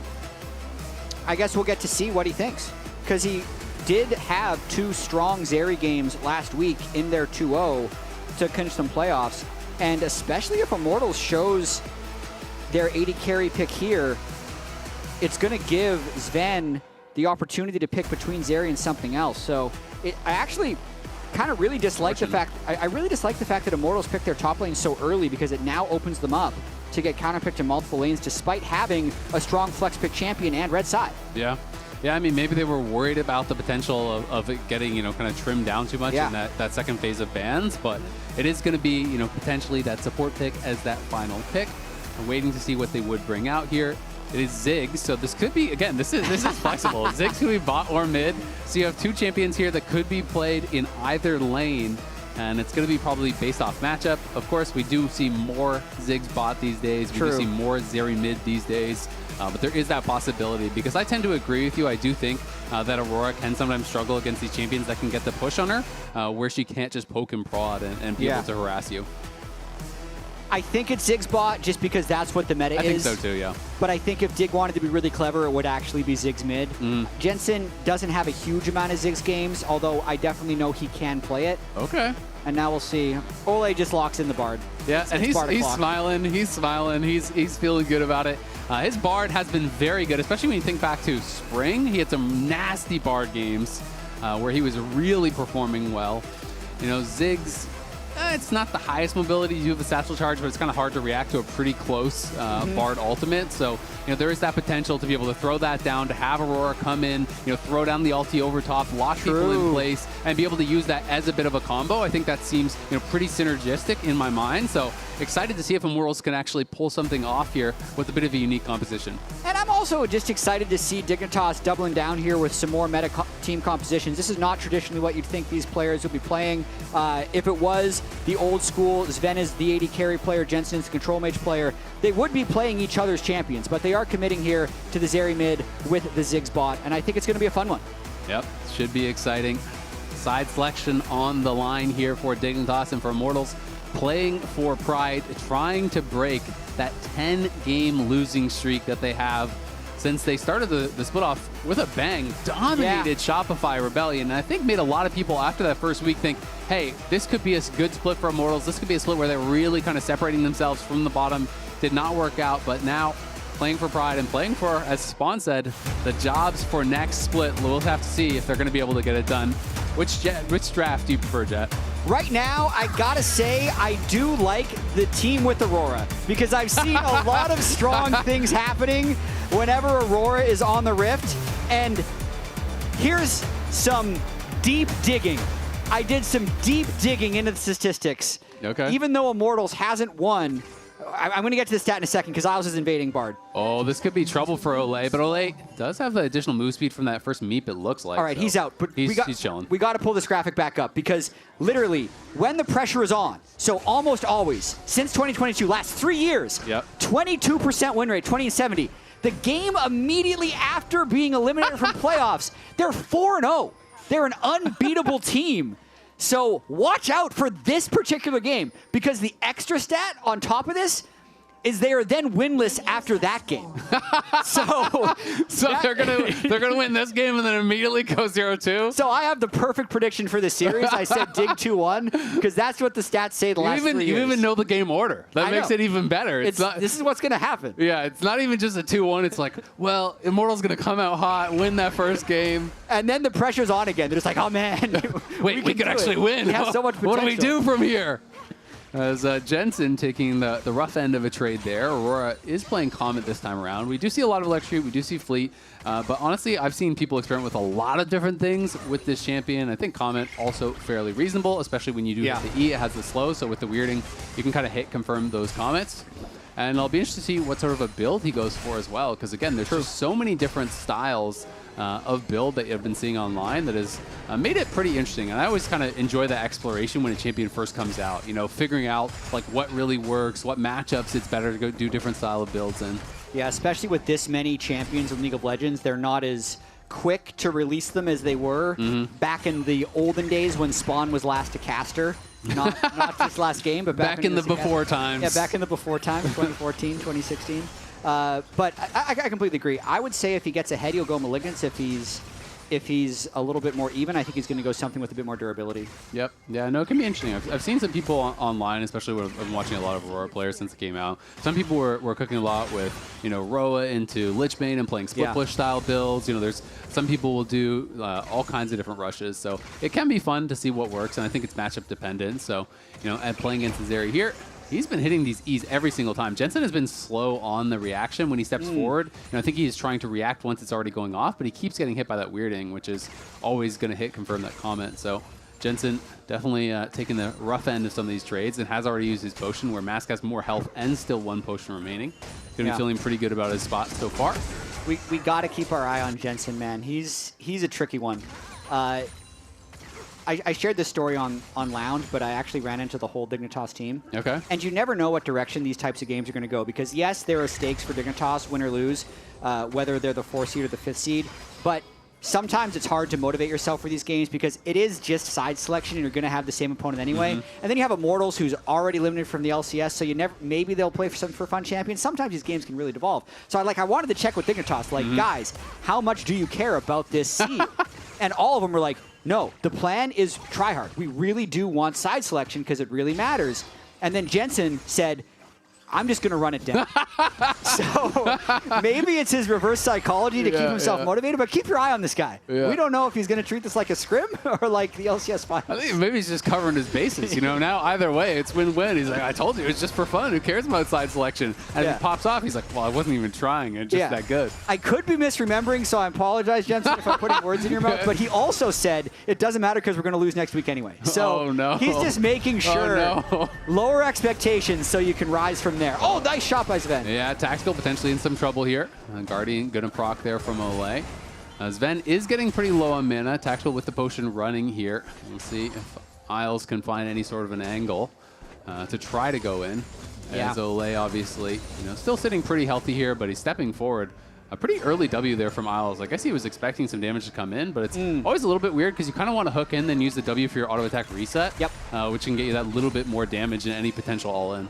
I think they're really just trying to brute force their way in with this wave. 2 points Q for Isles as well, so definitely trying to get that all-in damage. And maybe they're trying to get a little bit of turret damage. Step up, hit it. Yeah, and it's going to feel really good when you're actually able to control the lane like this and you're playing TP. You're not playing that combat stun. You can see Tactical obviously is taking cleanse. Kind of needed when there is, you know, Renekton, Maokai, and the Nautilus, like a lot of lockdown. So he is going to have to play cleanse, but it does mean that Sven, you know, with the push, also has TP. Doesn't even need to necessarily use it here, but sometimes you can get your opponent really locked in these lanes for quite a long time and stuck in a bad spot. Got to keep the tempo up. This is a window where Isles could roam as well. He might also need to answer this Bard, who's way earlier to the mid lane off of that reset. So that's what is happening. At least Isles running out. But this is an all-in. Go all out. Yeah, Licorice pops the Dominus. He's going to flash away to try to get the Q heal off those minions, looking to just try to reset it because he is looking dead. Castle's got him dead to rights. An easy first blood there for Immortals. We got to see that again because that wasn't even close. That seems like something went horribly wrong there for Licorice. The wave was slow pushing towards the turret. He probably just took a bad trade while trying to crash it, and Castle hit 6 at a time where Licorice may not have expected it. So let's see. Yeah, Castle is 5, hit 6, immediately goes in for the Q. So that's a beautiful play by Castle. Yeah, and also you can see the teleport hadn't been used, so I think Licorice hadn't even gone back to base yet. So this is Castle going back to base. I saw he had bought a Bramble, so he goes back, he buys. Licorice wanted to try to crash the wave. It's just a little bit of greed in those situations. Even when the wave's in a bad spot, oftentimes you have to TP back with your item to be able to actually get that wave fully crashed. And now giving over that kill, definitely a tough spot. And you can see that Immortals also going to be able to take the Dragon down on the bottom side. So good things happening here for Immortals. It is just a very slight lead, but it is one nonetheless. And I just want to remind the viewers, if you weren't here at the start of the game, when Immortals is in playoff contention. Across the last 3 years, they are 20-70. Okay? That's a 22% win rate. When Immortals has been eliminated from playoffs in the very next game, they are undefeated. This is the very next game. So Castle knows this. They have the Drake. They are completely on track to repeat history. It's looking good. See if we can get that 5-0. But Licorice is going to be able to get a bit of trade there. Castle obviously hasn't been able to go back to base and spend since getting that kill. And Armeo's coming up here. Will be spotted by the ward, but Licorice, again, in a bit of an awkward spot. We'll see how he's going to try to handle this. He's playing confidently, but maybe too confidently. He's going to get scooped back. Does get the slice through Castle, so we'll be able to dice to safety. And Armeo just wants to help him push this in. Licorice is really trying to make it so that Castle couldn't go back to base and force him to stay around, not be able to spend up that gold. But unfortunately for him, he should be able to do it. Yeah, this does expose the bottom lane just a little bit, but Tactical is able to use his ultimate to clear that wave. Both junglers were spotted, so Immortals saw Spica pressuring the bot wave, just as Licorice saw Armeo going top. I do wonder, actually, with that last play, if Armeo had just walked over the ward, it felt like Licorice might have actually been a little bit exposed with no flash, no ult, and maybe they could have had another kill, but nonetheless, they got the crash, they got the reset, and lanes are back to standard. I kind of agree. It's one of those funny things sometimes where you're walking through, you see the warrior like, well, surely he's already going to be backing off. Yeah. And then he's like, well, he's going to think I'm going to back off, so I'm not going to back. It becomes this weird mind game. But yeah, in that case, maybe could have just ran straight in and put a little bit more pressure on him. Yeah, I mean, Castle landed the Q3, much like he did in the original All-In with the really beautiful solo kill he had right off the bat. But either way, I do actually want to say I like Armeo on Xin Zhao. I haven't thought he's played great on the AP junglers, but his best games, even going back to some of his EG games when he was playing with JoJo, I feel like he had a lot of them on Xin Zhao. So a little bit more bruisery, a little bit more ability to take a lot of farm and then duel people, I think, is his strength. Oh, Licorice in trouble. Again. Castle goes all out, and Licorice has got to get back to the tower, but I don't think he's going to be able to do it. Castle flashes forward. Licorice tries to dive, but it's to no avail as Castle cuts him in half, takes a second solo kill of the game. He is an absolute beast this game. Double Cassante solo kills onto the Renekton. Wow. The first one, I'd say, was just perfect timing. We need to see this one again. He's just actually, while crashing the wave, Licorice tries to contest it, and Castle just doesn't miss a thing. He times the spells perfectly, he gets the kidnapped over the wall, and then the crucial flash and Q3 right there is what's able to secure the kill. Yeah, that was really nicely done. I also really like the timing on his W to be able to actually pull him back through the wave, then knock him into the wall, setting up his kidnap was really, really good. And now Licorice is in tough. You're playing one of these champions that is really much more of that early game champion. You're behind now, so you can't really even win 1v1 against Castle. And it's a lot harder to have that value in a 5v5 than it is for Cassante. So we'll see what he's going to be able to try to get done. Licorice not having, I think, as good of a split as he would have hoped in his return. When he obviously left off of Golden Guardians, when they left the league, he was, I think, pretty much unanimously the best top laner in the league, and he hasn't been able to quite get back to that level just yet, but, trying to work towards it. And I think that's one of the most interesting things about this Dignitas team is because on paper, they, if you adjust your calendar to a different date, they're a super team. So some of them call them like a boomer super team, and some people don't think they're going to amount to too much. But I will say they have the experience and they've reached those peaks in the past, which to me actually increases the chance of them being able to reach those peaks again, because everyone has experienced being that first team All-Pro on this team. Licorice was this last split he played. Jensen several times as well, but that's a good pick. Yeah, Mask is in a lot of trouble. He's going to go between two worlds, but now he's just going to go back to the spawn. Armeo caught as well, and he is sure to follow here also as Jensen arrives with the TP to pick up an easy one. Licorice stuns up Castle, but he will be able to walk it out. Mask getting caught out there. Does use the ulti just to die, and the second kill going over makes it hurt that much more because Jensen got that one, and they're going to get the grubs off of it. Very solid start for Jensen now. 13 CS up on Aurora. Cull yet to convert, and then also being able to pick up a 6 grub along with the rest of his team. So he is absolutely off to the races. Watching this one more time, Mask W down to pop over the wall and then gets hooked. That's very disrespectful in the face to Isles. And then his ult is really completely wasted there. So that'll be down for another 2 minutes basically, as well as giving control of the game over to Dig. Yeah, I mean, that early ultimate cooldown is quite long, right? So, yeah. It is tough when you do kind of lose those early ults. You know, that's so much of what you pick Aurora for is that playmaking, the potential to actually find these picks. You know, Wing in with the invis, you can even close even more gap with the weirding, with that E, and then being able to pick people out with the ulti is so powerful. So it's tough when that first one goes wrong. I will say they've stabilized a little bit here, picking up their second dragon, stacking up fairly quickly by 12 minutes. He's also gone with the Malignance, which, even though he's not ahead, is going to give him access to that ultimate way more frequently. And let's see if Castle can do it again. Jensen has to flash. Yeah, Castle is just so strong at this point. Jensen can't hurt him at all. I mean, look at the item completions. He might even get caught here. He could potentially, if that Q hit, he could have maybe chased him down. It's already on an item and a half. Jensen just has tier 2 boots, and he's looking to cash out his call. It's not like he's weak at this point in the game. You know, he's been farming well and whatnot, but Castle has 2 solo kills to his name and is ridiculously strong. So Zeri is just not even close to being able to hurt this guy. Ole just stole, I believe, several Kruggies from Spica there with his Bard annoyance. But I completely agree. Castle's a great game. He's just doing Bard things, man. This is the most fun part about Bard is just running around being annoying. I love playing with Champion. One of my favorite supports for sure. And Tactical's gone BF sword, so he's pretty self-reliant. He's just... Oh, man. That's fantastic. I mean, is it doing anything other than...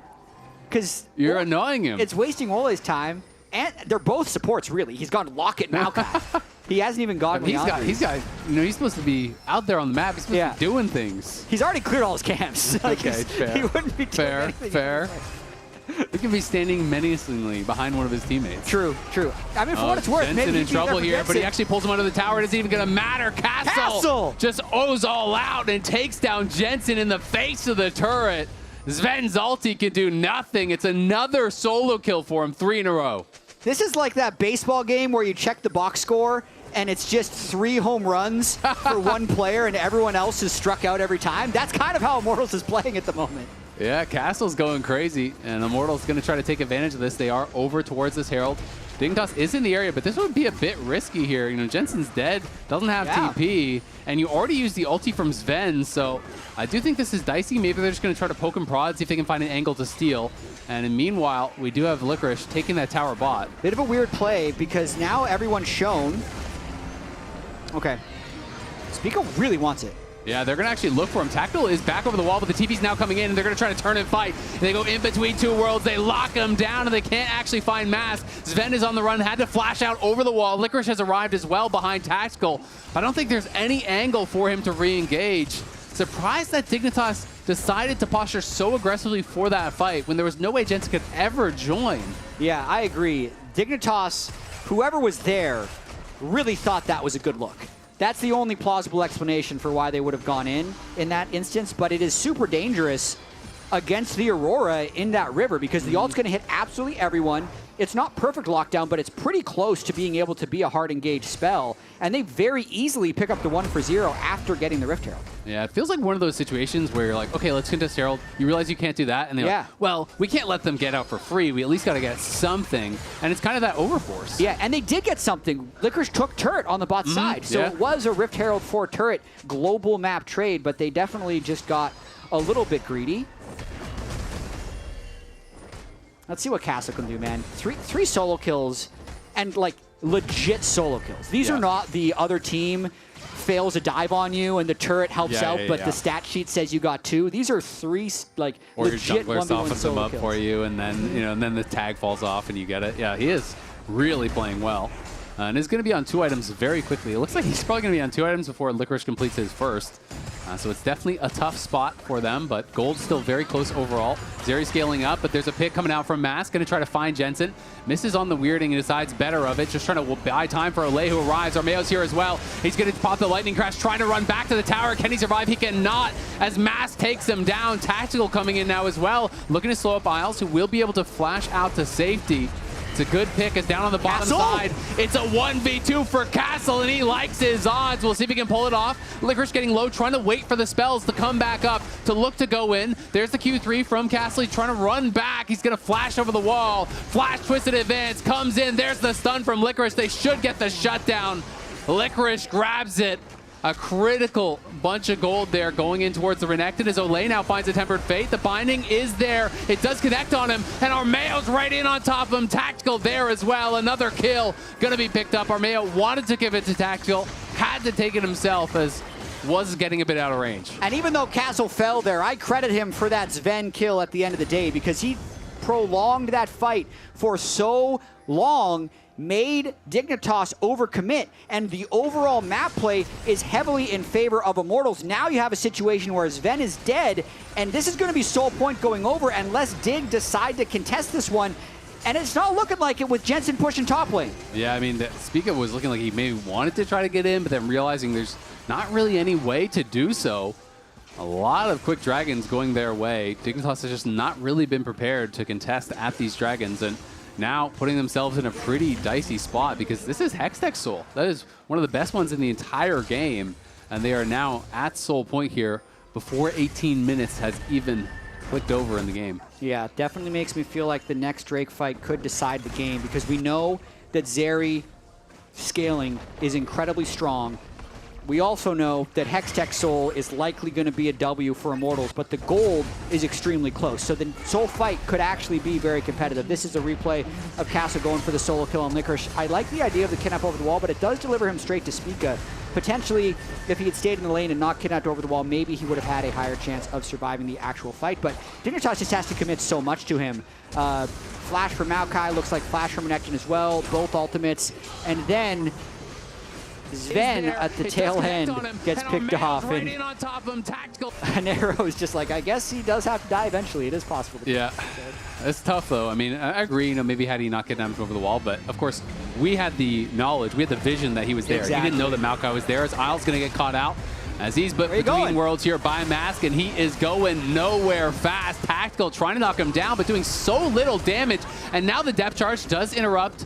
Olay takes the kill at the end of the day. They were struggling to knock down that support. Nautilus had to let the ulti rip there. And now going to try to move up towards topside. We'll see what they can get as they want to take control up around this barren area. Armeo's charging straight over there. Definitely going to take the kill. I do love Tactical there with the take notes emote from MSI 2021. That's one of the best emotes they've ever done. It's really nice, especially when you're able to get the, like, basically MF ulting into instant interrupt into, like, take notes, brother. I love saying when I play Malzahar, you ult them and you just spam things like that or thumbs up. People get so mad. The most anti-counterplay. Yeah, exactly. It's so fun. All right, well, Herald, the dropped here is going to get the crash in. Won't do enough to actually take down the tower, but still worthwhile sacrifice there as they soften up that mid lane tier 1. When you're playing against Ziggs, that is pretty important to be able to finally unlock that. Take away this bastion of safety here from Sven, because Dignitas are down, but they are not out. If they can stop this next dragon, if they can stop Soul, they have very good scaling. They can still kind of continue to work towards that. This is actually still a very close game. I do want to really track Aurora in the next team fight because even though he suffered an early death getting picked in mid lane, he's got himself in a pretty strong state now. Leandri's Malignant's completed. Level 14, so rank 2 of the ultimate. It's only on a 72-second cooldown at the moment. His one-shot burst is extremely high. There's no magic resistance on the Ziggs or the Zeri, so if he finds the right access, they could really wipe the floor in this next team fight. But if he gets picked out early by a nice hook from Isle's Nautilus, then it's going to swing the other way. So I really do think this next Hextech fight, or maybe about 30 seconds before it as they're jostling for vision, is going to be a game decider. Yeah, I mean, Immortals clearly want to try to focus on it. You know, they're playing very heavily in the spot side, trying to create as much control as they can down there. They do have the option, of course, if they think, hey, you know, Dignitas has that space controlled, they can just give up that one dragon and try to play for towers, try to play for something else. But they've already taken down the tier 1 top and bot, so wouldn't be any easy ones. Gonna go between worlds. They're looking for Sven. He gets locked in, but he walked out of the ulti and now went way too far. Really bungled that one. Unlocked the ult for Sven to walk out and hand-delivered himself over to Dignitas.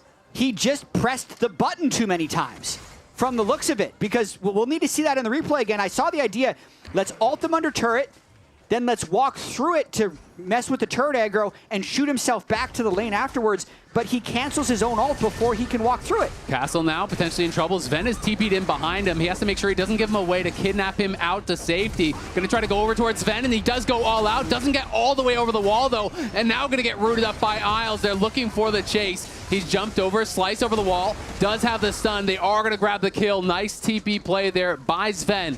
A good collapse by Dignitas to get back-to-back kills on the IMT Soul Laners. And flash burned on both Soul Laners with only 40 seconds left before this Hextech Soul. I don't know if we're gonna have time to replay that play in the mid lane. Okay, we actually get to.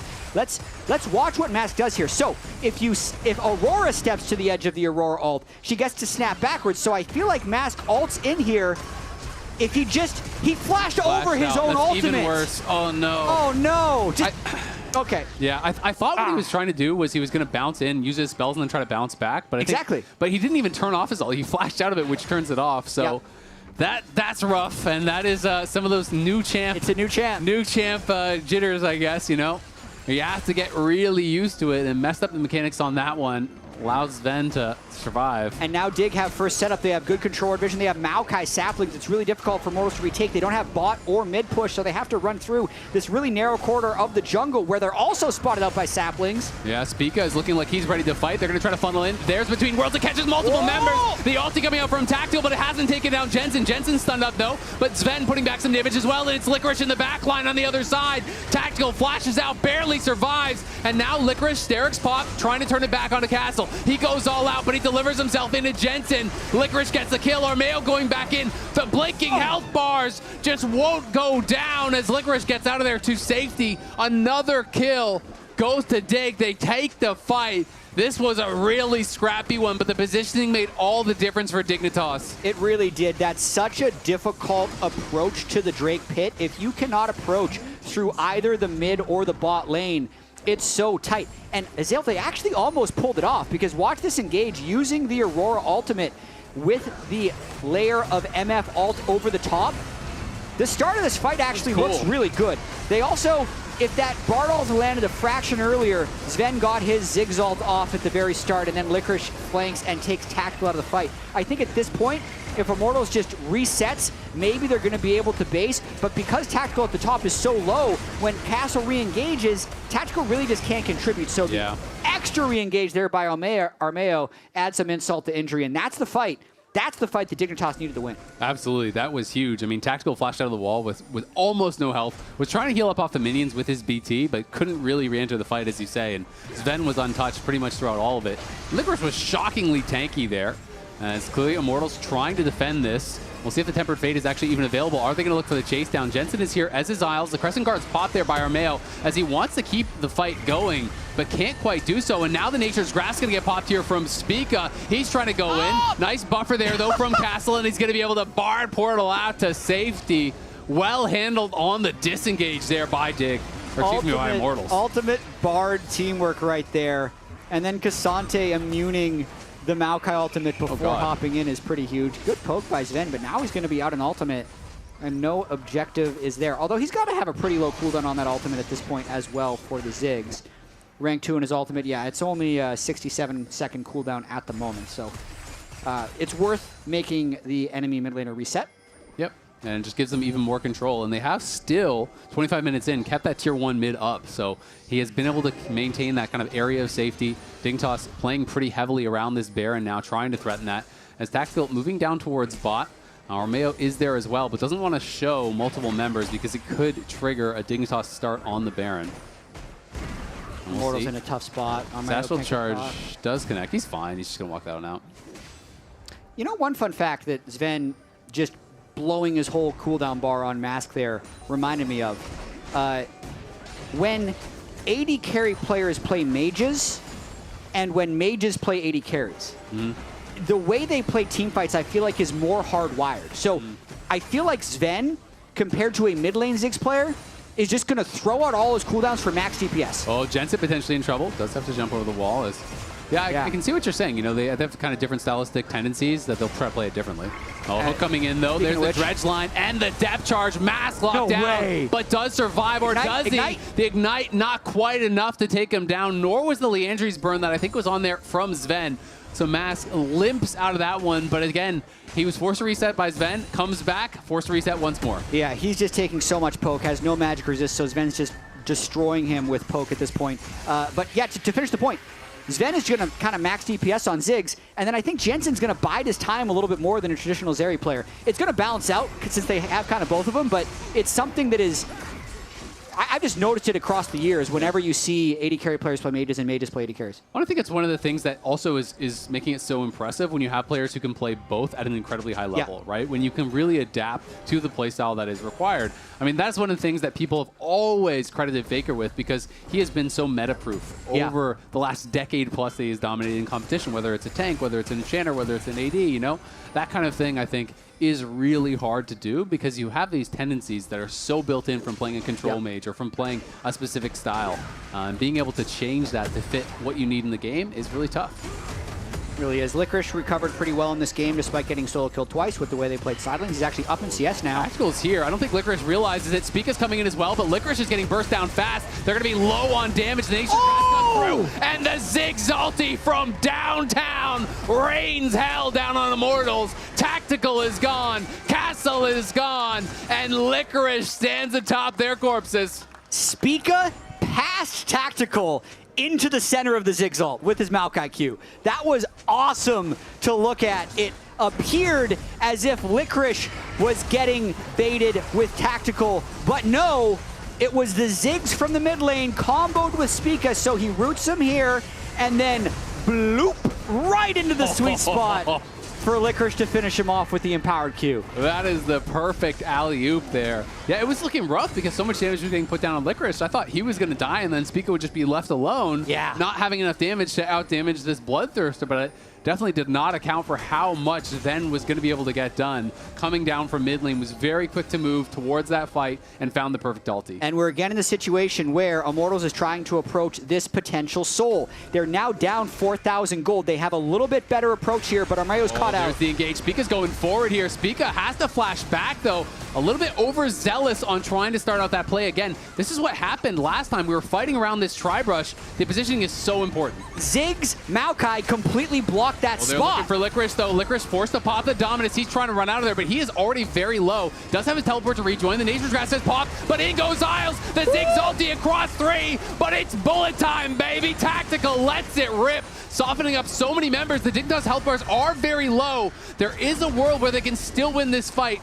They have the extra man alive as Mask did fall, but now the Ziggs bomb starting to take their toll. Isles hooks in. It was a great buffer, though, as now Spica going back in Armeo. Armeo is caught out, and he's got no crescent guard. He's fallen down. The chase is on for Dignitas.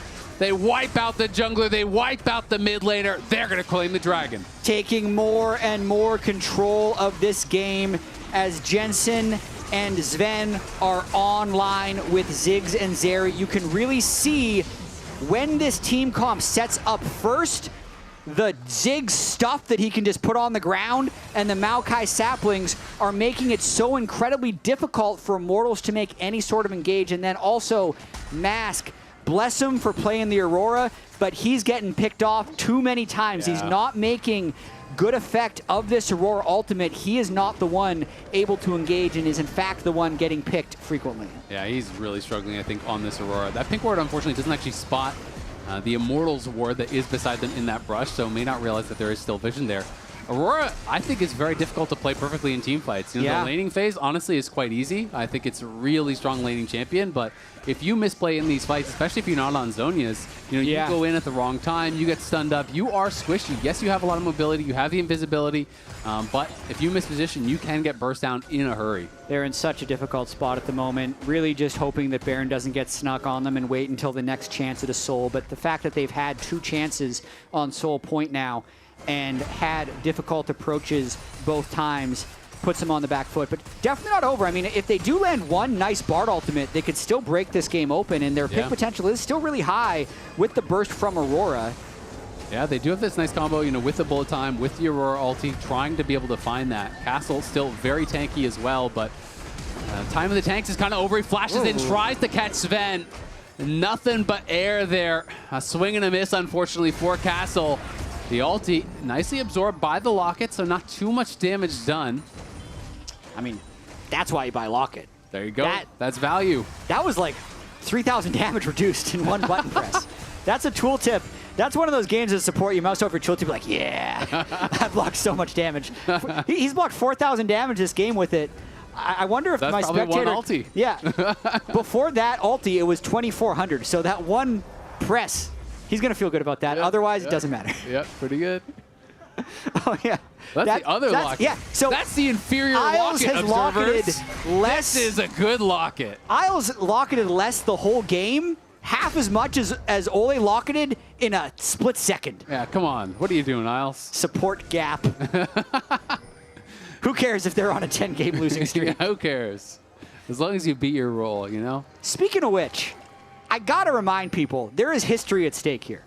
In the last 3 years, when Immortals is directly eliminated from playoff contention, they're undefeated. This could be their first loss. In the last 3 years, the game after they've been eliminated from playoffs. I know that's a mouthful, but it is historic. It is historic. It's not necessarily important history, but it is history, nonetheless. And I really want them to win so that we can run the next stat as well, but it's not looking good.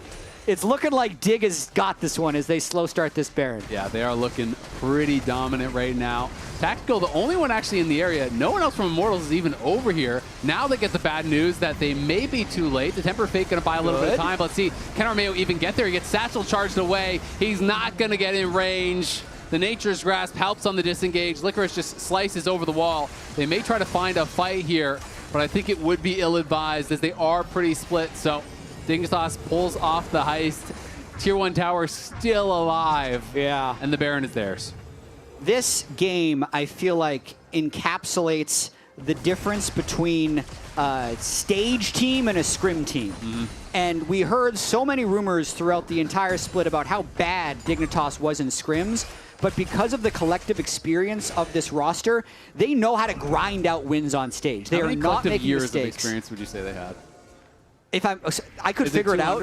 I figured it out. I would say it's about 45. Okay, 45. I'm just guessing. So not quite 200. We might have time to do the math.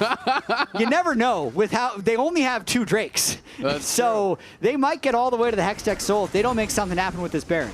You know what? If I'm Immortals, I still am coping and feel like, hey, you could get Hextech Soul, and maybe you could get back into this game, you know? I think it's going to be really hard for them to do that, but it's one fight. Hextech Soul is so powerful. If you can take that away, it really could change the course of this game, but Dignitas setting up the siege here might just let the Maokai ultimate rip if they want to try to create some space.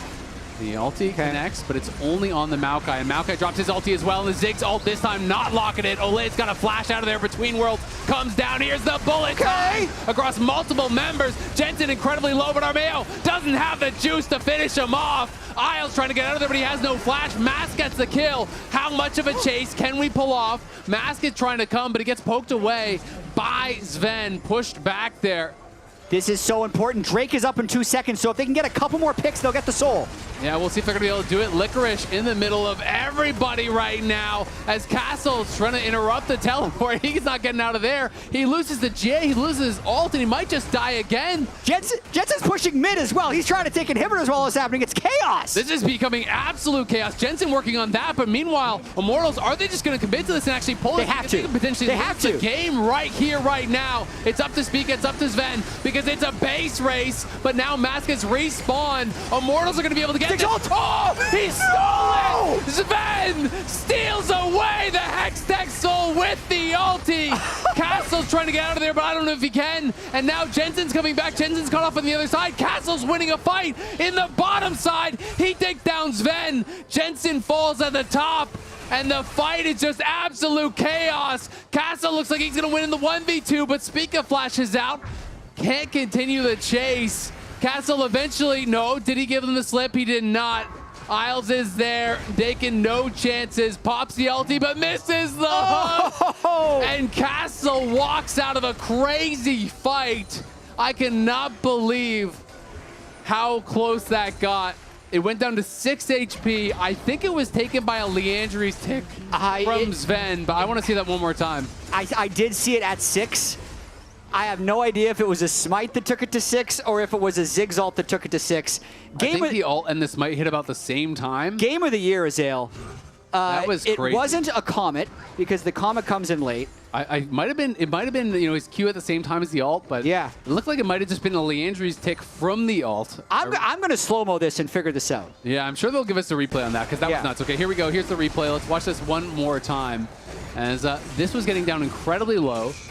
Down to 1,800, 1,300, 1,200 to 6, and then there was no other spell, so it must have been the Leandri's. I think it was Leandri's. Unless the E ticked on it as well, it's really hard to tell, but I do think it was Leandri's there that got it for Sven. That is heartbreaking for Armeo, and honestly tough to outsmite that Ziggs ult this late in the game. Well, it's actually kind of impossible from 1274 to 0 because the Smite will do 1,200, and if he smites before the ult lands, he's guaranteeing that the ult takes it. Unless he already had a spell on Wind Up to burst it from 1350. Yeah, you'd need to, W Smite or something like that to try to get it from above, but that is tough. And then, I mean, all chaos broke out as it was this LA, of course, he steals it. He's still having a fun game. Deathless on the Bard, 1-0 and 7. Castle was able to pull off a 1v2 against Spica and Sven, killed him off, nearly got the second kill. Jensen was going for what could have potentially been a game ender, but then they collapse and they kill off him. And the game will continue. Immortals getting a little bit closer off that. They still are going to have another crack at this soul, but the next time, someone is going to get it. So this next dragon fight is going to be chaos, chat. That was definitely the closest they've been to soul of all 3 of their tries, by far. Mathematically, yes. Yeah, it gave them a little bit of extra gold as well from that whole fight, but they did lose their mid inhibitor. At the very least, I'd say that was the best use of just straight up, front to back, running in with Aurora ult, but not like inting as Aurora, and then just letting the MF ult come in over the top. Yeah. It's going to be a little bit less effective if they do it again, because Sven has stopwatch now, so he can just immune a lot of it. They also have double locket on the team, so even though 2 lockets are not perfectly synergistic, it will be extra shield. And he used his hook there as well, so not going to find an easy way out. We'll see if he gets kidnapped by Castle. Castle doesn't want to let the ulti go. Instead, he's going to find Sven, and Sven is going to be in trouble here. Tactical looking for an angle to find the ulti. Doesn't do it just yet, but Sven is gone without even popping it. But there's nothing to take just yet. Yeah. The Baron's going to be up in 20 seconds, so that's what they're waiting for. And it is going to be quite a long respawn timer here for both Sven and Isles, but Jensen, meanwhile, is pushing the base. And that's a full item Zeri. These turrets are not going to last long. No one can really stand and fight him, so Armeo, he wants to speed up time for this Baron because it's a painful wait right now. Jensen's getting this inhibitor, I think. But Mask did about 2/3 of his health with 1 QE, and Mask is now looking for more. Immortals, though, on the other side are back on the Baron. Jensen is backed off. We'll see if Dignitas is going to be able to actually get over there and try to challenge this Baron. It doesn't look like there's going to be any chance of it. So Immortals have been able to grab themselves a Baron. They'll maintain map control, and they'll be able to go into this next dragon here in a position of power. It's the gold lead is really going to mean nothing here with that Baron buff active. Yeah, this game is absolutely incredible. So there's 2 waves of super minions that Immortals need to fight through in order to make it to this Hextech Drake. And I need to remind people that Immortals can't lose. Like, there is a supernatural power here that keeps them in this game. Dignitas is pulling off some amazing stuff. The fact that they denied the soul with that Ziggs ultimate, this next fight is likely going to decide. I mean, the supernatural power so far this game has been called Castle. He has been really, really good for Immortals so far this game. 3 solo kills. I think 4 even if you count the Sven one in the 1v2. I don't think anyone else had a tag on him. Dignitas here first, though. 15 seconds until this dragon does spawn. This would be Soul. Full item Mask. Do have Castle in mid as well. That does tag in onto Spica, but it looks like for now, going to look for the ulti. Doesn't connect. Nice satchel charge out to safety there by Sven. But Immortals at the very least have positioning here now on the dragon. Dig really want to poke and avoid getting hard engaged on. Licorice might be caught out. But even if Immortals starts this Drake, I think Dignitas is okay because they'd rather be the ones engaging from afar and having a nice front to back. Yeah, we'll see though, because they can't actually force them to They gotta go. They gotta go. Licorice is coming around the side. This dragon is going down pretty quick. Now both teams pausing. Oh, and there's the Nature's Grass going in. It's down to 4K. It's down to 5K. Between Two Worlds comes out, but it only catches Isles. And Isles is okay. Licorice in the back. Got it! And Armeo gets the dragon. Will it make the the difference. Jensen in trouble on the other side. Castle's in on top of him. Can he make it happen in the 1v3? He can! Surely he can! He got Jensen! And on the other side, bullet time goes, and it takes down another. Sven's on the run, but he's got nowhere to go. Immortals take the fight. Trying to chase down everyone as Castle, looking for Spica, looking for Isles. They're going to try to end the game. They're marching down mid, Jet. I think they've done it. That's an MF full build, killing these turrets. That's a support and jungler running away. Immortals is going to move to 5-0 after being eliminated from playoffs. They are unstoppable, Azale. An absolutely insane game, back and forth. Dignitas looked like they were taking control, but Immortals refuse to give up. And in the critical fight, they make it happen. And they're going to take down Dignitas in game number 1 of this series. They're going to start off this final week right. They are going to break their 10-game losing streak and try to end the season how they started it. We'll see if they can get that 2-0. Take notes. That's how it's done. Tactical on the misfortune, but the key of this game was Castle.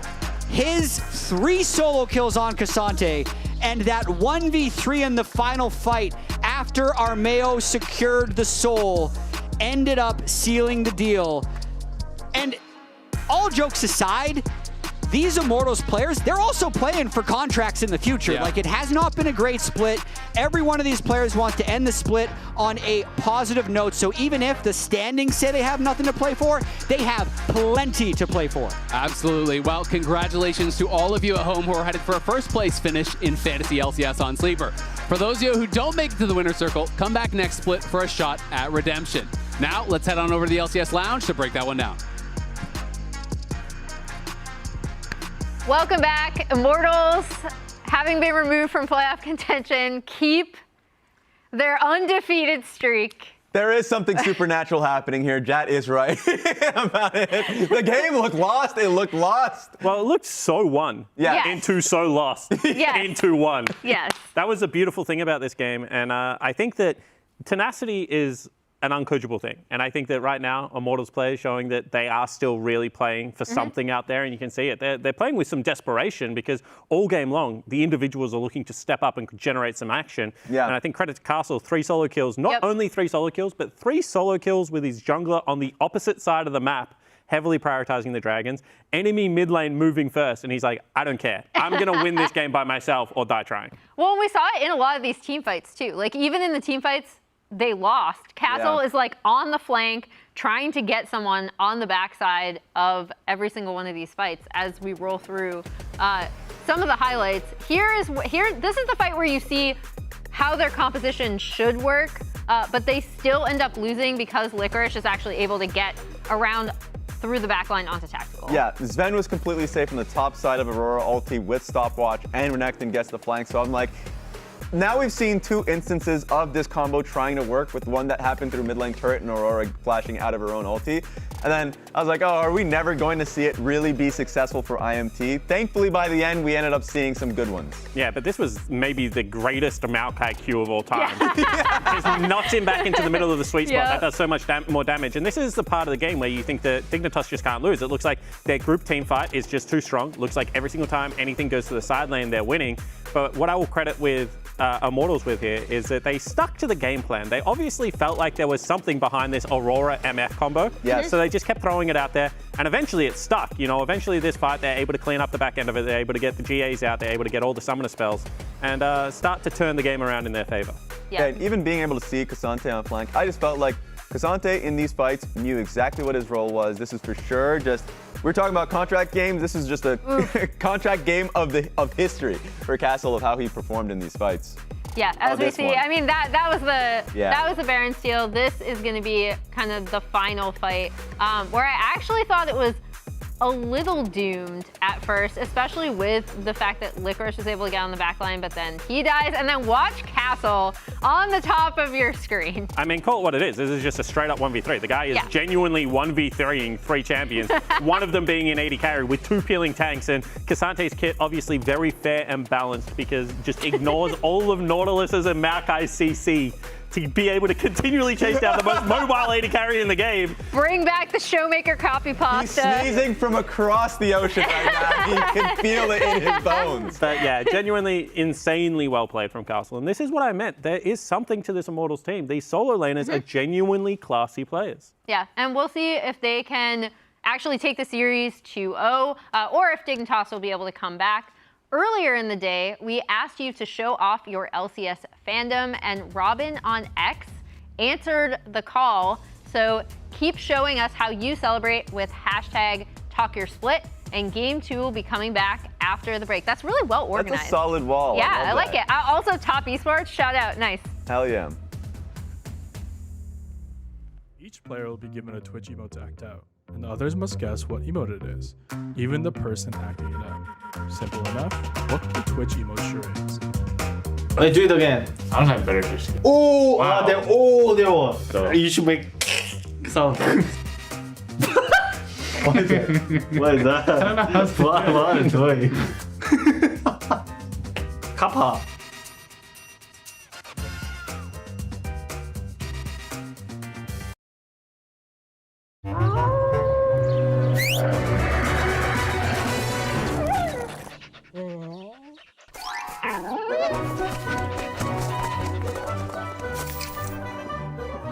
Red Bull gives you wings.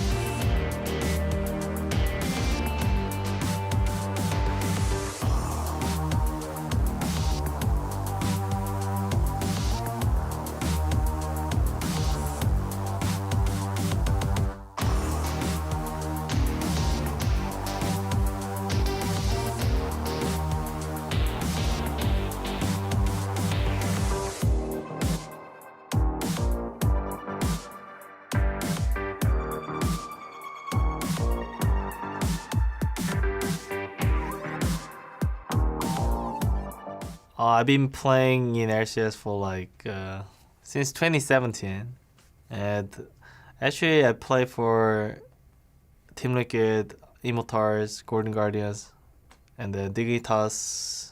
So at least I play half of team, but it's like I have met like so many people here, and then I just love to be here with them.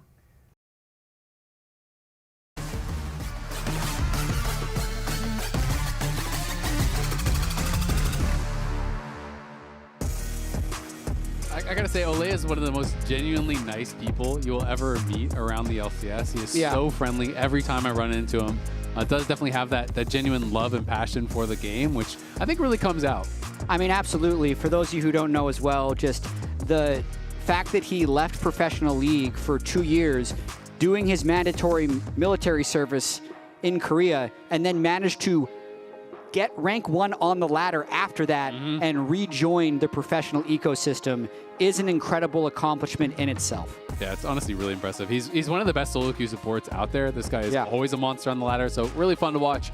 Dignitas obviously falling to Immortals in game number 1. Immortals, they were on a 10-game losing streak, a 5 straight series losing streak. They were able to snap that when the pressure was off. They finally closed one out, thanks in part to a really great performance from Castle, who was so good in that game number 1. He was. No Cassante ban drawn here, but he takes the Renekton side of Renekton Cassante, even though he solo killed Licorice's Renekton twice. That is his view on the power level of the champions. Dignitas, with their game 1 loss, also selected blue here in game 2. Their big pivot was to ban the Aurora. Even though it wasn't effective early in the game, it was definitely strong in those final fights. Yeah, it was really annoying throwing down between worlds, and then the bullet time would come over top. If you don't have a flash, it's really nothing you can do to get out of there, so they were struggling to answer that. And it was pretty powerful. What season is it? Remains to be seen. Will it be Dig season here in game number 2 or not? We will have to find out. More bans coming through. Rel going to get banned out, so another support ban targeting Isles. Kais has been banned out by Dig. Now they do have the Zeri, which we're assuming is going to Jensen, but it could be kind of a similar draft to that first game. Ziggs is still available. It is the Rakan ban instead that's going to go through. So I would expect Immortals to just pick support on 4 and try to further narrow that support pool. Wouldn't surprise me at all. I would also say we have a rare control mage mid sighting. What are those? Yeah, Azir. It's new and fresh. You can't We've build never Kraken seen this player. before. Why would I want that? Where's the Blade of the Ruined King rush on Azir? Can he build a Cull? Well, he could. Does he want to win the game? Don't give him ideas, Zale. Yeah, we'll find out. Double 80 carry ban there for Dig. So I feel like with double 80 carry ban, they might just be going Ziggs again, honestly. You have Zeri mid, you have an AP jungle, you have an AD top, you fit in pretty well.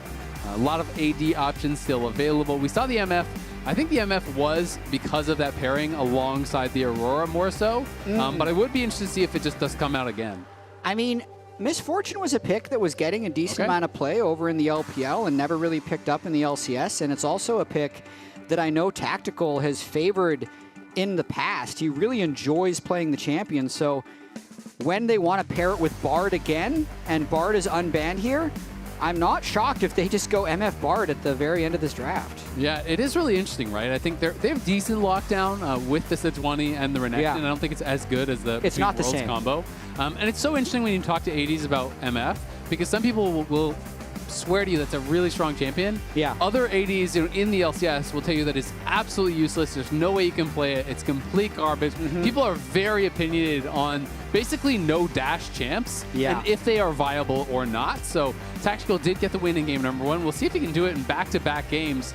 Would be cool to see if they can get that done. I mean, they started the season with a bang. They crushed Shopify 2-0. Obviously, game number 1 against Dig was not a stomp by any means. It was very close, very back and forth. Yeah. But it would be funny if they could both begin and end the split with a 2-0. And a big throwback for Ole's Thresh. This is a champion that has basically dropped out of the competitive meta, but it is something that he has had so much success on. Back when the original Immortals iteration, I can remember him playing this on Immortals in 2017 all the way to the LCS finals on that team. So it's a throwback for him, and I think pretty meaningful if this is going to be his last series this year. His most played all time, 44 games of Thresh in pro, 61.4% win rate on the champion. Yeah. He is one of those guys who's really well known for it. Obviously, Thresh has kind of fallen off the face of the planet these days, but it used to be, if you were a good solo queue support, you had a nasty Thresh, and Ole has always had that reputation. It is, of course, going to be Zeri bot, as we saw the Corki getting locked in. We talked about the potential of that swap last time. This time, I thought they might have just ran back to Ziggs again, but it is instead going to be Sven playing that Zeri, and it is going to be Jensen on the Corki mid, so double AD carry, double frontliner, very standard stuff. On the other side, it's similar, but it is a control mage and the 1 AD carry. It's kind of obviously less consistent damage from the MF. It's more about those spells, more about setting up the ultimate, so we'll see how they're going to be able to manage that. It's a very old school team comp. If we were to take the release dates of all of these champions, man, I feel like they've all been in the game for almost 10 years. This is an insanely old school comp team? on the Immortals timeline here. Are you saying it's going to be a release date diff? Oh boy, that's an interesting. I mean, it could be. It could be. Dignitas has got the older players, but the more modern champions as well. Yeah. Turns out you can teach old dogs new tricks, or maybe not. We'll have to find out. Yeah, one thing that we hit on last game that we need to bring up, just because I'm a big fan of statistics, is that even though Immortals is now 5-0 directly after playoff elimination, they are also 0-4 after the game after playoff elimination. So they need to break this streak Not to now. be confused with the game after playoff elimination. This is now the Correct. game after the game after the playoff elimination. Correct. They've never won that game. They've never won that game, which So, is this game. We'll see. Yeah. Yes. Gotta So track now, looking to the make hair is history gone once Yeah. again. It's like, do you remember Dragon Ball Z Super Saiyan 3? The one that tires you out a lot? I feel like that's what they had in game 1. Oh, so now they're exhausted. Now they're exhausted, back to Need some, normal like, hair. what are they, the sensu beans Yeah, or whatever? and they're much weaker at the moment. They need to recover a bit. Oh man, it's just a bunch of Krillins out there. Yeah, maybe. It's terrible. We'll see. We'll see if history repeats itself. It did in game we'll 1. find out. We'll find out.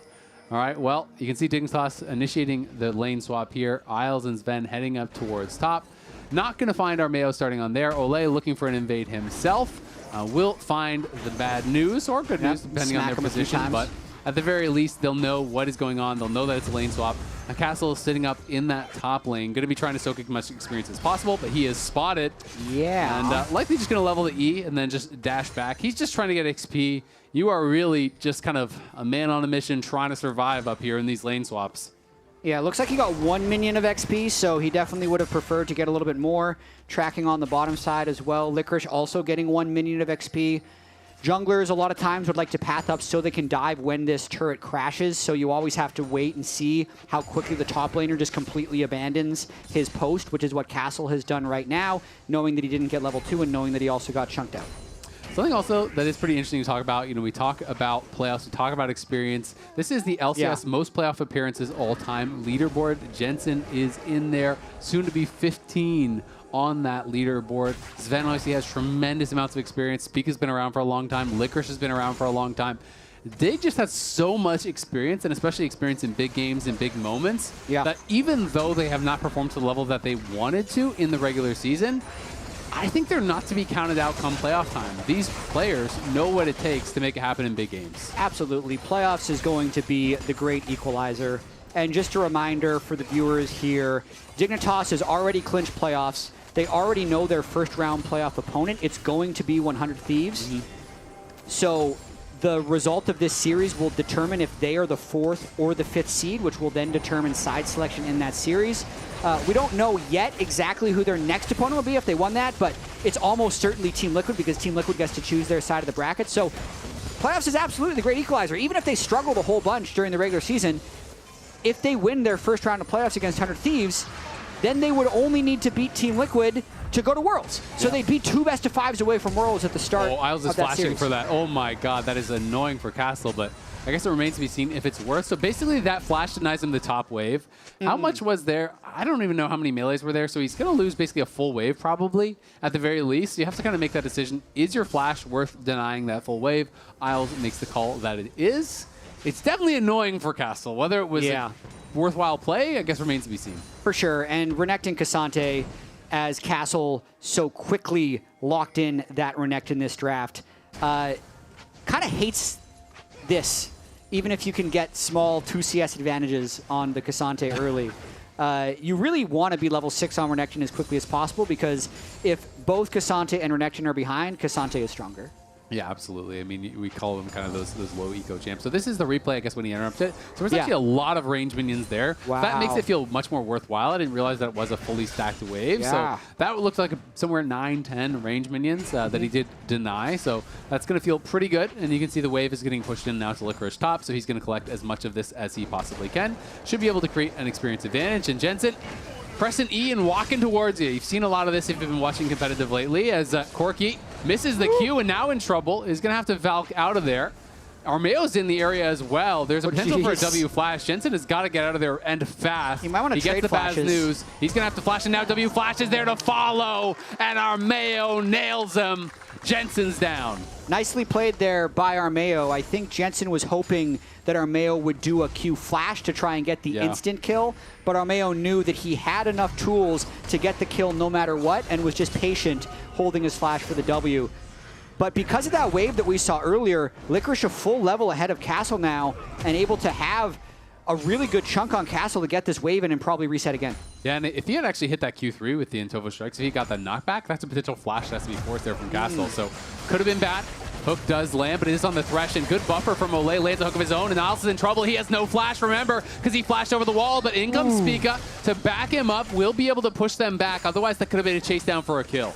I do actually like the MF pairing with the Thresh as we watch another big trade in mid lane. And Mask has been very good with some of these little dodges. You know, in that previous play, dodging the Phosphorus Bomb with the dash forward made all the difference. And in this one as well, dodging on a lot of those rockets, taking these aggressive trades. Yeah, very impressive stuff there. With the MF versus Thresh, I think there's a number of reasons why Thresh is out of the meta. A lot of it's to do with his teamfight scaling just being completely terrible compared to other like melee tanks. But also his like all-in is weaker than it used to be as well. So normally Nautilus could be a counterpick into Thresh because one is hook cast faster, and then two, if you just proc your Aftershock, you're going to be able to win those trades. But Misfortune is just such a strong stand and hit 80 carry. I think it can help neutralize that weakness a little bit. And we saw it there where actually if Spica didn't arrive, that would have been a very successful, maybe even kill for Tactical and Olay. Yeah, absolutely. I mean, I think Olay played it really, really well. You know, Isles is going in. You always want to buffer that hook when you can. As you say, getting the Aftershock up is such a big deal to be able to get that out. And, basically negates the entire hook that's coming through from Isles. You can't land that passive auto to follow it up. So do end up taking quite a bit of punishment there. Spica going to be able to grab those grubs on the top side, while meanwhile Armeo claims a dragon of his own. And we'll see what he can get done. Obviously grab that first blood, not exactly where you would want it, but still you can get out towards a fast Zeeks or whatever and try to, just kind of springboard yourself to a little bit of a faster start. Yep, totally fine start overall for Immortals. A little bit unfortunate with the top lane, not hitting level 6 first, so Castle doesn't have the prio that they want, but they do have the first Drake.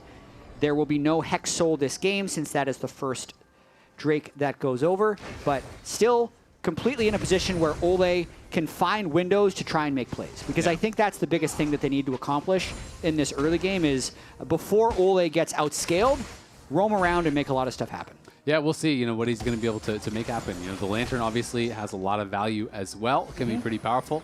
We know it's not going to be the best soul, but we also know it's not going to be the worst soul, as Chemtech is coming up next. So it is going to be a soul that people will want. It's Cloud, isn't it? It could be. Cloud is strong, though, man. Cloud with Zeri is so annoying. True. And Lilia, oh my god, I would not want to allow Dignitas to have that. That would be a very quick FF for me if I was playing against Cloud Soul. I think Cloud Soul, I don't know how we got on the top of Cloud Soul, I apologize, but it's like the most sleeper OP soul because you're just good, so fast. Exactly. There's a reason that when you check Lolalytics, so often like move speed runes are high win rate or boots rushes had to be nerfed because like the better you are, the more you can utilize small differences in move speed. And Cloud Soul gives you large differences in move speed. So I think it's a bit of an auto win. Oh, there's the lightning crash coming down. Tactical in trouble, flashing in. They're trying to deny the Lantern, but he does pick it up. He flashes after, but the splash damage still coming through. They're trying to separate to deny more of it. It does require both the flashes, holds onto the barrier. But a nice engage there from Dig. If they were able to knock off the passive move speed, then just walk straight in, and he knows the dive could be coming. Sven getting really close to death there. Didn't want to use the flash. Holds on to it, but now It means he's actually has to base, and they've lost control of the wave off that bullet time that defended the dive and got a great trade. Tactical found such a good angle for that bullet time that it does save them from what was a bad trade. It did pull both junglers down temporarily. Spica has a fine reset to move back to his blue buff, and Armeo taking his blue buff right now, but kind of well played by both sides. In the initial instance, it looked like Sven was going to get a large lead in the lane, and then Tactical saves it with that bullet time.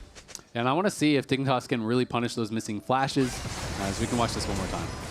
So ult early by Sven, keeping Tactical in a tough spot. I'd say that Lantern was pretty far forward, very dicey at the time. As we're back to live, and Licorice is all out. The Dominus has been popped. Can he hit the Q3 to knock him back? And he can. The bowling ball misses, though. As a result, he pulled him out of it. So Castle will be able to dash back to the turret as the Swirling Seed cannot connect there from Spica. Narrow escape, and now Armeo is thinking about something. He has no ability to just straight up duel the Lilia, though, but he can control the crab since Jensen is in base, and he has his Azir in the mid lane. Nice little punish there for the attempted gank, and Castle just TPs back and pushes the wave in. Yep, and so far so good for the Azir. You know, I'm not seeing nearly as many control mages these days, as it is really dominated by AD carries in this meta, but it is kind of just a farm fest. And he rushed straight to the Nashers, and that's already completed, whereas Corki, as we see these days, tier 2 boots, tier, that's very, very standard. So it means your first item completion is going to be very much delayed. But we're in for a very close game. I mean, it's pretty much dead even, 16.5k on both sides. It is grubs for a dragon. This is about as close as it gets. Yeah, I will say that Dignitas likely has a lot better scaling. Oh, he didn't have ult, never mind. Yeah, was not able to just really pull him into the turret. Yeah, I just feel like the Thresh Renekton Sejuani is going to have a hard time scaling against the Zeri Corki, so Immortals need to make something happen fairly quickly. This next Drake that's going to spawn, I think they need to try and really hard commit to that. They may actually have to just give up these grubs, which could be a bit of a risk, but I think they have enough lane pressure that it's worth the trade for the Drake. Yeah, we'll see. It is going to be Immortal starting it up, so they don't want Dignitas to be able to get 6 grubs. Isles is here, he spots them. Zeri moving over as well, and in comes Spica. So clearly, Dignitas doesn't want to just give this up. A double sleep does land. The hook is there to follow, and it's going to be an immediate flash out as the box is going to get dropped, but it's not going to create any space for Immortals at all. The bot laner's missing both of their flashes. They are just gone. And meanwhile, Licorice is just fighting it out. 1v2 in the pit. Castle goes over the wall, but in comes Jensen. The Dominus gets popped. Do they have a flash to follow? Not just yet, but in goes Spica now. Watch out, EP is down, and Armeo's going to have to flash back to the tower as well. As Spica will grab the grubs here off the back of that. There's one more remaining that they should be able to get. Jensen picks it up, but they want to try to Darve Armeo. Jensen's going to shove this in. Sven is going to go back towards mid lane, and we'll see if they can pull off this dive. Isles needs to be the one to start it up. The hook doesn't hit, but he does connect with that passive auto, and there's nowhere for Armeo to go. Nicely done from Dignitas, winning out pretty massively there. What a great sequence for Dignitas. It's all started really by Spica. That's the dream Lilia play when you're just kind of wasting these E's in the mid lane to get a double hit confirm onto the AD carry and support and then start the entire sequence. Hold the hook. Beautifully done. Gives them a 2,000 gold lead when the game had been even. Yeah, and punishing the double missing flash from that bot lane, right? They were sitting around mid.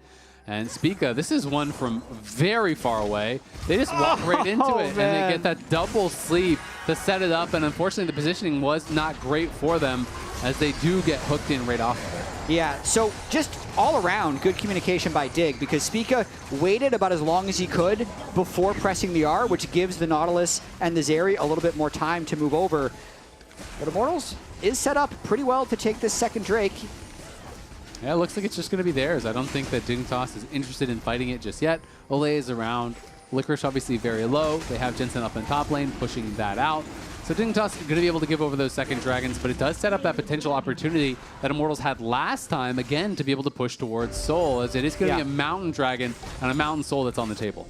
Another powerful soul, especially if Dignitas is able to outscale. Coming in, they're going to try to engage here. Yeah, Jensen potentially in some trouble. Castle has popped the ult, but he is down multiple levels, but now Mask arrives as well, and Mask is trying to take them down. Isles creating a lot of space with the double passive roots. He's stepping forward trying to get him, but he can't just do it. But now in comes Sven with the lightning crash. Can he finish them off? Isles is gone. Sven is pushed back. Mask got so much damage down there.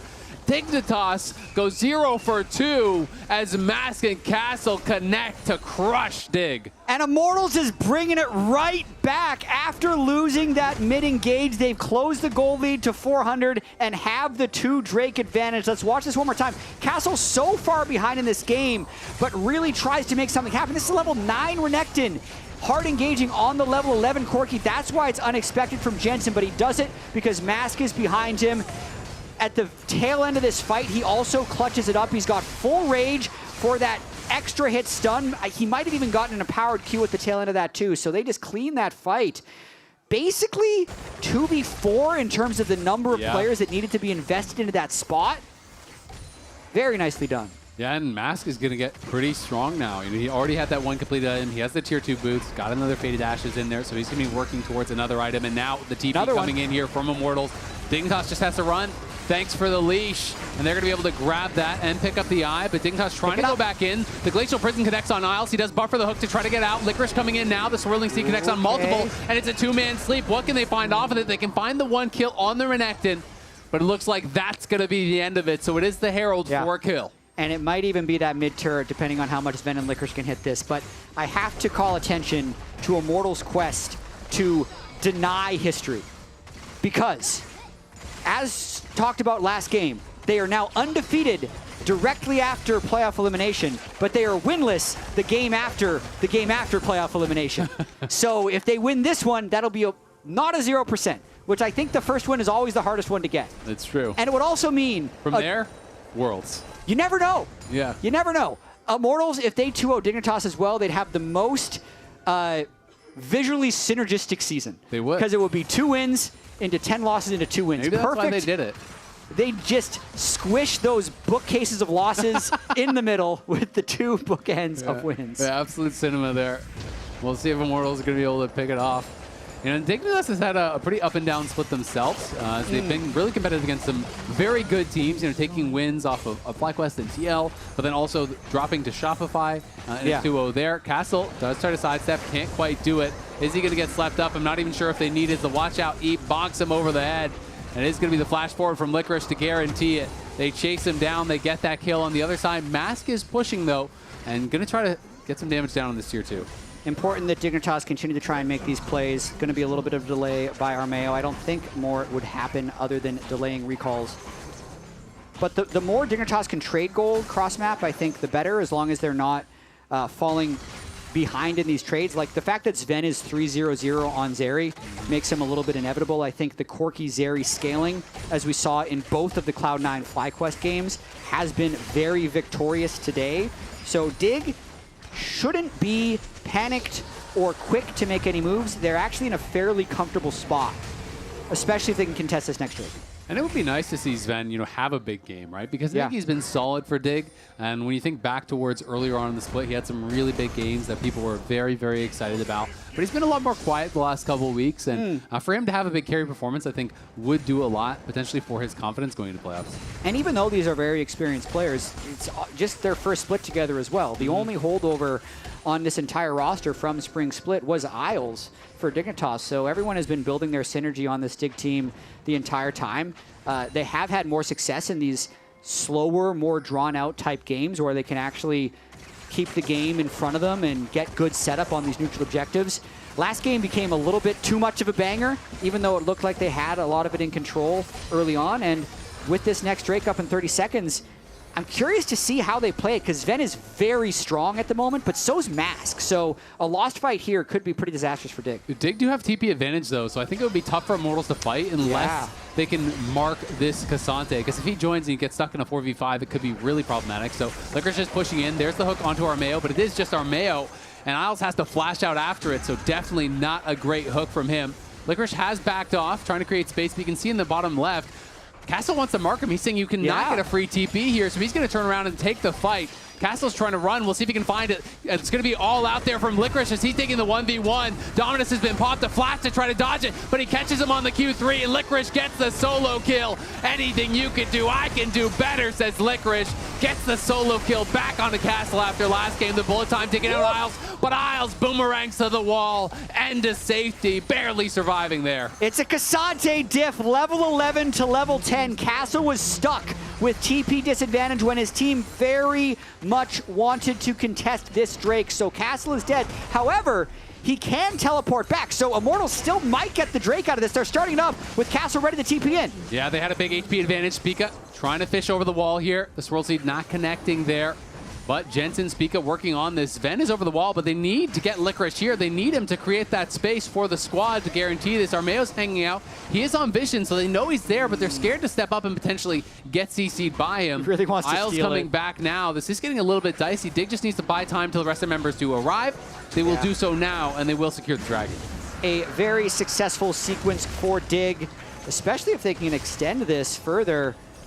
Doesn't necessarily look like it, but they took the top turret, they got a solo kill, they denied Soul Point, they're up 2,000 gold, and they have the better scaling. So they're going to be very happy about how those last 2 minutes went. Yeah, absolutely. And I mean, it's a tough situation for Castle because he's weaker in the 1v1. He knows it, but he also can't allow him to get that TP. And now Tactical potentially in trouble. And Castle is going to try to come in to respond, but he's still in the top lane. And Licorice is there faster. They're going to be able to get the kill. The sleep on 2. The flash in from Spica. Can they get more? It doesn't look like it. Now Castle finally responds. I thought he was going to do so earlier, but he did not.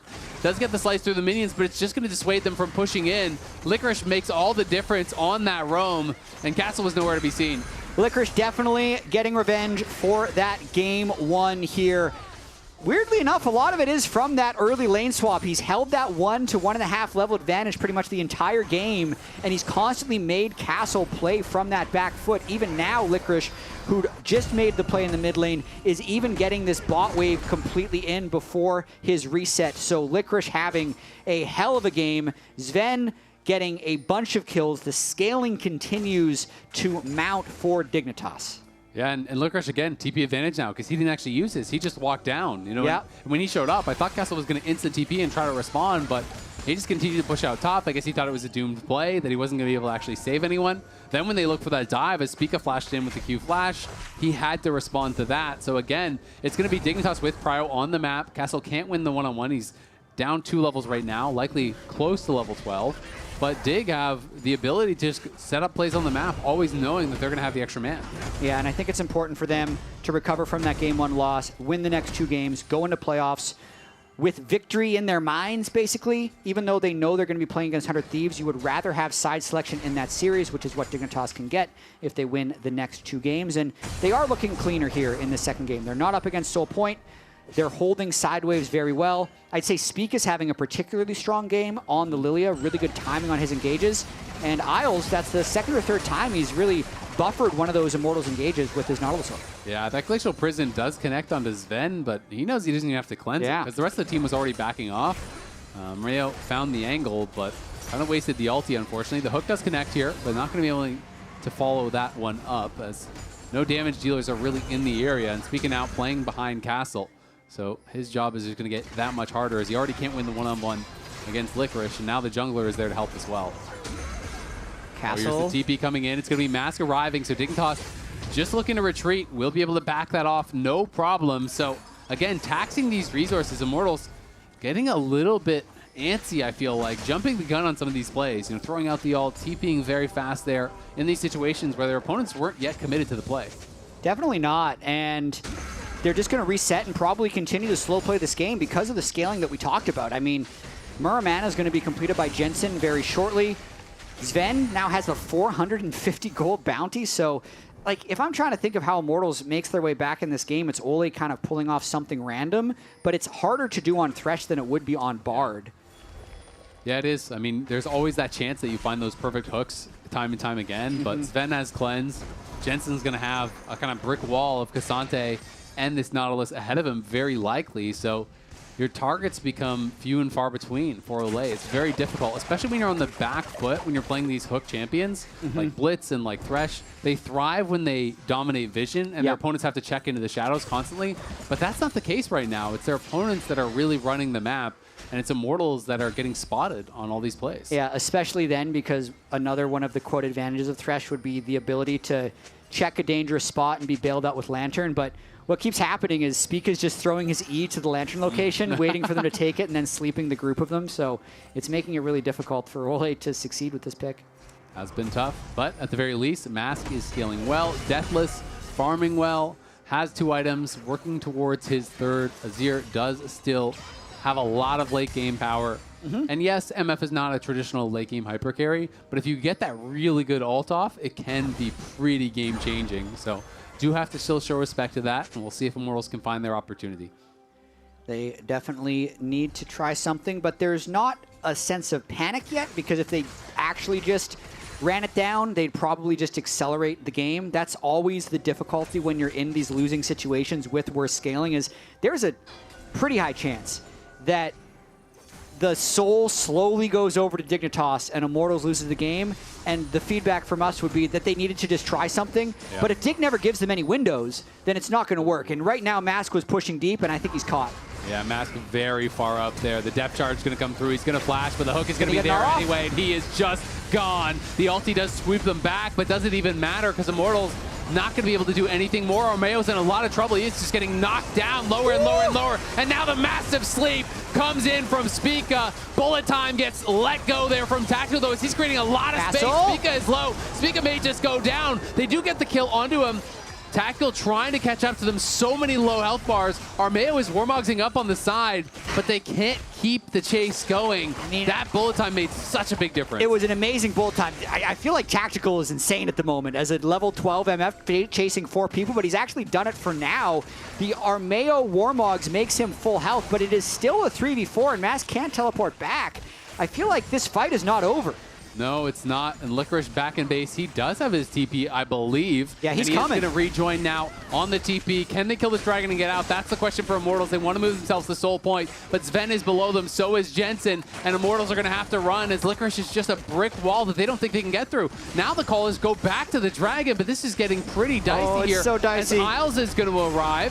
We'll see if they can actually make the play happen. They pull him out. The Lantern to safety. Well done. Mask now back. Can Armeo secure it? Looks like he should be able to, so it got dicey, but Immortals get the job done. Move themselves one dragon away from the Mountain Soul. And that was the clutch play that Immortals has been waiting for. It all starts when Dig actually get what looked to be a pick that could blow the game open.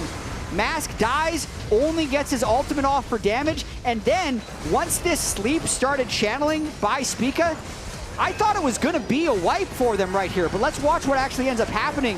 Armeo flashes out, and another incredible angle on Tactical's MF ultimate, not directly down the lane, a little bit to the side, bursts all of them down, and from this moment, to say actually let's hard force the Drake is huge. Yeah, you can see Spica frustrated that he went forward, but we're back to live. We're back to Isles dying once again.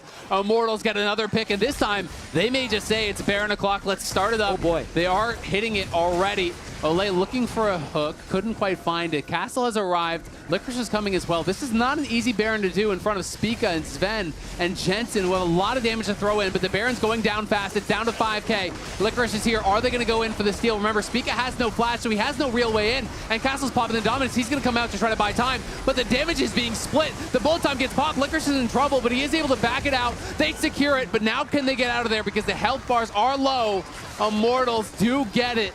They get the dragon, they get the Baron off a couple picks. Immortals battling back into this game. Immortals is clutching up. We didn't see the beginning of that pick onto Isles, but they then just brute force 5v4'd that Baron and never gave a good approach for Dignitas to come in. I gotta say, the 0-2-2 MF is doing so much work. Yeah. The ease to zone them out, the bullet times to push them back, it's just making it difficult for Dignitas to actually complete any single one of these engages. And even though it was a 1 Drake and 4,000 gold difference earlier, it's now closed to about 2,000 gold, and Immortals wearing this Baron buff need to make use of this Baron buff to try and get more. Watching this pick, it looked like Olay and Armeo making it happen. Yeah, Olay was able to flash in there, found him with the flash play, had the hook to follow. Those are the aggressive moves you have to make on the Thresh. You can't just sit back. You can't just play it slow like you can on some of these other supports. As you said, it's more difficult to make it happen in the team fights, so you have to take advantage when you find these little skirmishes where I think Thresh can really thrive. Now Sven doesn't have a flash, does have the cleanse. They're going to try to delay this push as much as possible. You can see Castle escorting in those Baron minions in mid. And Jensen's just trying to trade gold on the top side of the map. This is a classic Jensen play. This inner turret will make him very fed, and he's just betting that his team won't give up too much on the other side. But this is the inhibitor likely going down. Yeah, the inhibitor is going to be gone. The question is, how much more do they have to give? Because Jensen's going to be on inhib himself, and who's going to actually call stop? Mask is TPing. This is an awkward spot. Okay, that got a little bit scary, I'm not going to lie. Mask does get out. And the Lantern should get Armeo to safety, but now the question is, can it actually get them all out as Licorice is coming here on a really good angle? Olay drops the box to try to buy some time. Can they get the Blast Cone? Yes, to try to buy a little bit of space. It knocks Licorice over the wall, and that may have just saved Immortals here. Tactical going to be able to push him back. Armeo gets out. That was really dicey in more than one way. It was fine, though. So You're not who wrong. cares? Yeah, Immortals would love to have this type of bittersweet ending to their split, I'd have to say. If they could 2-0 Dignitas, despite being eliminated in the playoffs, it would hurt a little bit for them to know that they had so much potential throughout the split, because even going back to spring, I think people did see a lot of glimpses, and we thought they'd be able to pull it together in summer split. They did not, but now, up against Dignitas, if they continue this little surge, they could actually have a chance of 2-0ing. The game state is still weirdly not completely Immortals favored. I still don't think they have better scaling. Sven is huge. Jensen is getting more and more items for late game poke. The Baron buff, not super successful, plus 2,000 down in about 10 seconds. They can maybe get this turret to make it almost 3,000, but they need to continue to make plays to win this game. And I think the next play, there's a hook though, it connects, and the bullet time coming across, it pushes back Jensen, buying the space for Mask. The Lantern is there to bring him to safety. Is Licorice going to go all out? He is, and it's Armeo in the middle of 5, and Armeo's got no chance of getting out of that one. Nice pick there by Licorice. Got him right up against the wall, pulled him back to the rest of the team. The overall gold trade in that, though, will still be slightly Immortals favored. The bad thing, though, is that is a 30-second respawn timer you see on Sejuani, and a 15-second respawn timer on the Drake that Immortals wants to get to try and get Mountain Soul. That really sucks. It's such a key pick for Licorice to be able to not quite guarantee, but almost guarantee that they do get this. Yeah. Jensen is pushing out top. When he shows, it may give Immortals a little bit of confidence to be able to actually move in here and try to retake this area. Of course, Jensen does have TP. He just hit level 18. Wow. And likely has quite a bit of gold in pocket, I would think, because I feel like he hasn't been back to base for a while yet. 3,300 gold in pocket. So he's going to have a full item buy here. Dignitas do grab the dragon, so Immortals are going to have their soul at the very least delayed, if not outright denied this game. And now you're going to have to deal with Jensen, who is going to be tough. I think he's just staying out on the map. Maybe he just wants like a full IE or something, because he's still not basing. Yeah, let me check this real quick, how much gold he's sitting on. Yeah, he's sitting on 3,400 gold. Yep. There is no objectives up at the moment. Baron's minute 45 seconds away. Next Drake is going to be 4.5 minutes. So Jensen now has enough gold to go get that 3,400 gold IE completed. Sven barely taking that blue buff. Mask wants a pick. Mask is looking, but Sven is going to slide back. Can he actually find the angle? The TP coming in to respond here. This one is from Licorice, so Mask has to back up, but they're going to try to turn on Licorice and burst him down. Can they find it? The hook misses as Licorice flashes out to safety. That's a TP and a flash just to run away here, as the pressure from Mask was enough to get the resources out of the Dignitas top laner. Yeah, Immortals staying aggressive. I will say that was kind of greedy by Jensen. It's nice to full buy your IE, but since the game is going nowhere anyway, it put the team in a bad amount. It put the team in bad tempo. So because he reset there while the blue buff is spawning, Sven then kind of wanted to get the blue buff, and that whole sequence led to them almost having a pretty crucial pick. But you know, no actual harm, so no foul, and Jensen can go back to hitting minions. And these AD carries getting very strong. You can see Sven, he already had his IE, but now he has the LDR. You know, both the Dignitas marksmen do have 4 items. Tactical does as well, as does the Azir. It's getting to this late stage of the game where anyone can die very, very quickly, whether you're a tank or not. You get caught, you die fast.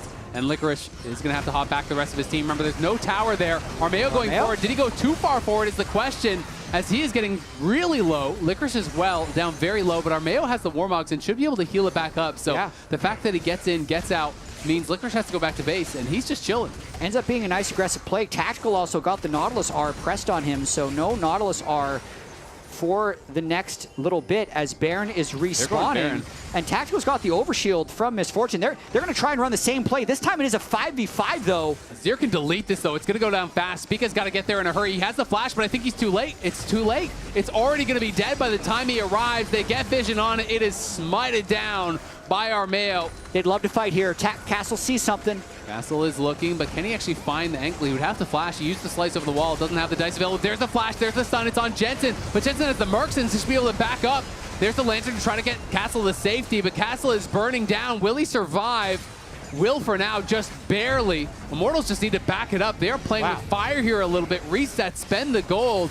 Tactical's poking and prodding on the side, but he was walking in the face of multiple Dignitas members to do it. Really nice Baron, really strange overforce from Immortals, because Castle had no slice dice, flashed into a Merktread's Corki who buffered with the Valkyrie. That's just never going to give them the kill, but I feel like they're thinking that they have the Baron and it's time to push their advantage, get that 2-0, and end their year on a win, which is an opportunity that's actually afforded to so few teams. I mean, it is really close for him to survive there, and otherwise he would have lost his GA, which would have been a disaster, because then they can stack on top of you potentially as you are rezzing from that GA, or at the very least just losing that.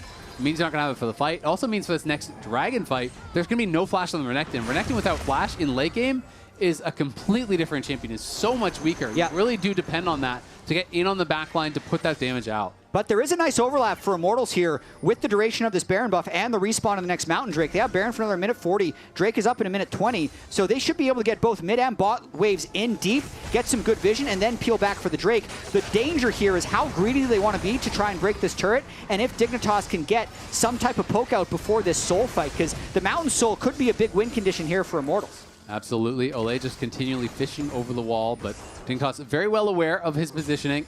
Licorice did push out that top wave, back now with the team though, and we'll see if he can keep Castle off this inhibitor as Ole again and again throwing out these hooks. No real cost to doing it. They are going to be able to step forward, and this mid lane tower should fall. Armeo escorts Sven back as the mid lane inhibitor is going to go down. Jensen pushing forward onto Castle here. Looks like they want to try to make some sort of action happen down on this bot side, but they don't really have a way to start a fight just yet until now. The hook goes in on Armeo. Are they going to commit to it? The bullet time across multiple members forces the flashback from Isles there, who barely survives, but now the MF is missing that critical ultimate.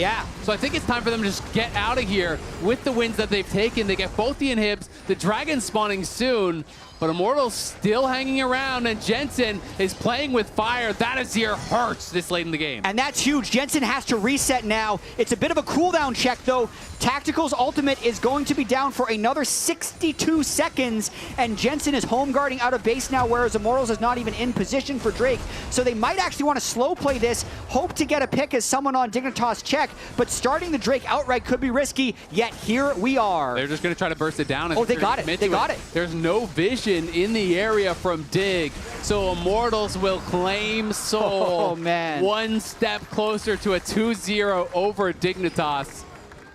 What a wild series.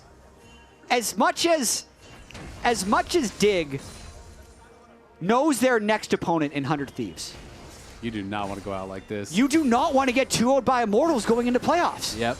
Especially this game where they were 5,000 gold ahead against the Thresh team. I mean, maybe Ole's Thresh has actually been the key this whole time. Thresh Bard. Even though, like, what has this comeback been? Immortals still only has 5 kills. It's been so much just like poking and prodding and dancing around them with Warmog's regen from the Sejuani, poke from the Misfortune. Immortals is playing like a pretty solid macro game. It's very disappointing for Dignitas if they can't close this one out, and kind of cool for Immortals that they're able to actually close this out. And they are really close to losing this game now. Your 2 inhibitors down, the wave's getting pushed in mid, Castle's escorting in the wave top, Spica's down in bot lane, so did just complete an item, is going to rejoin with the squad. You can see Licorice trying to aggressively clear this out and maybe finds a pick onto Castle. Castle potentially in trouble here. He's going to dash back in for Jensen. Jensen, Valkyrie's back to safety. Now the Glacial Prison connects on Licorice and the TPs are coming in. Who's going to go down first? It's a GA pop there, but Licorice has to flash out and Mask is on the chase. Tactical potentially in trouble. Jensen's going to flash over and he hits the rocket. Gets Tactical, and we've seen this one before. Tactical playing a great game, getting caught in a key situation can sometimes spell disaster for Immortals, but this time there's no waves, there's no objectives, and it should be okay. It's definitely going to prolong this game, because that was the 2 inhib down setup for Immortals, where you use the pressure of the 2 super minion waves to break open your 3rd wave. But I kind of feel like Immortals over-prioritized the mid wave, and Castle...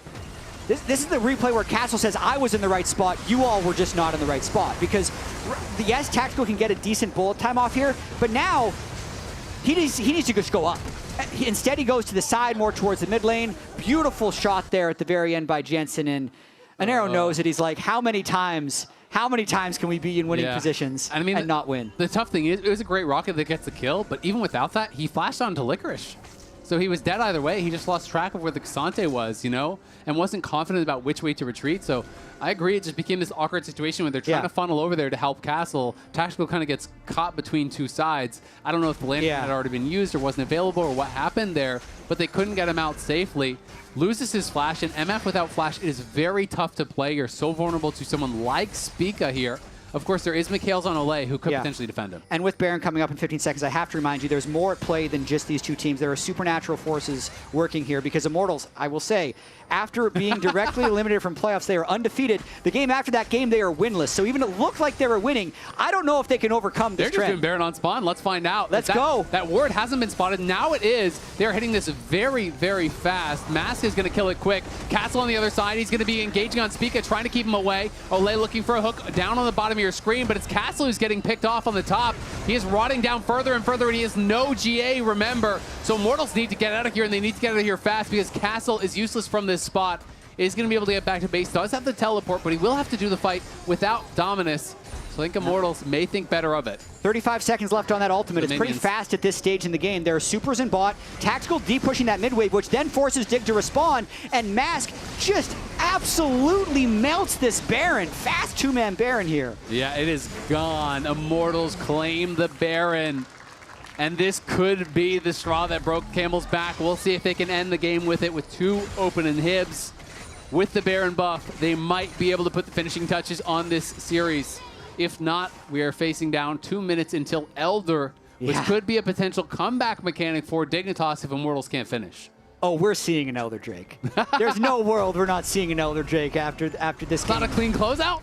Sure, it's 2 minutes away. You have to wait for the Elder at least. That's a max build All the Zeri. fantasy points. Max build Zeri, max build Corki. Immortals just going to try and push these waves in as deeply as possible. And like the way that they've been playing these games, like, can Dig even approach the Elder? They've been deep pushing them. They've been controlling vision. Currently, they do not have setup over the bot side. They're actually rounding up to try and break open this third inhibitor, even though the other two inhibitors are alive right now. Not sure about this setup by Immortals. Let's see how it works out. Yeah, we'll see. Castle pushing in this wave. They're trying to step forward. Olay looking for the hook. Just barely misses there on Jensen. But Dignitas equal to the task to clear out that first wave. The question will become, you know, as these waves start to stack up mid, who goes down to answer Castle? Do they fully commit to one side, or do they just accept the fact that they might be losing these inhibs? I mean, Castle just gets pushed out by Jensen, no problem.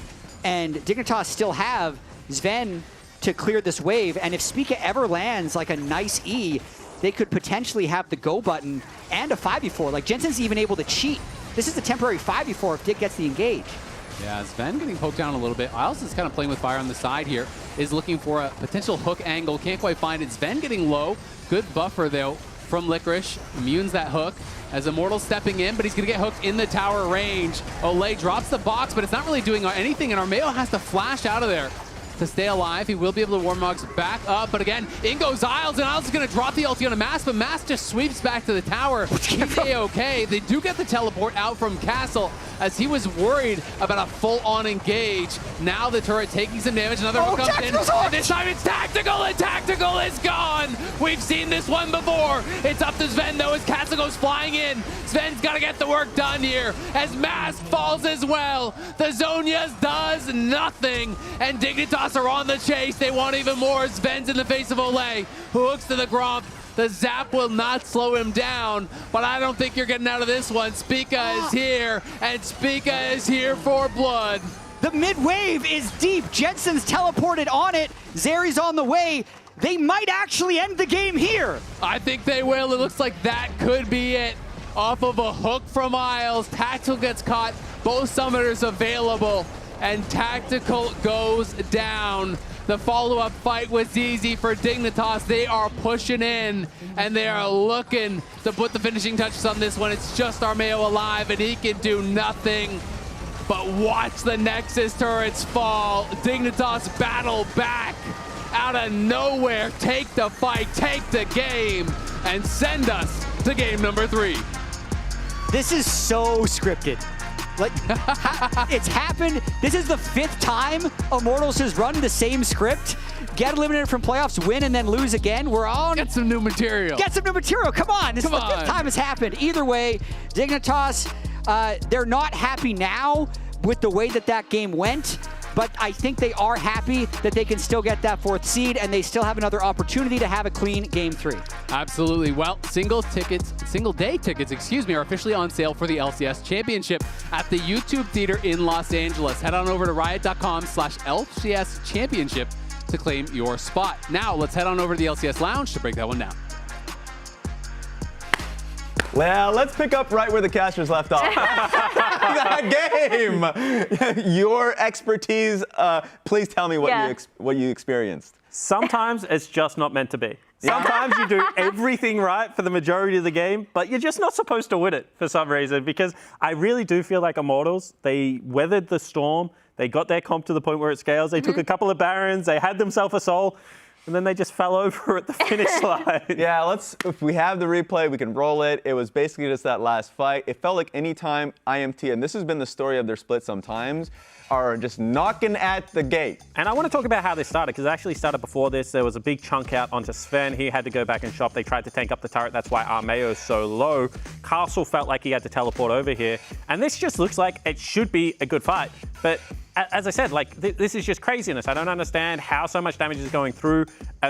Support just walks away, and I don't know, maybe miscommunication, but this is the story of the Immortals split to me. It's just players not on the same page, not able to come up with the clutch factor in the final game team fights. That's what's so frustrating, because I was rooting for them so hard in this moment, because they've been to this point in so many games before where it looked like they were going to take a series or take a game, and then they just, once again, like, tripped over the finish line and were unable to close out. Yeah, and what I'll say is this is a danger of modern day League of Legends. I was actually talking about this in the C9 versus FlyQuest series early. Yeah. It's like we talk about outscale, but it's not like the old school outscale where if Azir gets 6 items, he just kind of 1v5s everyone.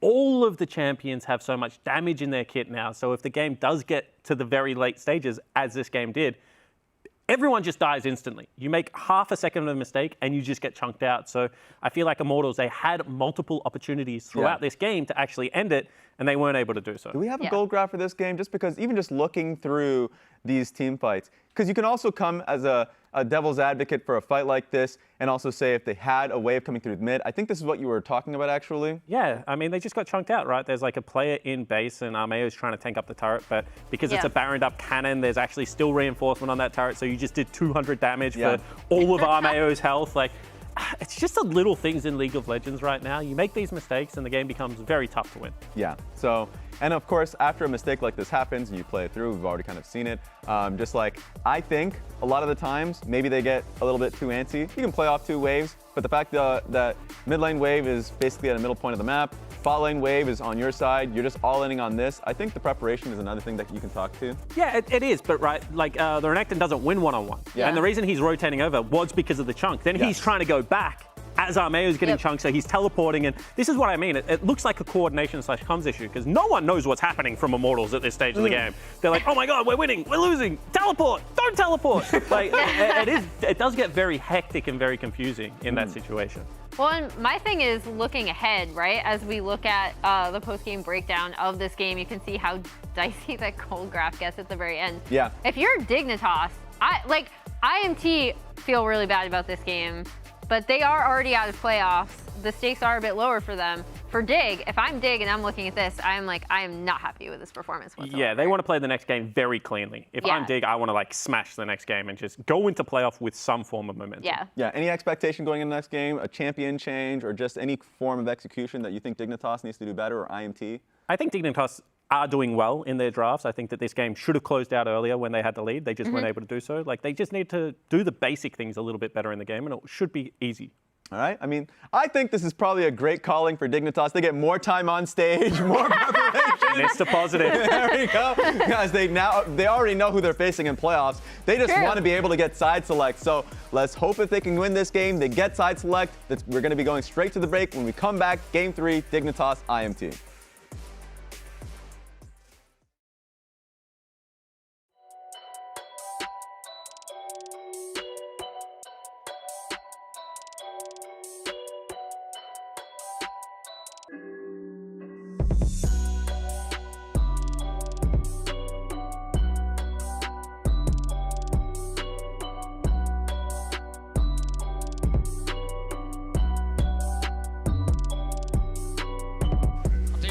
ulti still. Yeah, it's fine. Keep going. We win.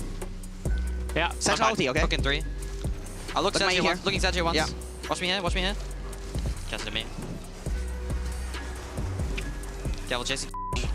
I missed. I'm dead. My bad. I'm hooking him. Yep. I don't have any woods. He's dead. I'm running.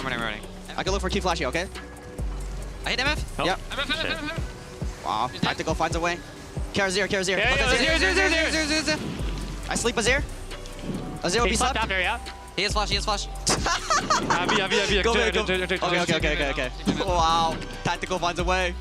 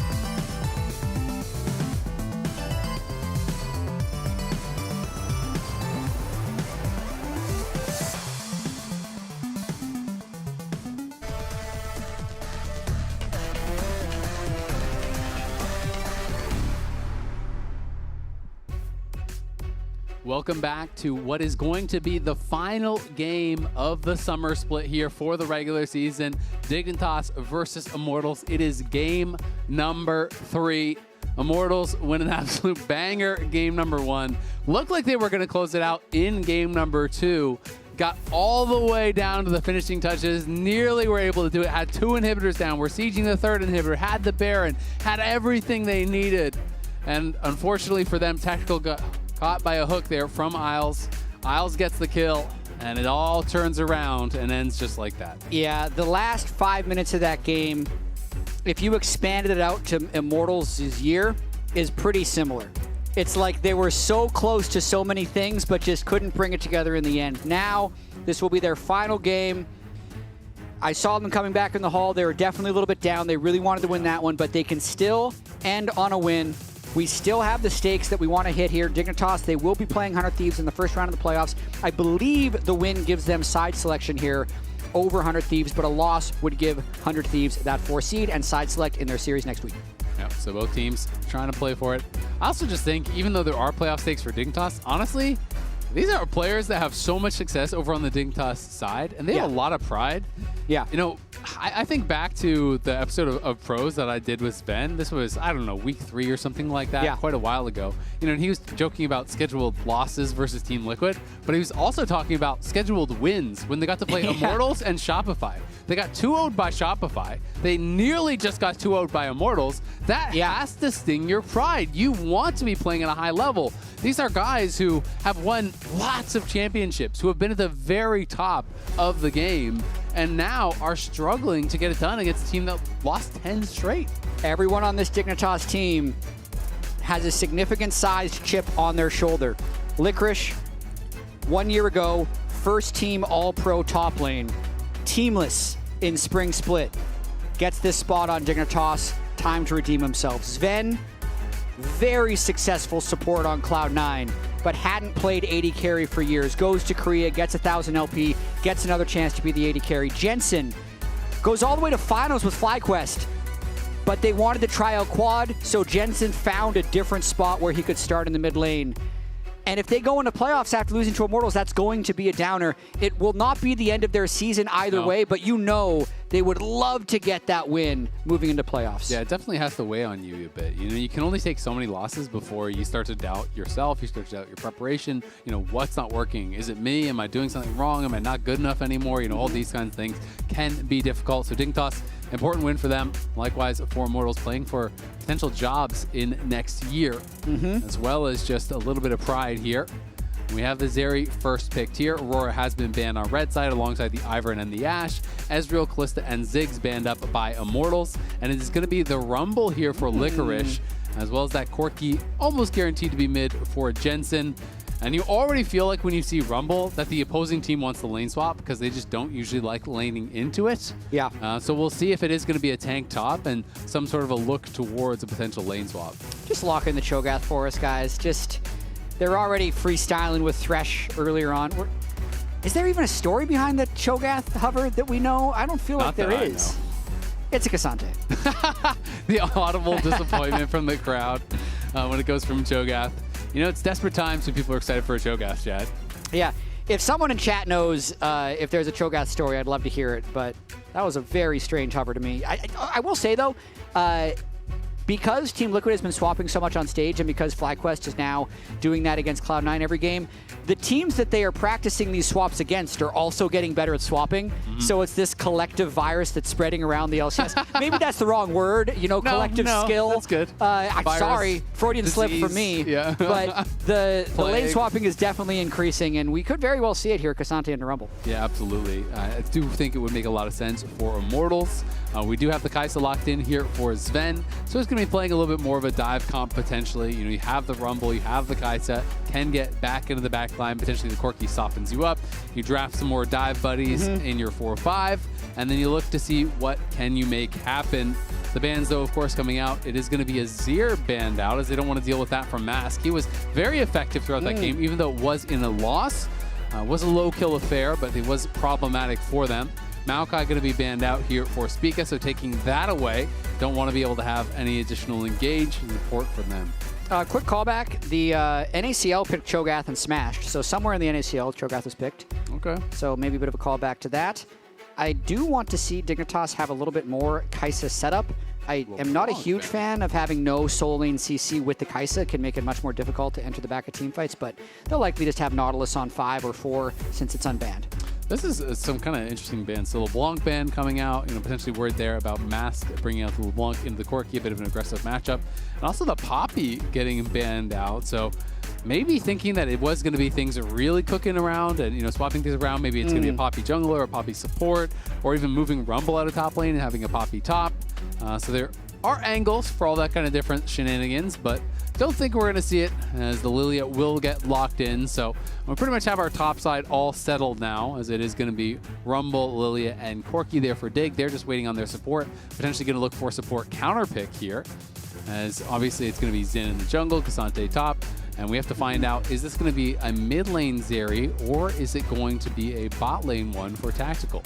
I'd imagine that we're going to see Tactical Zeri, and we're going to get to see Mask on a mage against the Corki. So Talia, yeah. Yeah, locked in Talia and Rel for hard engage. And now, very surprised if we don't see some hard CC here in the bottom lane, because everything's up. I mean, and also Rumble needs it, right? I really think Nautilus is such an obvious combo, you know, with the Kai'Sa to be able to actually apply that plasma into the back line, give him access to fly in. Alistar would also make some sense. I always feel like Nautilus works so well with the Rumble, though. You know, you really do want that additional lockdown. There's not a lot of CC on this team. You have the sleep. You know, you can have the Rumble equalizer ticking during that, which can be pretty powerful. Yeah. You have the Alistar combo, which can kind of set you up. But it is double AP top side, double AD carry bot side for Dig. So a little bit less of a typical draft. They don't have that full TL style where there's a lot of big meatballs in the front. And over on the other side, what is more of the old school traditional comp where you have some engage, you have some tanks, you have mage in mid, and then you have a hyper-scaling AD carry in bot? Similar to Immortals team comp last game with Mask playing more mages to close out his split. Dignitas is just building damage everywhere. I think they would prefer if this one doesn't go 40 to 45 minutes. I think they'd like to have a cleaner version of the games that they've had so far in this series and end their summer split regular season on a high note. I also really want to just see, can Mask get aggressive on the map? Can he be moving around potentially with Armeo? Try to utilize this combo of the Talia and the Xin Zhao to make things happen on the map, because this is not just in a zero where you want to just sit back and AFK farm. Talia can put out some pretty respectable damage, but generally more so into melee champions that are kind of running in towards you. It can be a lot more difficult to apply that damage towards these AD carries compared to when you're playing in a zero. You can kind of just outrange them with the soldiers. But either way, we are going to be heading on to the Rift here. Final game of the LCS Summer Split. This one is for all the marbles, such as they are, between Dignitas and Immortals. Immortals trying to get a win here on the board. It is for all of the remaining regular season marbles. Yeah. Every single one. How many are there? All of them. All of them. Yep. Yeah. And I will none say, remaining. I will say, I looked at the stats before this series, and I have called the whole thing. So we talked about in game one how Immortals is undefeated in games immediately after being eliminated, and how they are actually then winless in the game after that. We have one more stat. What about the game after the game after the game? Well, IMT after the game after the game after playoff elimination, it's only happened once, but they're winless. Oh. So we'll see. It's not as strong of a trend, but it is something. It is a trend. It is something, It's yeah. just like we're playing for all the marbles. That's also, one of the marbles. That's one of the marbles that Yep, they're see playing if they for. can break that streak. We'll see if they're going to be allowed to do it. There's about 1,000 pings on the fact that Tactical is playing Barrier, so he's not playing Cleanse this game. So is potentially dangerous if you do get tagged by Spica. There's no answer to that sleep. And again, Equalizer plus sleep, that can be a pretty deadly combo. Alistar can come in over top. Freak season, baby. Barrier buffs, baby. Tactical solution to that, don't get hit by Lilia. Yeah, Have easy. the barrier. Just don't get hit. Don't get Alistar comboed. Got picked at the end of last game, double down. Don't need cleanse. Yeah, exactly. Barrier time. Yeah, we'll see. And the barrier can be really strong, and it's definitely better, I think, in the 2v2, but it's always dangerous. And Olay, he's playing the Rel this time. It's not like he's playing Enchanter, so it's very unlikely that we will see a Mikhails coming in from somewhere else. You can, of course, get a QSS later on, but we'll see if it does end up being relevant. You know, maybe it will not be a story, but there is that worry, of course, that he could get caught out by Spica. And we even heard them in the comms. I mean, Spica is pretty brutal, man, if you're listening to that as Tactical, but as Tactical gets picked, Spica's just Tactical finds a way. You know, he finds a way. And they were actually going at him in the lobby chat as well. And Jensen was like, oh, I could be home by now, and you found a way to lose that game, Tactical. Tactical did have a nice rebuttal at the very end, though. He said he was too bored farming to 6 items every game. So, nice. Trying to keep the spirits up as this series concludes. Tactical and Ole, though, successfully getting the early shove in this lane, partially because of the barrier. And us successfully not having a lane swap. So that's a win. That's a dub. We'll put that one on the board. And it is going to be a Licorice laning, obviously, 1v1 up top against Castle.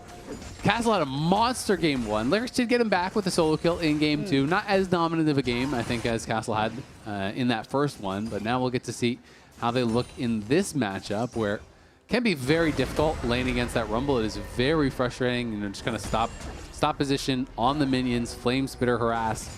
Can be pretty difficult to deal with for these tanks. Yeah, so far he's doing just fine, though. It's just about managing the wave right and not getting in a position where he needs to shove it in but doesn't have jungle help. And I will say, the one kind of saving grace here is when it is AP jungle and your laner is also AP, it's so easy to just rush Mercs in some early MR, and then you're never really going to die. Like, you might get poked out of lane, but you're never really going to die. It is these early overheats, though, that can be quite dangerous. Nicely played by Licorice. Back steps before the Pathmaker could come through to try to even out that trade. Yeah, potentially Castle might just rush Kanik Rookern this game. I've seen that on a lot of Cassantes early on. The question is always, how far do you go into MR? Because it is double AD carry that's going to kill you, right? So, you know, you do need to go Mercs very likely. You know, if you're worried about that. Sometimes people just love tier 2 boots and rush towards it. You can also just go Cowl and get like tabbies later, you know, and go into armor. But it's always the question of how much MR do you get? Because especially if you're having a bad game on a tank, we've seen games where people will go full Kanan Rookern, and then they're sitting on Kanan Rookern and Mercs, and they're showing up to 5v5 and just getting absolutely blasted by double AD carry again and again and again. Yeah, I think that's also kind of why, as I want to make sure Armeo doesn't cut off this point, I think it's also why it's almost more important to have 80 AP damage spread amongst your soul laners versus just having like 2 AP soul laners and then a Vi or something. Because if Castle itemizes hard against Licorice, then all Dig has to do is send Jensen against him in the side lane, and they'll immediately have push. But if they had something like LeBlanc in the mid lane, then their entire team would be useless against Castle in the side lane. Yeah, absolutely is a good point. And we'll see how much he decides he needs to build. And it's always that fine line, right? Because you can also go too far the other way where you're like, all right, I'm going to build barely any MR. I'm going to start stacking armor early, and then they just keep side laning against you and you're getting pounded. So it is a little bit of a delicate balance, and we'll see how he does navigate that. As mid lane, going to be a farm fest, pretty much guaranteed here when Corki is involved. We don't have any really explosive ganking junglers, so both of them just going to be farming pretty heavily. Olay is looking to threaten, and will force that Valk out as Mask comes in. Really big trade there by Jensen, landing everything right in the face of Mask, and now Olay is saying, you know what, let me help you with this wave so you can go and reset. Yeah, just trying to get him out of there. Mask dings over to 6, and Olay will also be able to be the recipient of some of this experience, which feels pretty nice. You can see Castle now hitting 6 up the top lane. It's taking a long all the time. soul laners do hit it. Yeah, and Jensen has thinned the wave enough that he can actually just pull the wave if he really wants. But it would be taking quite a bit of damage himself, so he's just going to push this out. Mask, of course, has no TP. Jensen's going to see, is he doing a lazy recall? We know that he is not, so it's going to be fine. Jensen decides to just shove this out, but Mask has stayed around, and I don't think Dignitas are going to have the damage to look for a dive, as Jensen is pretty much oom, so instead they'll just move down towards this dragon, where Immortals are in the area, but I don't think they're going to find any sort of an angle. Yeah, I mean, this is all set up from that original trade by Dignitas, and Jensen, basically Jensen getting that huge burst of damage when Olay and Mask were trying to set up the 2-man on him, gave Spica the window to start that dragon. Spica's had such a happy start for his Lily in this game. He got to full clear Scuttle, which gives him the item, and now we're going to fight over Crab. Yeah, in comes Isles. They're going to flash in. Armeo is so separated from the team, though. What was that flash? He's going in by himself. Watch out, Eep, and watch out, Armeo, as that's a first blood. Donated over to Jensen. Armeo got way off the same page from his team as the rest of the squad is backing up. Yeah, very questionable fight over the Crab.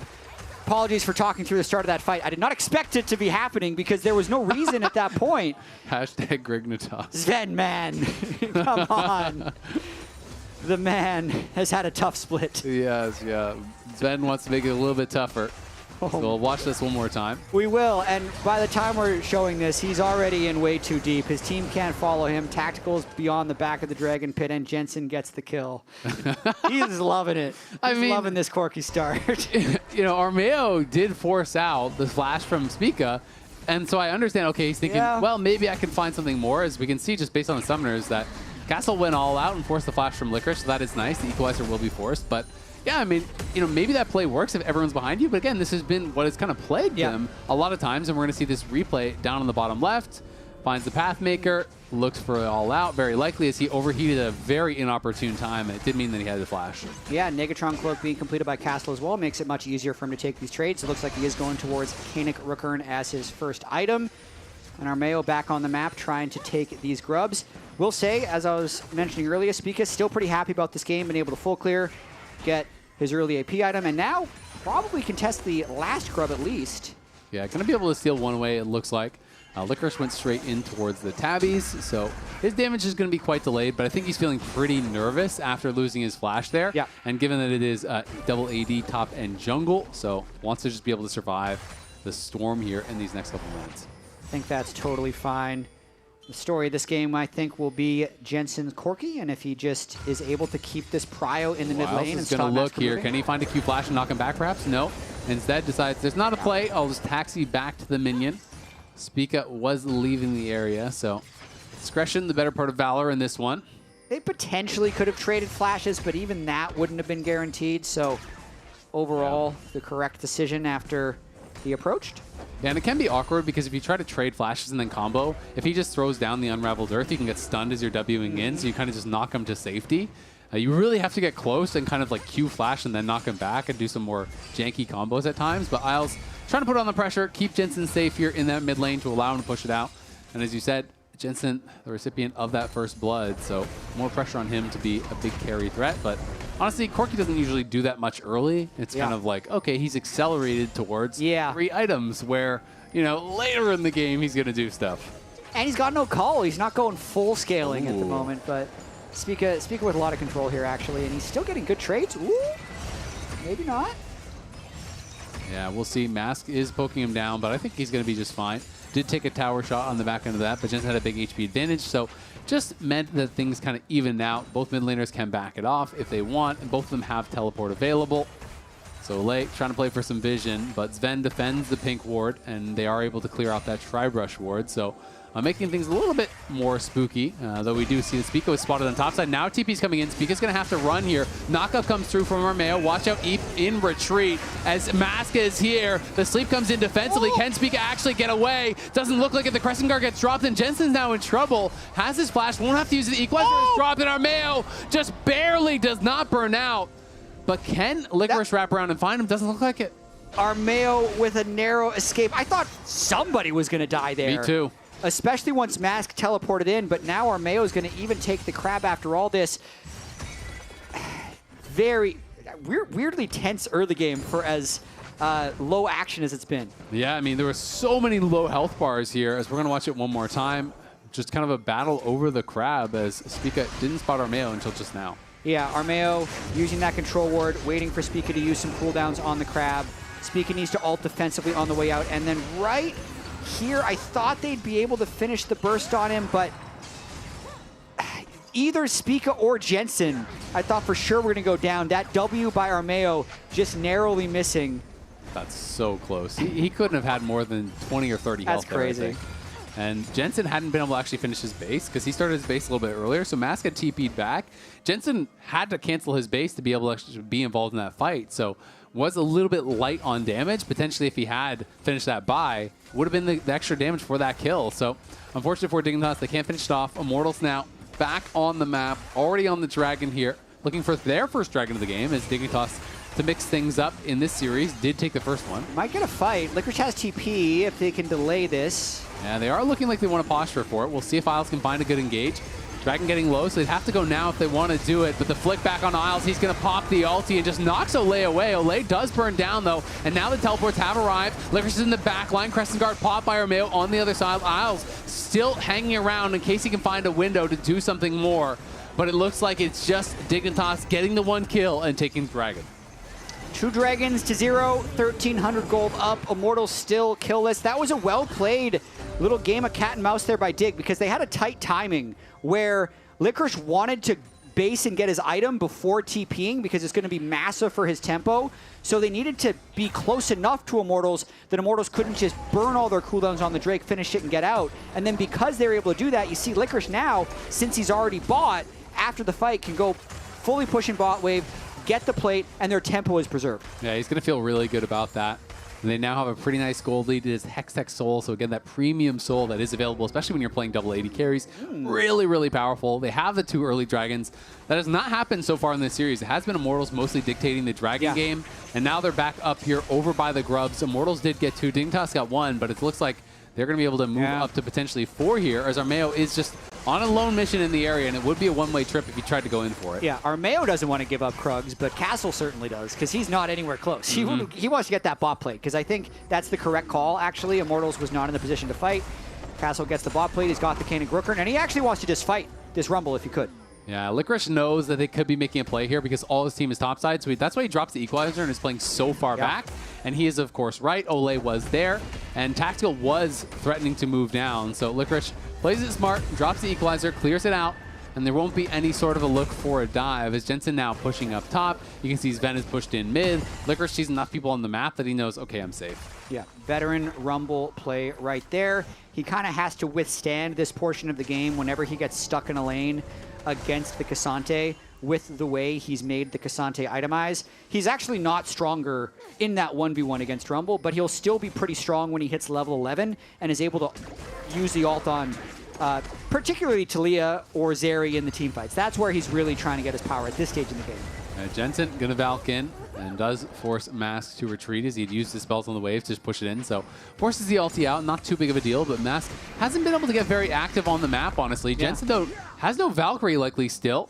Does now spot that they're in the brush, so should be playing it pretty safe. Will back it up, but it is going to be very likely the Herald going over to Immortals, who do grab an objective back, and we'll see what they can get done with it. Yeah, pretty tough to make good use of Herald when you're the team that is down in the game, but it doesn't mean it's not worth taking. In terms of Dignitas, Spica was just on a bad jungle cycle as Lilia. He wants to just keep farming his camps as soon as they respawn. Seeing that Herald get committed to, though, does give him time to make a play on the other side of the map. So he shows bot, if we're looking at the Lilia right now, and he's now looking to counter jungle the red buff. Yeah, I guess he's going to try to take something away. You can see Tactical is in the area, so it's going to be trying to push him back. Castle's there too, so Spica has to be a bit careful. The Hex Tech gates are there, so he does get it. He is going to be able to walk it out.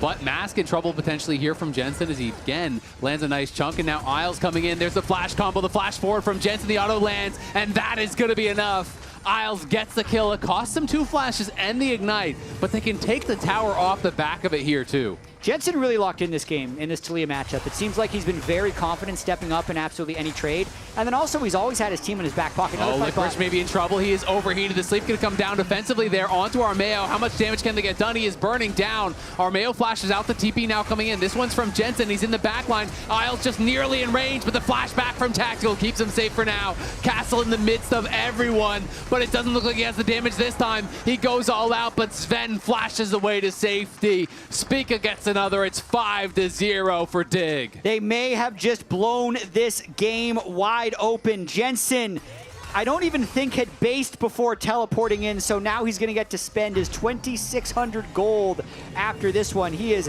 very accelerated on that Corki, and it's just going from bad to worse for Immortals. Every fight they take.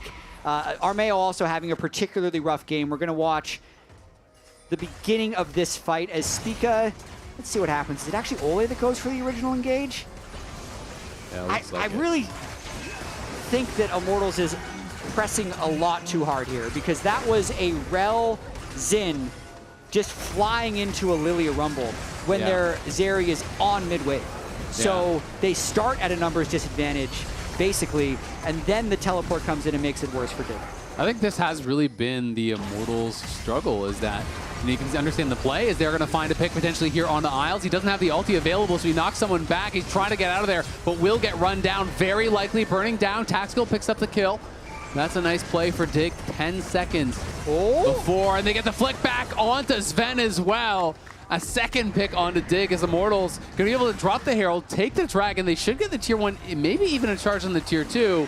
That's a big series of plays here for Immortals. Tactical got a kill, got an objective bounty, and they get the Dragon. So it's going to be a second objective bounty here, and that is going to be a massive swing of gold here that kind of ricochets them right back into the game. Just when you thought they were out, they pull it back. A ridiculous series of events here. The moment the objective bounties spawn, they get a couple of kills and 2 objective bounties, and now the game's like, whoa, hold on. That was a lot of gold. Objective bounties are coming off immediately, but not before Immortals claimed 2 of them and closed what had been, I think, a 4,500 gold difference, now closed to 2K. Yeah, it was pretty massive, and Tactical now up 1,000 gold. So again, he is that hope, and as he often is. I mean, you have to credit him with putting himself in positions where he can potentially carry a game. He often then, does get caught out or make some mistake that kind of hurts, but he often is in these spots, and we'll see if he can make it happen this time around as Castle jumping forward, looking for Jensen, but Jensen is just pounding him. That's it. As he has no armor at all. This is the situation I'm talking about. When you rush Volcanic, he's building even more MR after that. You are paper against a Fed 80 carry, and Dignitas has 2 of them.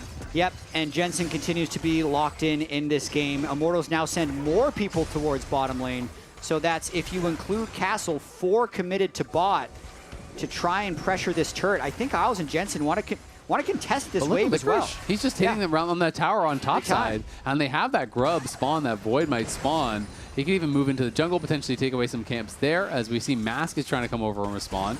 They stole away the enemy blue buff. They defend the tower, and Immortals definitely feeling like they are over-forcing in some of these situations, but it did work out in that last one, so we'll see what they can get done here in these next couple minutes. Is Sven escorting in this wave mid, but Tactical will be there to defend, and Tactical just about has that second item completed. Tactical looking to end the season on a high note. Immortals was so close to getting that 2-0 in the last game. They had the Mountain Soul, they had multiple Barons, but they couldn't quite close it out in the end. Started this game, definitely not been ideal, but you never know. Especially when it's so tricky for these players because they've grinded the whole year. They know this is going to be their last game of the year together. Very long off season. Anything could happen. Could very well be the last game they play as a team of 5. You want to have it end on that positive note. And it feels like they were a little tilted after that Game 2 loss, but they're on the precipice right here, I feel like. This is, if the next thing goes wrong, they could lose control of the game. Notice the armor immediately bought by Castle after getting one shot by Jensen as well. Yep. Invest in. It's definitely going to need that. I mean, this game was looking really toast for Immortals, but that last series of plays made a big difference. Mass, though, getting chunked out. He's going to be put to sleep here. And this is looking like a nightmare if Dignitas can get in and finish him off. Not going to be able to do it. The rest of the team plays bodyguard here as Jensen walking up from bot lane, so wants to connect with the rest of the team. We have to remember, Dignitas will be able to kill this Baron off so fast. Last time Mask was playing the Azir, he can shred through it, but Corki and Kaisa can do a very similar thing to a Baron. Not to mention the Leandries on Lilia. So Dignitas just trying to play with pressure. They got those 4 grubs, helps their turret damage just a little bit. I think Sven closes the gap. They were thinking about going over to Baron. There was some pings over on it, but just want to clear out that vision. Licorice just holding Castle down on that bottom side. He has his Leandries done now as well. And we'll see where he's going to go next here as far as the items are concerned. Mask has had a very kind of inactive game, I will say. Hasn't really been able to find any movement around the map. Largely, Immortals have been pushed in, and Talia really wants to get shoved and then be able to move on the map, find plays where you're cutting people off with the Weaver's Wall. Of course, you can still do that later in the game, but it can be difficult to find that correct angle. Oh, for sure. You can see what their idea was with this team comp. Pair Talia with an AD jungler, even if it's not as meta. But if Armeo then dies in some of the early skirmishes, the Lilia just laps him in terms of pressure. And that's one of the reasons we see so many AP junglers, because if you do try for a gank or have one thing go wrong early, you're going to fall 40, 50 CS behind. In this case, it's 70 CS behind that Lilia. And then when Xin is behind, you're going to lose all the 2v2s, so Talia can't move forward. And I will say, Dig has done a good job keeping Jensen ahead this game. They're consistently shadowing him. Isles, the reason we haven't seen Sven this game is because Sven's not getting anyone to help him. All that help is going towards Jensen. Yeah, absolutely. And I think rightfully, right? Because he was able to get that early kill, was already getting accelerated, has played very well with the lead. Spica, as you said, I was up over 200 CS. He has more than the enemy top laner, nearly as much as his own top laner. And now Mask in trouble. He's going to flash, but Spica is right there. And it's just into the waiting arms of him. We'll see on the other side if they can try to turn this round as it isn't engaged, but the sleep is coming through across multiple members. Zen looking for the angle. The killer instinct is there. He gets 1. He gets 2 as Licorice and Sven combine to cook him up. But there's Castle on the top side going all out, but he just pulls them back to die. Tactical on the run, trying to get out of there. That's 3 easy kills for Dig. Baron is on the menu. That's going to be Baron unless something absolutely inconceivable happens. Dig find yet another pick, and it's just about following around Jensen. They go to Corki, and good things happen. 7,000 gold lead now for Dignitas. 7,000 gold lead. The Dragon is available for them, and we can watch this one more time. It started out with that potential pick on a Mask. Yeah, Mask does walk over that ward. Isles uses that window to sneak to the side, and then a very quick flash follow to get him low enough to have the sleep mark on him. And then watch Sven here. Because the sleep is the CC, he can Kaisa ult in for the execute and picks up a free Xin Zhao afterwards. Then because the jungle mid are dead, the rest of the fight is pretty easy for Dignitas. They pick up their 3rd kill. Yep, and that was really, really good. That killer instinct, the sleep setting it up as you called out. It also got him away from Tactical, and he was losing that 1v1 against Tactical. So it was an exit as well as an entrance into an easier side of the fight. So kept him safe, gets that kill, nicely set up by Spica. And a good initial pick there from Isles, utilizing the vision well to be able to find that. Not even going to bother using the combo here on Castle. Knows he'd likely have the Pathmaker ready, but now he gets too far forward. Playing with fire, gets knocked back. The Pathmaker's not going to get out of that. Castle just gives him a freebie. And Dig is going to take a lot with this because Taliyah was trying to do that gold trade top lane. That's been very sped up because it's at least an inhibitor. Jensen already on the mid wave. How much can Dig get here? We'll see as they are posturing to push for more here, but mid lane is already there. Jensen's going to be knocking on the door of that second inhibitor. Speak Up playing on the side. Immortals trying to wait for Castle here. They can't really commit to a fight, so at the very least, they're losing this second inhibitor. They did push out top, as you called out, so it won't be a triple inhib, but it's 2 super easy inhibs. And now the sleep here comes in. The equalizer over the top. Mask is burning down. Can he get out? No! He's dead. Armeo's burning as well on the other side of the fight. It's all up to Tactical, but he's got no support whatsoever. Does sidestep the Swirl Seed, but Jensen is rocking him with the rockets, putting him lower and lower and lower. Another one hits, and Tactical has got to get back, but he can't. Zen picks him off with the snipe, and now in goes Isles. Castle is back, but Castle's just gonna die again, and it's Dig season after all. They're gonna end this summer split on a high note, putting the finishing touches on it, picking up kill after kill after kill on the door to Immortals Nexus. Dignitas claim this series from the jaws of defeat. They're gonna take a little bit to enjoy it, but they will finish it off at the end of the day. The Nexus falls, and Dignitas take this one 2-1 and heads into playoff with side selection advantage. Dig's season just arrived a little bit later than we expected. They have the 25-minute win here in this final game, 15 kills to 3. Solid performance all around. I think Jensen, the standout player in this game 3 for me. Definitely a disappointing end for this Immortals team that we thought were going to get the 2-0. Yep, we're going to be joining Raz, though, on stage for an interview. What's up, guys? What's up, guys? I'm going to be going for Speaker here. Hey, Speaker, if you can get me on this interview, come on over here. Speaker. Not, if you want to. You can go for the bow if you want to. Yeah, okay, get in there. Actually, I'll join you guys. I'll join you guys for this one. All right, okay, guys. 1, 2, 3, bow.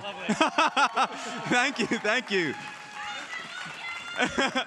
Actually, Licorice, if you want to join in for this one, if you guys want to join, you can. I was picking Speaker, but if you... No, oh, Jensen, what the hell? Okay, you guys, it was a roller coaster of a series, and also it felt like a roller coaster of a split. Just think about the series and the split as a whole. Just any thoughts you have? We can get better. It's not Dig season yet. But not just yet? Not just yet, but it will be soon. Okay, well, you guys have secured your opponent already going up against 100 Thieves, but you guys have now also secured side selection in that series. Just immediately thinking about that series going up against 100 Thieves and now getting side selection, what are you thinking? You're going to be going up against River, buddy. Yeah, I mean, last time when we played 100 Thieves, we beat them, but, they had Meech as AD carry, and now Tomo's coming in, they look a lot better. I don't know why Dignitas kicked that guy. But I think it's going to be a close match because, they've obviously been playing a lot better in scrims as well, so I'm excited. Would you prefer Meech on your team? I'll prefer Meech on other team. And would you prefer Tomo on your team? Because Tomo's doing really well. Yeah, Tomo looks good. But you have been going up against, I would say, just talking about the roller coaster of the split, it feels like when you guys have gone up against some of the best teams, we've seen what has been really great moments, but then also some of the worst moments. And I wanted to, it is what it is. And if you guys have talked about some of your scrims performances as well, so just some of a reflection of what you guys need to improve upon going into playoff time so you can get the season rolling. I mean, I think kind of a cope, but, obviously we're a new team. We're playing against teams like the top 3 teams, right? TL, Fly, and C9, they played together for a whole split. So I think we definitely have a lot of room for improvement. If you look at TL last year, they were like 6th place in playoffs. Or going to the last split's playoffs, right? And then they ended up winning the whole thing. So I think we just need more games together and getting comfortable with each other, and we'll do a whole lot better. How about yourself, Licorice? I mean, right now it just feels like it really depends which version of Dignitas shows up. Because I think if the good version shows up, then we can win against anyone and we can win the whole split. And if the better version shows up, then we can't beat anyone. So yeah, I think. Well, you guys have a week. You guys have time, right? So. Last message to the fans, any kind of imparting message you want to send as you guys are going to be going into playoff mode? I mean, I think we're going to fist 100 Thieves, so I have confidence. Licorice? Yeah, I think it's a win versus 100 Thieves. All right, one more chant for Dignitas, guys, after a banger of a series. And we're going to send this one straight to the lounge. Congrats to Dignitas. I appreciate that Raz took the bow with the team, you know. Yeah. He was a big, Classic Raz. He was a big part of that win. Dignitas forever. No, but I think it was interesting to hear from this team, right? Because Spica did bring up, like, they have, even though they are all veteran players, not had a lot of time to play together. This is not the performance they necessarily would have wanted to have going into playoffs. And then Licorice saying, if we're able to be the good Dignitas, we can beat anyone. Which, in theory, is correct. Anyone can beat anyone. Yes. We could beat Team Liquid. You could. In theory. Yeah. I mean, theoretically. I'm gonna mix some analogies here, though. Let's go. Okay. I love when you do this. So, like, people that have been really strong before, if we're talking about like muscle building, Yep. can gain their muscle back faster than people can build muscle for the first time. Is that why I'm so weak? That is true. After going to the gym for a But year and a half? once you get strong, you can get weak and you'll be so much easier to get stronger again. Yeah, that's correct. That's Dignitas. But really smart people that get dementia, unfortunately, can't regain that. So really smart people? I'm just saying that the analogy doesn't necessarily always hold true, Jet. What I will say is that Dignitas do some things in the game really well, and I think we saw that this game. I actually think that they play AD mid, AP jungle better than a lot of people thought they were going to be able to play that, because Jensen is a surprisingly good AD carry player, and I think that sometimes they just need to stick to their strengths a little bit more. I also think that we've seen Licorice have insanely good games when Poppy and other tanks have been allowed to be prevalent in the meta. So I think that for them, it's more of a, get the right meta going within your own team. All right, well, we'll have more to discuss with Dig. Right now, we are going to toss it back to stage for Raz and an interview with IMT Tactical. Thank you guys for joining me, and also thank you, Tactical, for taking the interview. Of course, glad to be here. I just wanted to actually talk through this one because this is kind of like last game of the split. It's been a tough split, just kind of like the journey that you've had, if you had any parting, like if you had any time to reflect on the split as a whole. Well, obviously it sucks. We got last place again. Get you up, Jet. So it's definitely a bummer to have these results. We couldn't end on the win today. I kind of trolled game 2 at that a bit, which is like kind of a reason we lost. So that sucks, but at least, we tried. Like, we stagnated quite a bit compared to other teams, I believe. But other than that, I do think people put in effort. And, we tried, and it is what it is for the results. You talked about the team putting in effort.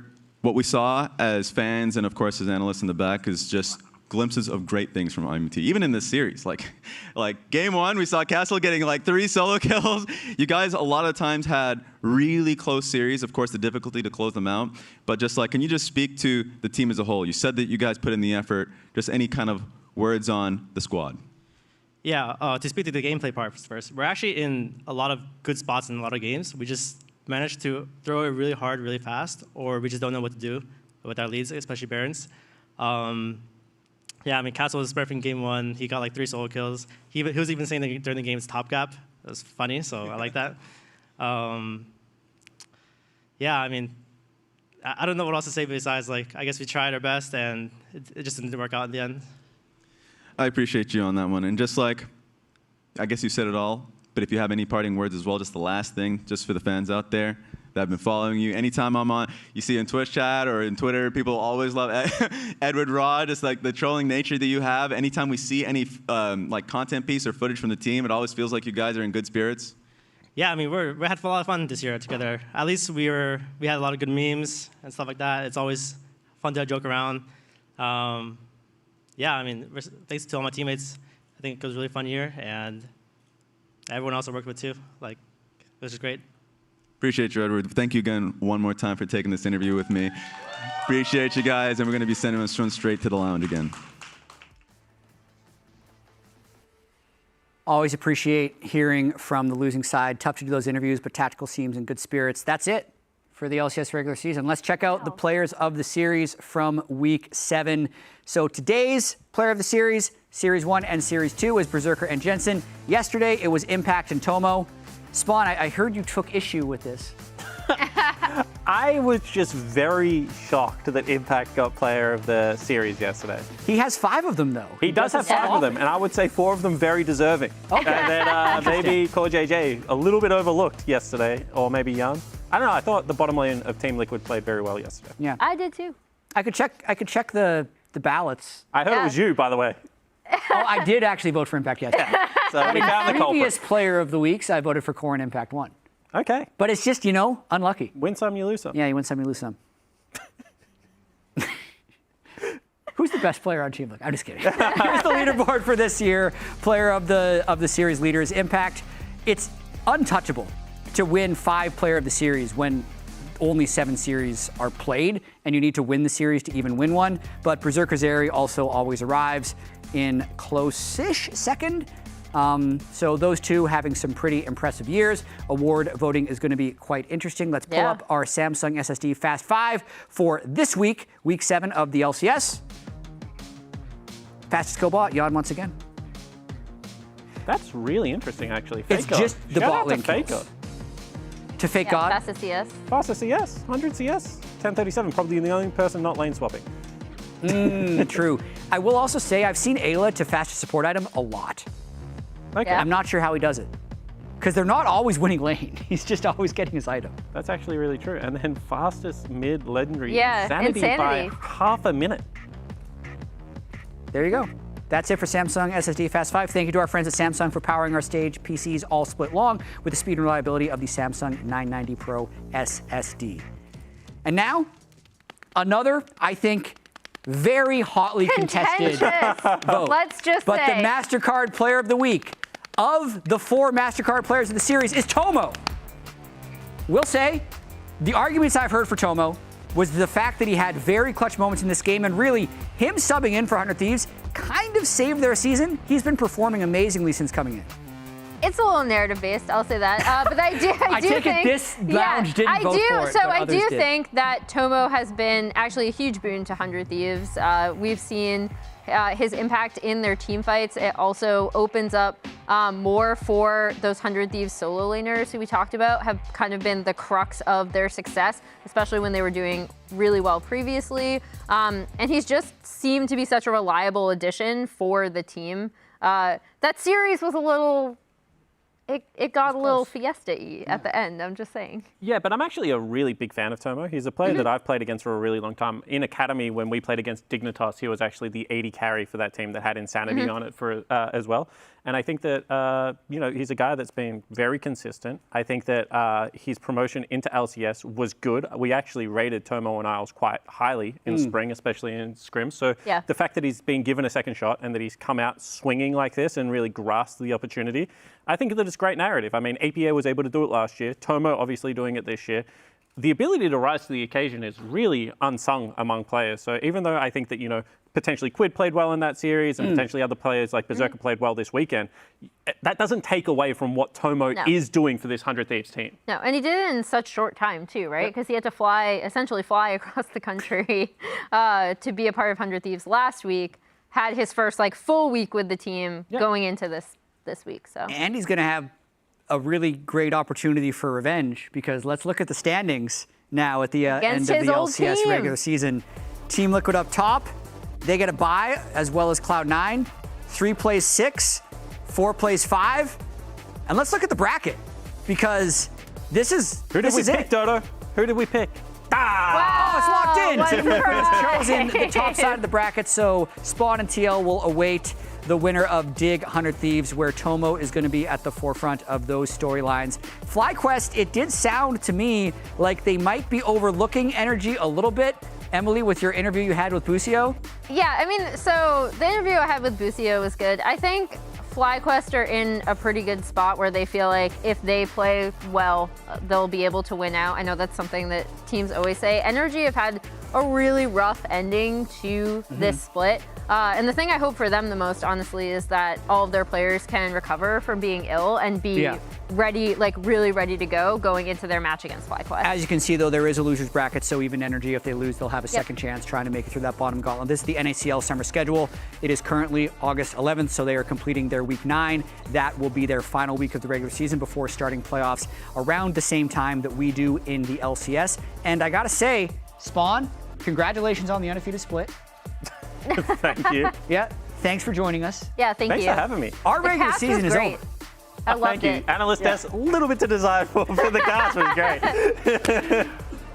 We'll be back next week without him for our first playoff match. Like literally, he's not here this week, that week, because he won all the regular season games. Digging 100 Thieves. Now we're going to send it over to JoJo, who's finally making good responses to stream. What? I don't believe this. We're going to toss it to a either. dead stream. Yeah. Why don't That's I just get what I believe. invited back for next week? Because you just said you didn't like us. No flash. We got flashed in already. No flash, no Zanya. No flash, no Zanya. Oh, I'm low. I can go Zeri maybe? We are low. Q2. Can we not fight? Okay, I can't fight. Nar jumped and flashed. I think I'm dead. Sorry. I'm going. Okay, No flash, no flash. Yeah. Look at Berserk, look at me. We can win. Okay, we have grabs, sure. Corky just flashed, but I used ult. I think I can TP one now. Can I TP one?